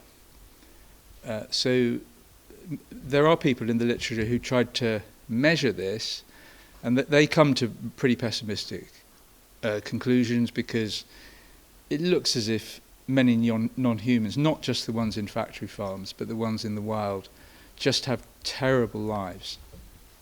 So a huge number of them, perhaps the vast majority, live for a very short period until they get eaten, and they don't really have much time to enjoy their lives. Pretty much just neutrality plus pain. And of course there are issues about how you'd add up all this pain and compare it to all the good things that there might be in the history of the world. So that would be one approach one could take to defend the reasonableness or the non-unreasonableness of pessimism.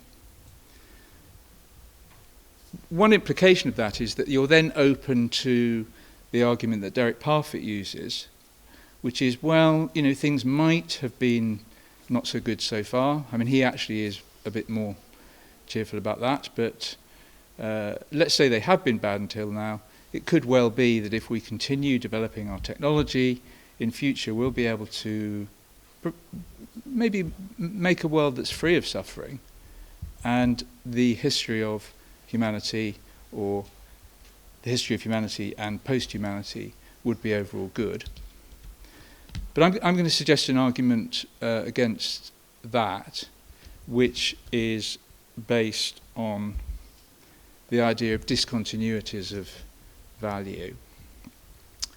So here's another slightly weird thought experiment.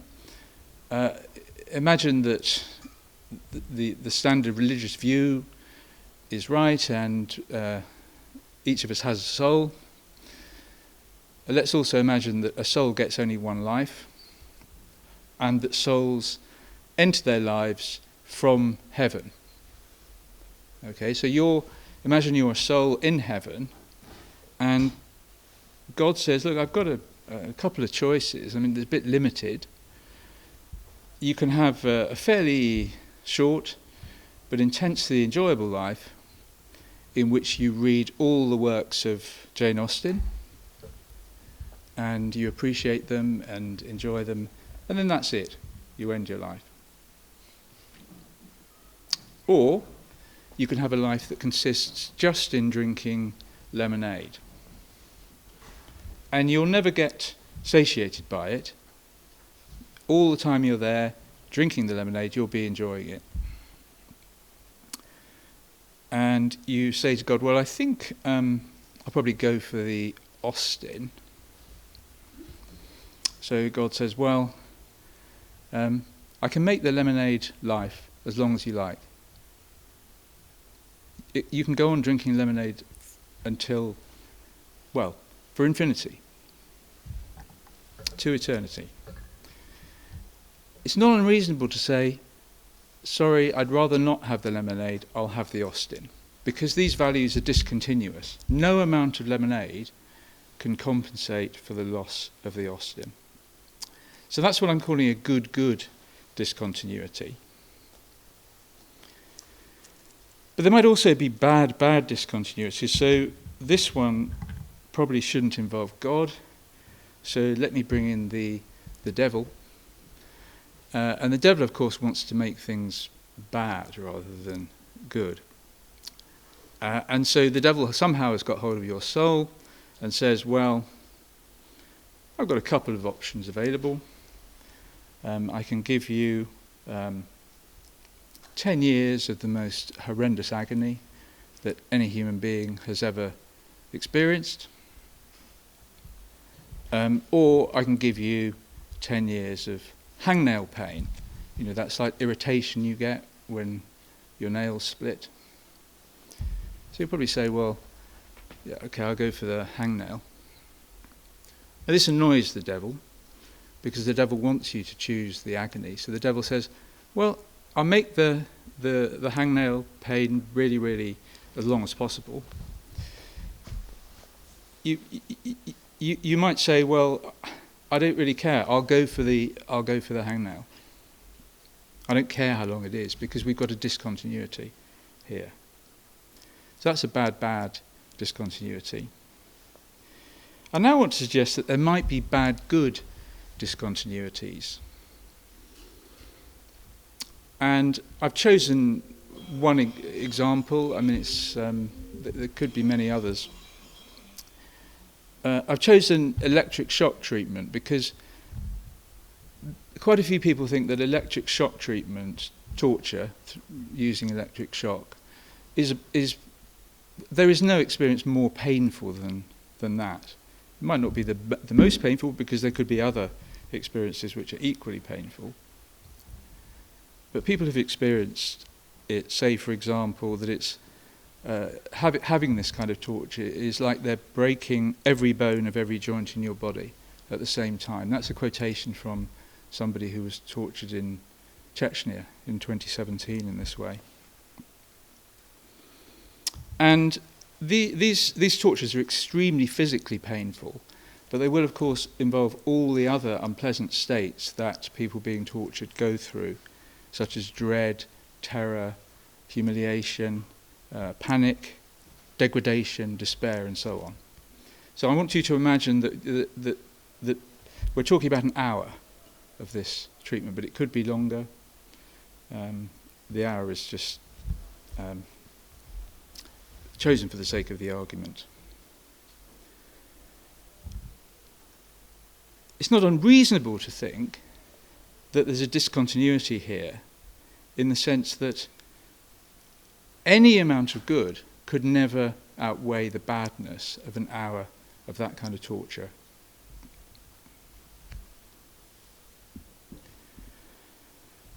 And some of you will probably have noticed that I'm heading for a spectrum, what some people call a spectrum problem. because I'm talking about something that's really, really good, and I'm talking about something that's really, really bad, but we can imagine a spectrum, and you might want to know where the T discontinuity sets in. So I'm just going to avoid that problem, because that's just the standard problem of vagueness. I'm talking about something that we think is clearly T discontinuous. And the kind of good needn't just be welfare or well-being. It could be aesthetic goods, moral goods, any kind of good. It could just be better that you avoid this hour of electric shock treatment, even if if any amount of any good is lost.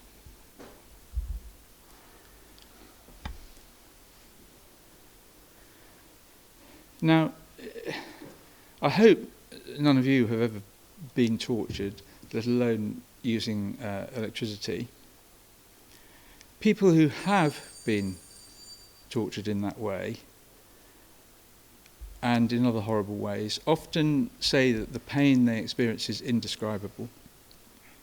So this is a quotation from Jacobert Timmerman, who I think was tortured in Chile. So he says, "In the long months of confinement, I often thought of how to transmit the pain that a tortured person undergoes, and always I concluded that it was impossible. It's a pain without points of reference, revelatory symbols or clues to serve as indicators." So I'm not asking you to believe this claim about the T discontinuity. I'm just saying consider it seriously, because unless you've experienced pain like that, you may not be able to grasp how bad it is. And there's another epistemic problem here, which is that there's quite a lot of evidence to suggest that pain is quite hard to remember. Those of you who know Sidgwick's great book, The Methods of Ethics, may remember he makes this claim about seasickness. He says he can remember the dread of getting onto the boat and the sort of mild nausea at the beginning, but he can't actually remember how bad it was to experience seasickness. And this is a quotation from a writer called Harriet Martineau, who lived in the 19th century, and she suffered from some form of uterine cancer, which caused her a huge amount of pain. And she says this: "Where are these pains now? Not only gone, but annihilated. They're destroyed so utterly that even memory can lay no hold upon them. The fact of their occurrence is all that even memory can preserve. The sensations themselves cannot be retained, nor recalled, nor revived. They're the most absolutely evanescent, the most essentially and completely destructible of all things." So that's another reason to take the T discontinuity seriously, and therefore pessimism. What are the ethical implications of pessimism? Well, before I get on to that, let me raise one possibility that it's something like status quo bias that's leading you to think that you would push the button. So we have a world already, and because that's the way it is, you think, I have to push the button, stop it being destroyed. But imagine a case I call something or nothing, where you have the option of bringing into being a world which will contain many millions of lives of excruciating suffering, much worse than nothing for those living them, and many billions of lives of a very high quality. It may be that you'd feel more reluctant to do that than to push the button. And if that's the case, then ask yourself, are you suffering from a status quo bias? But is the is the ethical implication of pessimism that you should allow the asteroid to hit? Given, as various people have pointed out in talks at this conference, there may be sentient life elsewhere in the universe. Well, I'm going to end with this quotation from the article that was mentioned earlier by Bernard Williams, The Human Prejudice. I think Julian mentioned it. Where Williams says, if for a moment we got anything like an adequate idea of the suffering in the world, and we really guided our actions by it, then surely we would annihilate the planet if we could. So that sounds like he'd say, don't push the button. But he then says, and if other planets containing conscious creatures are similar to ours in the suffering they contain, we would annihilate them as well. But of course we haven't got that choice. What we do have is the choice to stay around and create the technology so that we can send out what in the science fiction literature are called berserker probes, which travel from here to other planets where there is sentient life, and we destroy them. So, at least in the short term, I think the practical implications of pessimism are the same as optimism, but obviously in the longer term, they're very different. Thanks very much.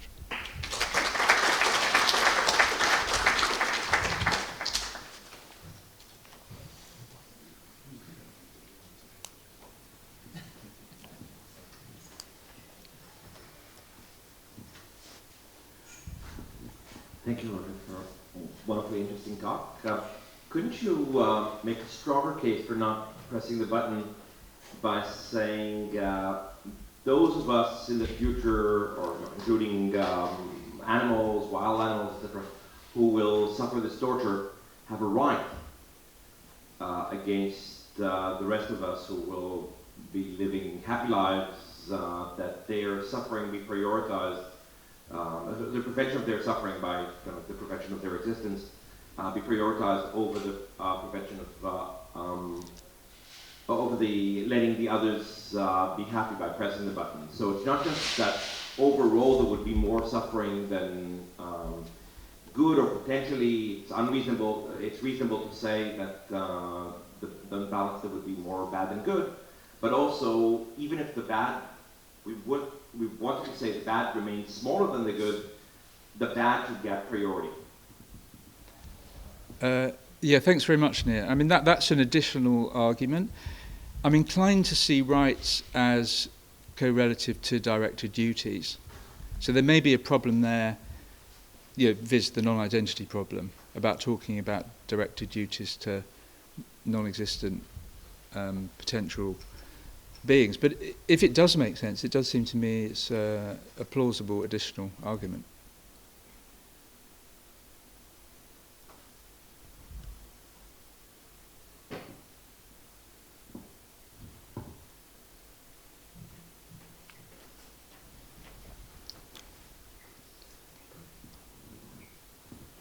Thanks, Roger.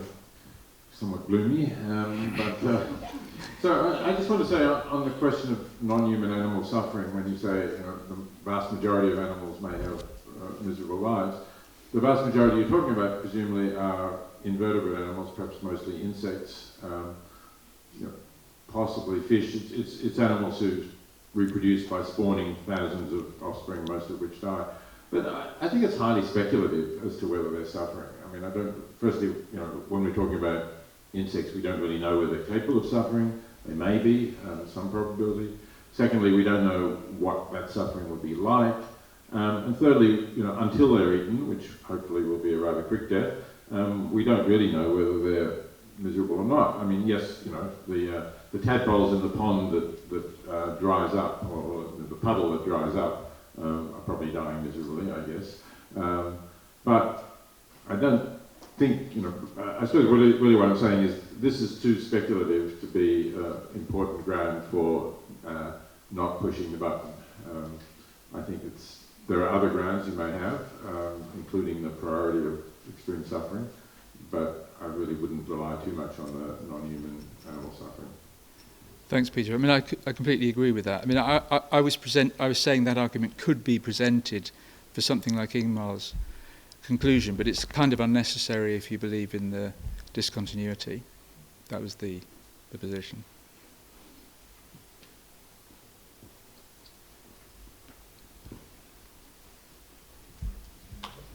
Thank you, Roger. Fascinating. You used the discontinuity point to talk about existence and non-existence, so that throws me towards Parfit and the non-identity problem. So I'm wondering, how do you work around the notion that the real discontinuity is that we cannot compare existence and non-existence regardless of the quality of the existence? Yeah, I mean, I'm just taking the value of non-existence to be zero, as it were. I mean, that's an assumption, which I think many people make. What's fascinating to me as someone who's been working for decades in reproductive ethics is, whereas the button is just a thought experiment, whether to bring a child into the world is a real decision that most people face, and they're actually making similar calculations to the ones you just made. Well, I mean, it does seem to me the way you can make those decisions is talk about the value that will exist once the child has been born. Right, and it could be positive or it could be negative, and that's what would be driving the decision. And if it's positive, then the argument is that's bringing more value into the world than doing nothing, i.e., non-existence is worth nothing. Thank you very much. This was it was gloomy, but it's really interesting. I think very important. I'm not an ethicist, but finally I heard a brilliant ethics talk. Actually, I can say that. Now we have to. I think we have to take seriously this argument. But let me try to offer a glimmer of hope. Actually, why this position may be sort of not informed enough about human nature. There are, in a different context actually, I looked at some cases of Buddhist monks who were tortured, I think back in the 60s. Very horrible ways of torture, and they could actually endure much more than sort of people who were not doing something that they were actually doing. So it's very interesting what they were doing. They were, while being tortured, they were actually meditating on the suffering of the torturer. And they found out that that actually reduced the pain level substantially. So it seems that human attitude, I mean, it's just one example, but it shows how complicated the sort of issue of pain and suffering is. But it is possible that the society can actually change in ways which sort of, remove the pain substantially, in sort of with animals it's quite different as far as... Yeah. Thanks, Lopidan. That's a very good point. And I was actually talking to Gunhilda about this yesterday, I think. It could be that the Buddhist view of suffering is correct. And I'm a Pyrrhonist skeptic, so I'm not really putting forward any views on anything, at least across a certain range. So I'm just presenting pessimism as one possible view. I'm not saying it's more plausible than the Buddhist view. And I suppose one implication of it might be that if you are a skeptic in that way, you should press the button in the hope that we can work out whether pessimism is true or whether Buddhism is true. And if pessimism is true, then you can not push the button when the next asteroid comes our way. Thanks.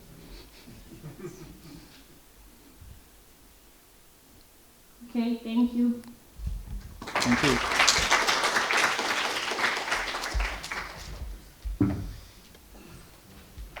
I was going to just observe that it's an interesting solution to the early paradox that the universe is full of civilizations. So this topic is kind of, let's say, tangentially related to many of the issues that were discussed here, and it's really an attempt to understand the kind of a physical basis, if you want, of some of the existential risks that involve large amounts of energy that humans consume, like, for example, global warming. And as you will see, it is, I mean, I stumbled into some of these insights when I was interested actually in the issue of the origin. I'm still interested in the origin of life and the way that life functions thermodynamically, but it turns out that actually the underlying characteristics of life are something that humanity in general cannot really avoid. So let me first of all start with the notion of energy consumption. What is it? At a very basic physical level, when you consume energy, you're just sort of producing or increasing entropy. That's what you are essentially doing. You dissipate a certain amount of energy, and that dissipation is proportional to entropy. What is entropy? There are many ways of defining entropy and many debates about it, but what's useful for our purposes here is you can understand it as a system, so measure how much useful energy that you can use and turn into work exists within a particular physical system. And normally high entropy is related or measured in terms of the organization. So high entropy means that you're dealing with low level of organization, right? So for example, if you have like a solid state water, you turn it, or ice, you turn it, in order to turn it into solid, or like a cube of ice, you want to turn it into a liquid and then into gas, you need to add energy actually and increase entropy, and you can't do that if you have thermal equilibrium. And what we do when we consume energy, we basically take a certain source with low entropy, like, you know, coal, for example, or oil, and then we turn it basically slowly, we produce, or quickly, we produce high entropy, or turn it into sort of high entropy forms, physical forms, and then use basically this fuel to, you know, do some work for us, usually very inefficiently, where most of the energy just sort of dissipates without even turning into work that's useful for us. So, you know, you take this kind of a compacted, if you want, organized, you know, molecules of coal, burn it, you know, you produce all kinds of gases and heat, and you get some work to, you know, move from A to B, location A to location B. Now, why is this all relevant? Well, there are kind of 4 points that I want to make, and then the concluding remarks, which are sort of a philosophical and, let's say, speculative. First of all, just briefly, what the underlying thermodynamics of life actually, or biosphere, in the evolutionary terms, in terms of sort of trajectories, evolutionary trajectories, and the biomass that has existed for the last 3.5 billion years on Earth, then how humans fit in all this, how do we actually produce this entropy or consume energy. And then, you know, we have to get a bit clear about the scales and really how the energy consumption is related to the complexity of systems, living systems, including human societies. And then the fourth point is really the key point that I will tell you, and it's kind of like a pessimistic point, and it's based on the work in thermodynamics over the last 20 or 25 years by a group of physicists, the work that turned out to be very relevant to the understanding of the thermodynamics of life as such, and including humans. In one sentence, basically, we cannot, life cannot avoid a sort of a exponential increase of the use of energy. That's what, in a way, thermodynamically defines life, including us. And it's kind of bad news, probably. So let's first look at the energy consumption at the level of the biosphere, because biosphere, living things, right? They do that all the time. They reproduce, they also increase entropy, and you know, if you look how much of the biomass there is on Earth as we speak, there is, you know, in terms of the tons of carbon, maybe 500 to 600 billion tons, and there is an annual production of about 100 billion, which means that 100 billion dies off, and you know, all kinds of gases, including CO2, are produced from that. And it's most of the biomass are plants, bacteria, some archaea, and then the animals, including us.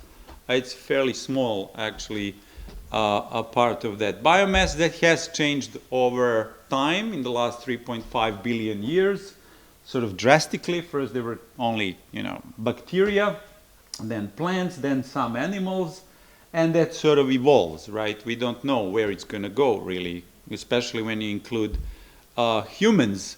As far as humans go, we currently consume about 18 trillion watts per year, and the rate of increase is really interesting. What interests us here, so per capita about 4 to 6 times consumption has increased 4 to 6 times per capita. It's growing about 1 to 2% a year.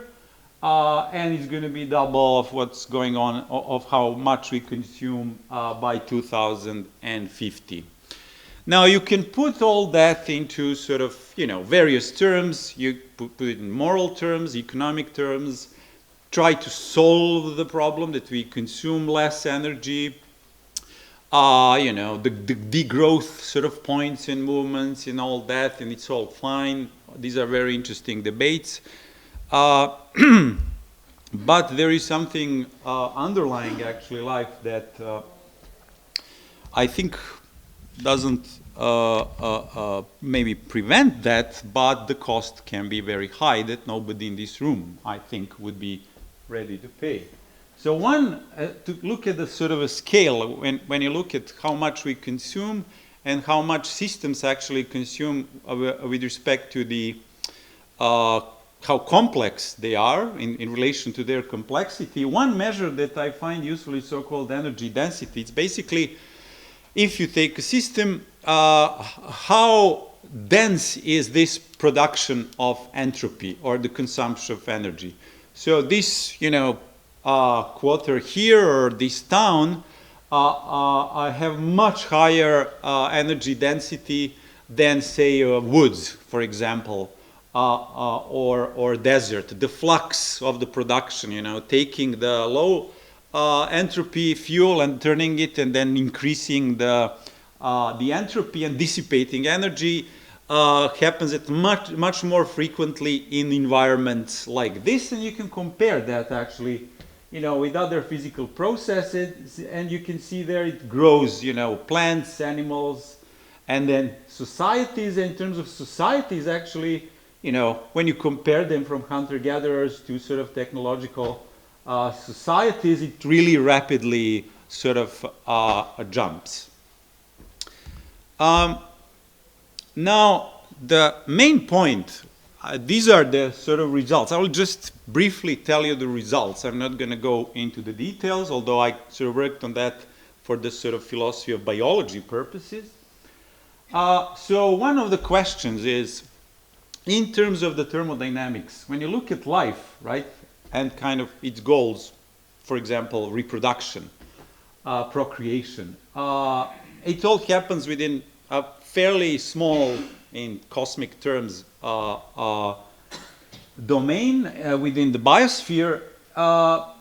And because it happens within the biosphere, there is selection, right? I mean, we know that from the theory of evolution by natural selection. But these pressures, there's also sort of thermodynamic selection going on alongside this evolutionary sort of natural selection processes. I mean, thermodynamics is also natural, but it kind of reinforces this trend, one could say. So these are results, basically, or these are conclusions of the results of numerical experiments and these theorems that I mentioned that looked basically at the scale of the increase of dissipation of energy and entropy in different systems. And it turns out that living systems are really sort of the target of this description. So if you have normally before, like the first, the first shot at the thermodynamics of life was like beginning of the 20th century with Poincaré and others, and then Prigogine made a sort of a breakthrough. So his conclusion was that what life does, it stabilizes at the minimum entropy level. So you want to preserve your configuration as a living being, like a human organism.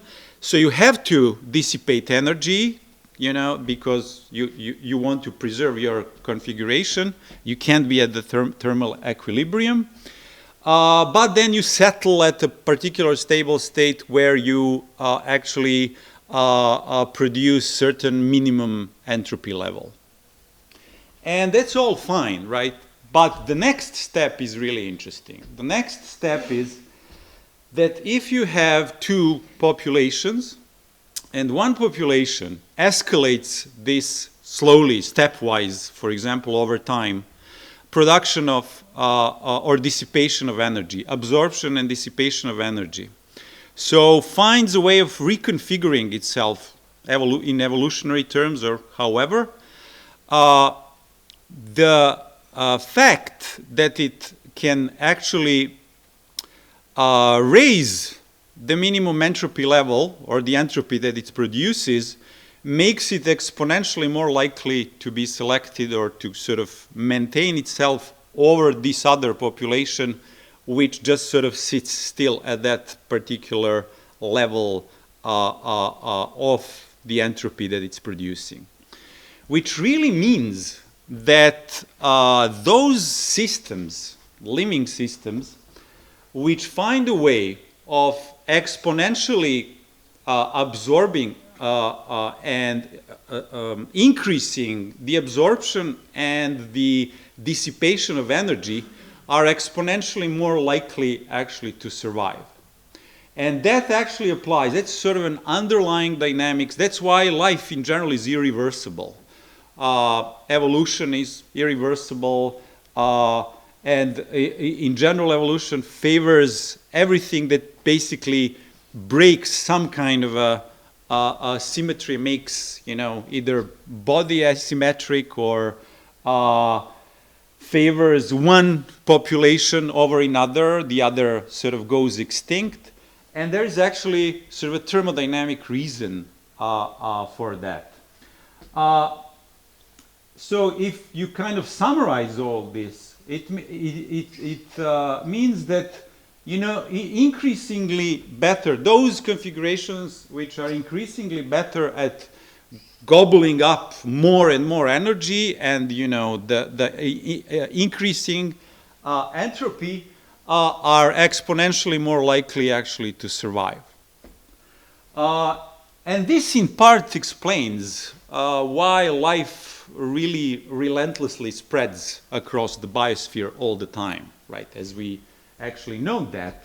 even in very hostile environments, and why the pressures sort of from different species immediately sort of show up, the competing species show up. This is the kind of the list, short list of the research into this particular point. So how is this relevant actually to the trajectory of the humanity?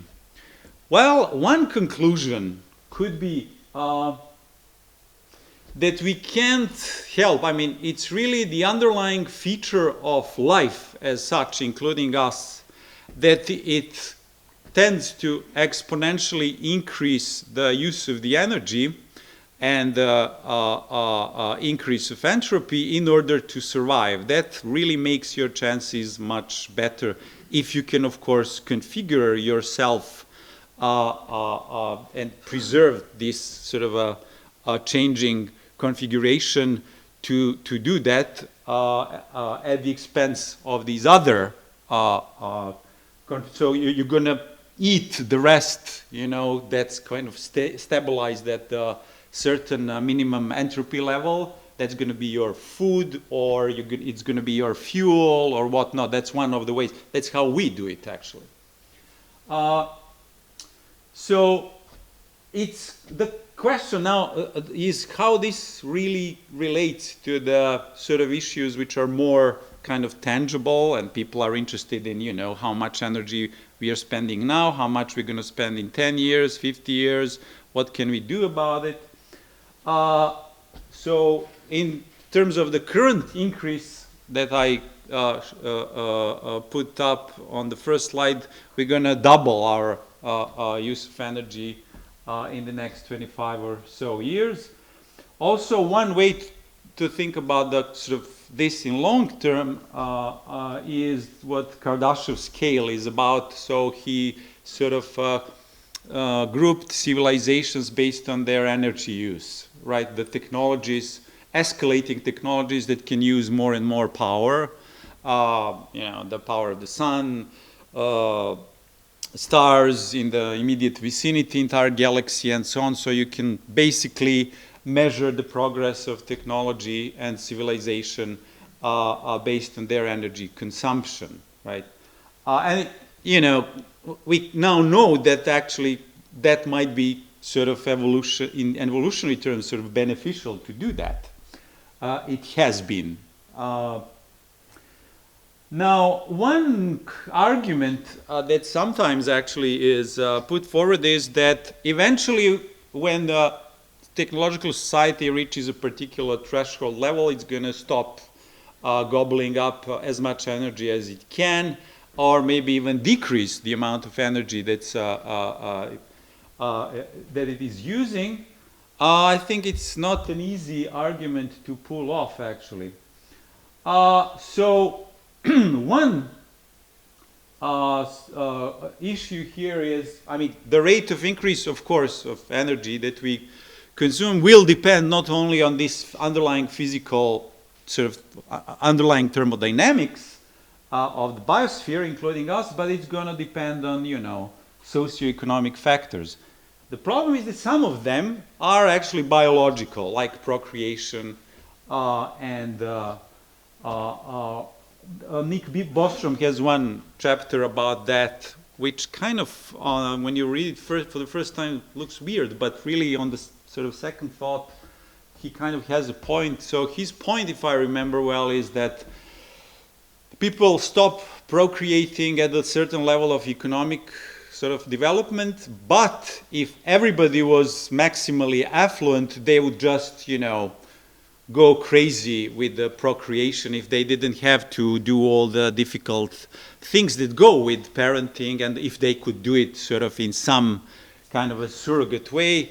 So they would just continue procreating without any limits, and then he talks about the problems that that will actually produce. Of course, you can have other societal goals other than procreation. I mean, this is more sort of biological. It's also the question whether this happens on Earth, right, where the resources are very limited, or we populate quickly other planets. But whatever we do, and this is sort of my first approximation or thought about all this, it seems to me, given the situation and so these biological and physical features, yeah, this is the last slide, that we have as a species and of life in general, it seems to me the only way to actually decrease or stop this rampant use of energy or exponential growth in the use of energy and everything that goes with that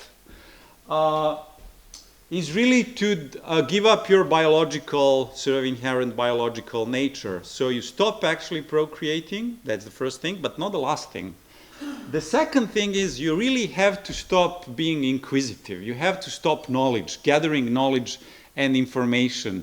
So you have to stop anything that looks like life in biological, in thermodynamic ways, and what looks like life in thermodynamic sense is basically information. And the way that, you know, some people plan to turn our species into AI species, which is fine, but you're going to escalate, keep exponentially escalating the use of energy if you're relying actually on information, and you know you have to store all that information. It's very costly, thermodynamically speaking. So you would have to give up that growth of knowledge as well. And you know I doubt that anybody in this room is prepared to do anything like that. But you know I may be wrong. So thank you very much.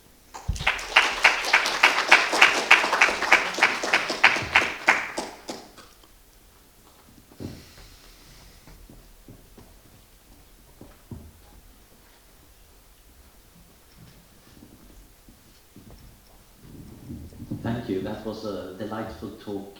Now, the classic problem in philosophy is, of course, whether one can derive an ought from an is. In this case, it's more like, can you create coordinative structures that rein in a natural tendency for systems to do certain things? So this shows up, for example, a lot in my debates with Robin Hanson, that quite often sound very similar, although it's not based on thermodynamics, but rather, would economic actors go off and do these things? And I'm much more optimistic that actually we can create coordination systems that prevent certain natural tendencies that you would see in self-organizing systems from happening if we think that they're actually a bad one, and we can make them solid enough. And Robin argues, as time goes to infinity, sooner or later they will fail often enough that you do get this kind of dynamics. So it seems to me that a lot of it is dependent on what is the structure of possible constraints, even natural or imposed by intelligent design. And that seems to have a pretty big effect. After all, Earth's biosphere, while it has been growing over the Phanerozoic era, it has not been growing exponentially. It's been quite limited because of the various limitations in what you can adapt to. Innovations that vastly extended it have been surprisingly rare. It's mostly like the introduction of nitrogen-fixating plants and grasses. They seem to be the main big innovations over Phanerozoic. Yeah, the second point, about the biosphere, and it's true. I mean, it really, the key is what sort of a time scale we are looking at, right? Even in terms of the life and sort of origin of life,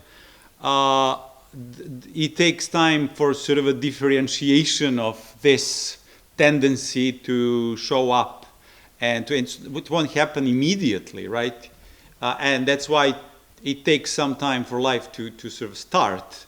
But the tendency is there, and it's kind of a tailwind to the configurations which are sort of energy gobblers in various ways, you know, crazy procreation like bacteria, you know, just multiplying, you know, without any limitations. I mean, of course, there are some limitations, physical and others, or you become very complex and then you gobble up energy as a sort of a unit, right? And that's what's going to happen with the AI eventually, right? We can be sort of like a big cloud or something.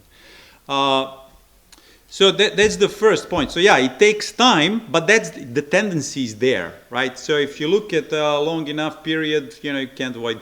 The first point, I'm a bit more pessimistic actually, because it's true you can find a way to, for example, produce energy in a responsible way.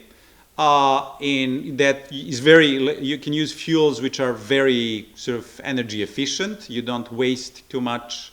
It goes much more, much higher percentage goes into work rather than pure dissipation and all that.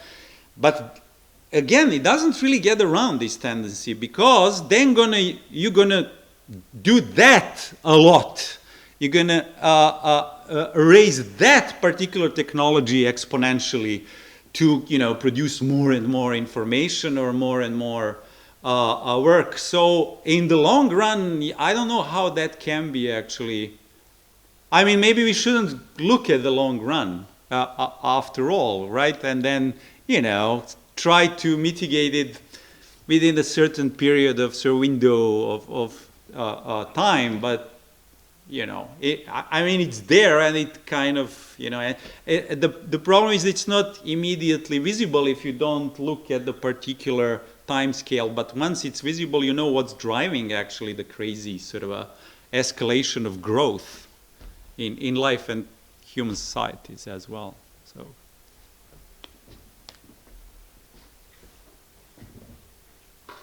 Yeah, thanks for a very thought-provoking talk.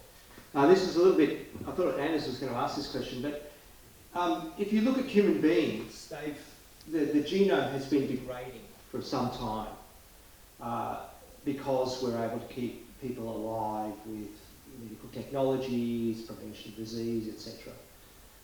So a lot of people, a lot of human beings would not be alive today if evolutionary forces operated in nature. So in a way, our cognitive enhancement has enabled us to extract ourselves from evolution.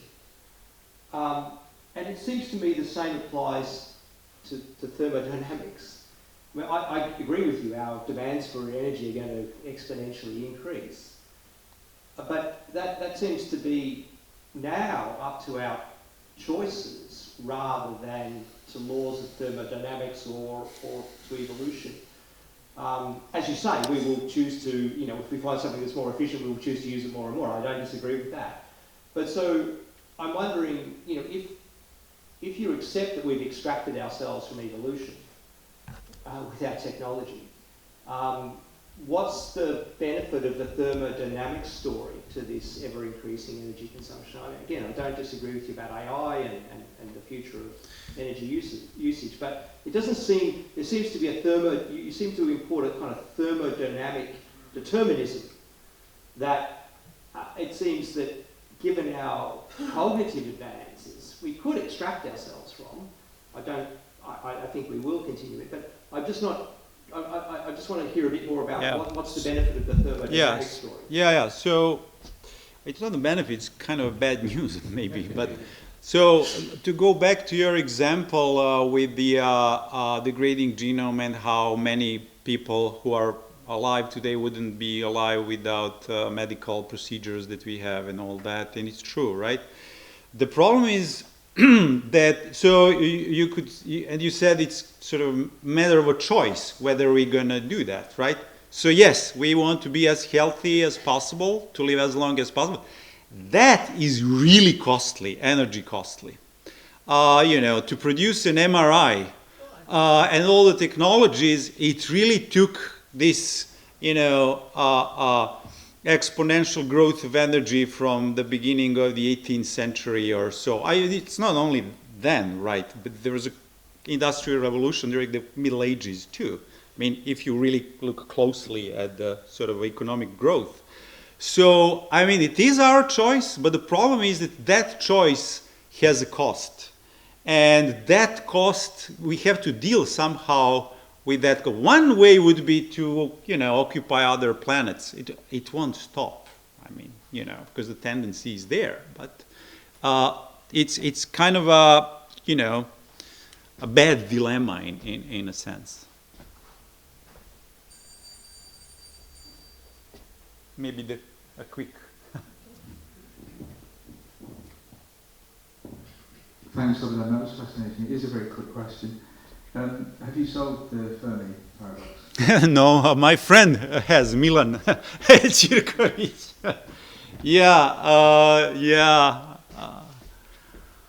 I don't know if this is actually relevant to but this energy gobbling might be destructive actually. So one of the reasons why there aren't any aliens might be that, the civilizations do not last that long. They are everywhere, but really not in time. They just sort of pop and kind of can't sustain all this technologically, or it's very easy to destroy yourself, given that the cost is really high. So that's it's very speculative. Okay. It's only one of the solutions of Yes, like many tens of, Okay, thank you very much.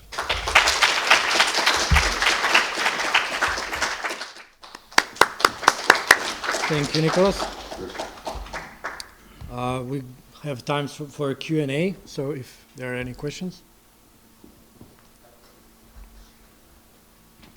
You can stop sharing the presentation if it's easier. Okay, thanks very much for that presentation, and I agree generally we need to be careful not to be overly cautious about these sort of risks, despite, I guess, the context of this conference. I'm curious, though, about the practical implications, particularly on your note about LLM and risk. So, there was this call some months ago, it didn't go anywhere, but there was a call for a moratorium on further development of LLMs, saying maybe we should put the stop at I guess, GPT-4 level. No, this is ignored, but, I'm wondering whether you think actually the moratorium was a mistake. That was an example of, is that an example of excessive worry, and how excessive worry could make us act irrationally by, if the moratorium had more political traction, could have stymied the potential growth of a very useful set of tools through LLMs. Over. So you were talking about the moratorium that was called for, and the one, because I guess there's a lot of reasons to be worried about large language model AIs, but I guess so how we should be a little bit worried that some research on them could lead to something that if we're worried about extinction threats, to the extent maybe we're too generally concerned about extinction threats, that's another sort of concern. But I think that we should recognize our susceptibility to be influenced by charismatic extinction threats. Basically start a movie franchise in the 1980s, put Arnold Schwarzenegger in it, and suddenly everyone's worried about their Macintosh computers ending the world. Okay, here is Anders Sandberg. I really like this. I agree that these charismatic threats are often over-discussed. People worry way too much about asteroid impacts because you can make great movies of them. But if we imagine that we're back in the 1980s and somebody proposes there might be this climate change thing. Look, carbon dioxide levels are rising. This is going to lead to the world getting flooded. It sounds like you should say, wait a minute, that sounds like a charismatic threat. It's downright biblical. We have some serious worries right now. The nuclear war. Haven't you seen what Reagan and Gorbachev are up to? Indeed, it seems like it would be a decent argument against climate change. Now, climate change got its evidence eventually by spending a lot of research money actually getting better and better evidence and simulations. But if we had said, we should tone down those apocalyptic things and deal with real threats, we probably wouldn't have had that supercomputer time. Similarly, the big problem for AI safety research is people go on endlessly about Terminator. But the actual threat is orthogonality thesis, convergent instrumental goal, and the difficulty of specifying human flourishing in a complex adaptive system. That's a boring and actual concern for the existential risk. The problem is that's not what you can spread popularly. So you have this problem that people go on about the Terminator and then say, that's silly, LLMs can't hack. It's actually not true, and ChatGPT has demonstrated that it can do hacking and can write somewhat crappy malware. But it seems like even judging what is overly charismatic might actually be very uncertain. you reason through the initial stage? Because I think that's exactly the kind of discussion, or the first part of your question, that's exactly the discussion we should have been having, shouldn't we? Sort of in a way, yes, there is this worry about nuclear war. We did drop some bombs, and that was quite bad. Now we have a lot of bombs. Dropping a lot of them is really bad. Now we've got climate change. Now, that seems a concern, but I guess if we have a finite pool of worry, and you think, well, right now, let's stop, let's stop the Americans and the Russians from nuking each other. That should be our main concern. And then it's sort of like, well, I don't,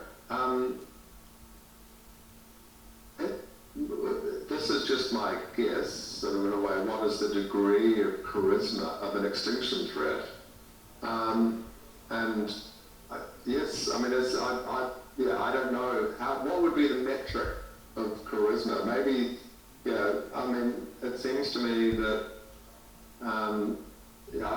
maybe climate change doesn't make as fun movies as artificial superintelligence does. I mean, yes, I was very taken by, I find climate change movies mainly just to be depressing, whereas I do find Skynet kind of cool. So I recognize that I'm inclined to accept, to allocate more worry than I should. Now, what is the right level of worry? Well, about all this, that's certainly not nothing. So it's, we should be worried a bit. I mean, all of these things we should be worried about, but it seems that we've got a lot of things to worry about in the world right now. So in a way, if you, but the worries that we're getting, like half the world descending into war, some of these concerns, the more esoteric concerns, probably have to be nudged out a bit. Okay. Any more questions, maybe? Yeah. Thank you. You want to follow up? No? Yeah, I wouldn't mind if there is time. But very short. Thank you for that. Just following up. I think the interesting part here is how to bootstrap investigation. For example, a few years back, people were worried about the Large Hadron Collider causing a black hole, strange that a vacuum decay destroyed the world. And the physicists were first poo-pooing the whole idea, even though they're actually based on actual physics papers and theories. Later, they had to actually write some papers showing that the risk was low. We found that at the FHI that actually the analysis was flawed, but by that point the accelerator was up and running and the world is still here, so we were somewhat lucky there. In that case, the amount of investigation was doing a fair bit of physics. In the case of AI, we actually have an argument that we shouldn't care about AI risk because climate change is big. But in the 80s, he would presume have said we shouldn't care about climate risk until the 2020s. It's a slow-moving thing, and we got nukes to worry about. It seems like actually we can chew bubblegum and work too, because nuclear war can be prevented by diplomats, while the climate people are pretty lousy at diplomacy. And it seems like AI risk can be handled by expertise in that domain. It's rather, are we having the right domains? Sometimes the same domain, like climate, might have different forces pulling on it at the same time, and then we have a harder time allocated. But it doesn't seem like the total pool of worry in the public discourse matters very much for the research we need to do. Yes, thank you. I mean, I think those are great points. But maybe it's sort of a concern about how the worry is distributed. So in a way, if you were worried, I mean, I think probably the appropriate place to locate the worry about AI is probably in the places where, like the United States, where in actual fact much of this research is happening. There you can have, sitting here in Australia or in other parts of the world, how worried, I mean, I suspect that I should worry less about those concerns here and more about other concerns. So maybe it's sort of in a way the equivalent of an imaginative monoculture is that we sort of maldistribute our worry by all worrying at the same level as would be appropriate in places where, I don't know, you have, I mean, there are AI researchers at my university in New Zealand, but they're certainly not going to be building an artificial superintelligence. So telling them that they should stop is probably not going to have But it's not the stopping part that is the relevant issue. It's understanding what the risk is and how to do AI alignment, which turns out to be a very tricky problem. A lot of people think it's easy, but we found out the hard way it was hard. That was an important piece of the evidence for the risk. But now we're apparently totally out of time. Sorry. Thank you. I'm sorry to interrupt you. Thank you. No, that's good. I mean, I think, yeah. I mean, so, yes, the call for, brilliant. I mean, yeah. So yeah, thank you for being here. So I'll argue against AGI, and this is joint work with a colleague called Peder Skjelbred. So it's basically a kind of like dominance argument. It's wrong either way. So either if you create AGI that is non-aligned, then that creates an excessive risk to humanity, and that's argument is familiar. So I'm not going to talk about that here. But even if, and this is the more like novel and provocative argument possibly, even if we are able to align AGI, and because we align AGI, that creates an excessive risk of enslaving AGIs, or entails actually enslaving AGI, which violates their moral status. So either way we go is wrong. That's the claim of this argument. And why is it wrong to align AGI? The first part of the argument, the first premise, is that it's wrong to enslave human beings. And the second is the wrong because we human beings possess a set of features that give us this elevated moral status. And I'm coming back to exactly which features we possess. But this basically is like built on the plausible principle of equality, which makes like racism, sexism, and speciesism wrong. So you can't just say like, well, there's something special about humans. We need to have like some features that humans possess, right? And the third premise is that if there's a significant chance that AGI shares these properties, it is also wrong to make enslaved AGI. And fourth, there is a significant chance that AGI shares the relevant properties, and it is therefore wrong to make enslaved AGI. And so the focus of my talk will be on the fourth. I take it as kind of plausible that we have this kind of principle of equality. I also think it's plausible that we have that it's wrong to make enslaved human beings.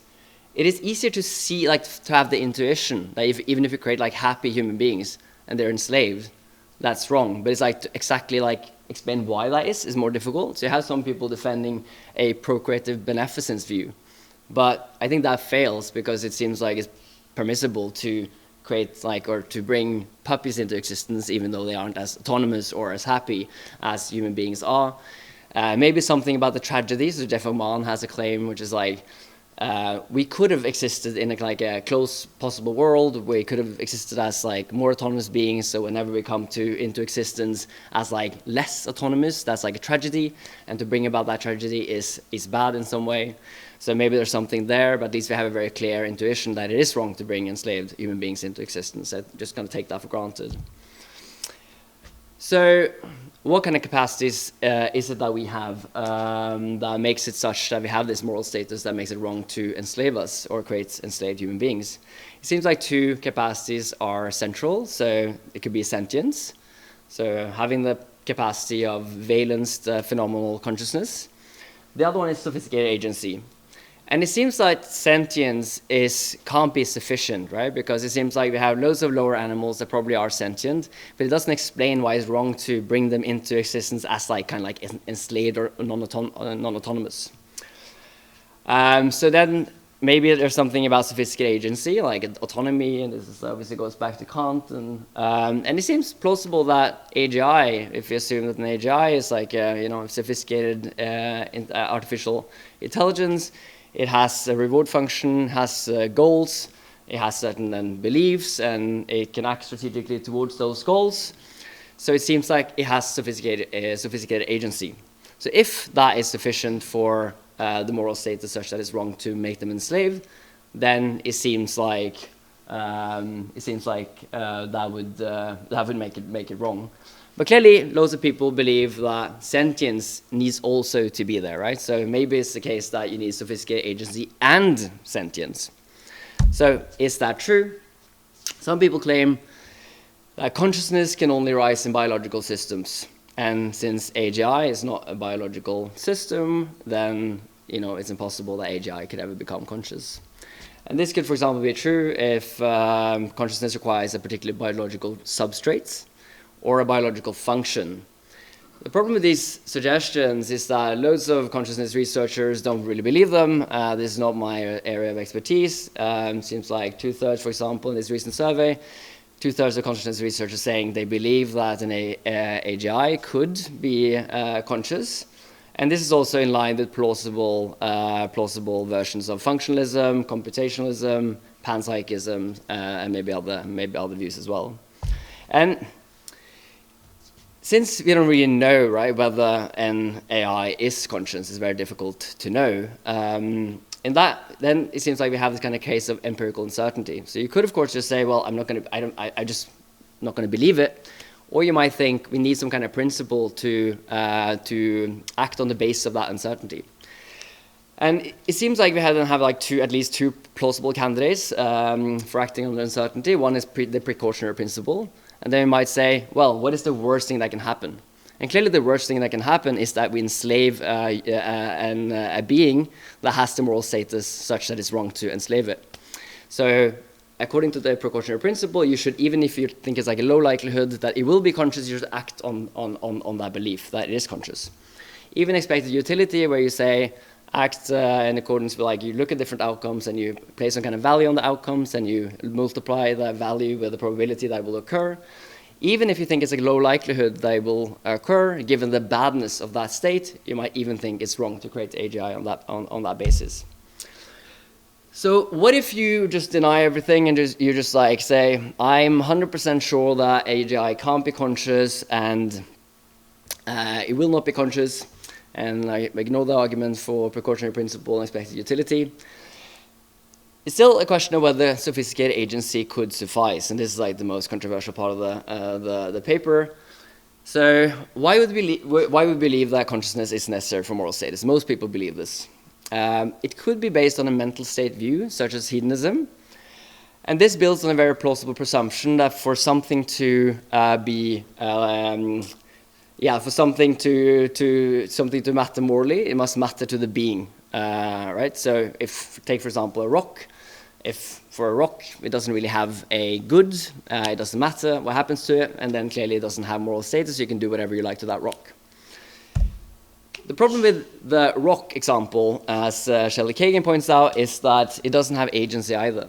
So when you use examples like rocks and sponges, which are prevalent in the literature, you can't really tease out whether sentience or consciousness is necessary or whether sophisticated agency is necessary for moral status. And it seems like we have different accounts of well-being. So hedonism is one account, but you also have objective list accounts. You have preference satisfaction views, which do not necessarily at least depend on someone having a subjective experiences. So if you believe in these other accounts of what it means to have well-being or have a good, it seems like agency could be sufficient. You also have some relational accounts. I'm not sure I believe those relational accounts, but they basically say, well, if you are in a relation with someone and they are like a sophisticated being, they might be granted some kind of moral status just in virtue of that relationship, even without like any knowledge about their ontic properties or the properties of that being themselves. So you might think, still, I believe in mental state views. I think those are necessary for consciousness. But still, the fact that like many people believe other people have these other views, they believe that either the preference satisfaction view or the objective list theory is true, or maybe even relational accounts.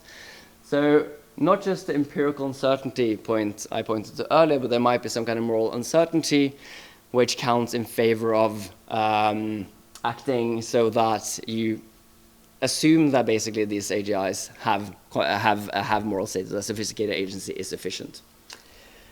And again, we should do the same. There are different ways of thinking about moral uncertainty, how to like think about different moral principles and basically act in light of that uncertainty. But one thing that seems plausible is that we should act so as to avoid the moral catastrophe. And again, it seems like if you have all these plausible views saying that an AGI, even a non-conscious AGI, will have the moral status such that it's wrong to enslave it, then you should act in accordance, at least you should put some credence on those views. And to avoid the moral catastrophe, you need to avoid creating the AGI. So, back to the conclusion. Either AGI, and I haven't argued for that, but we'll do that in the paper, either AGI is too risky for humanity to make it, or if we make it, basically if we align it and then make it non-autonomous, so it can't revise its beliefs and values, etc. We make it enslaved, and that risks violating its moral status. So either way, creating AGI is wrong. And that also means that attempting to create these AGIs, like thousands of individuals, companies, and researchers are currently doing, they're also doing something that is wrong, and they have to stop immediately. Thank you. Okay, so... and the objective list account of the good. So to me, what's important, or the capacities that are important, are the ones that we develop and exercise to engage in things that have intrinsic value, like knowledge, beauty, morality, aesthetics is beauty, and things like that, and social relationships, friendships, virtue friendships, etc. So, yes, this would, I don't know if this would give us a hierarchy necessarily, but it would definitely enable us to categorize capacities according to which, or whether they enable us to engage in things of intrinsic value or not necessarily. But perhaps this is a range, actually, where we can have, for example, the capacity to navigate, right? So we can think maybe there's a trade-off here. We gain a lot of comfort and ease by having an app that tells us exactly where to go. We don't have to confront, an unknown or a certain environment. It just tells us what to do, and this brings us certain instrumental goods. Whereas there are emerging studies in neuroscience that say that the capacity to navigate is actually a cognitive capacity that is about how we are absorbing information from the environment and putting it to work in different circumstances. So possibly this is a capacity that we wouldn't want to give up on. I guess my final answer is that there's a range, I think, of capacities that we can be fine with, Also, this has been asked previously. So, for example, dishwashing to me is an absolutely worthless activity, right? It's just boring and takes a lot of time. So I'm fine with the technology of dishwashers as a replacement for the activity of dishwashing. But so I would just mindlessly throw this in the category of undesirable. But actually, someone has told me that doing the dishes is a meditative environment to think about different things and kind of have a space to oneself. So maybe to some it's a valuable activity. I don't know. So more work needs to be done, but I would say that these are the kind of ranges. Questions?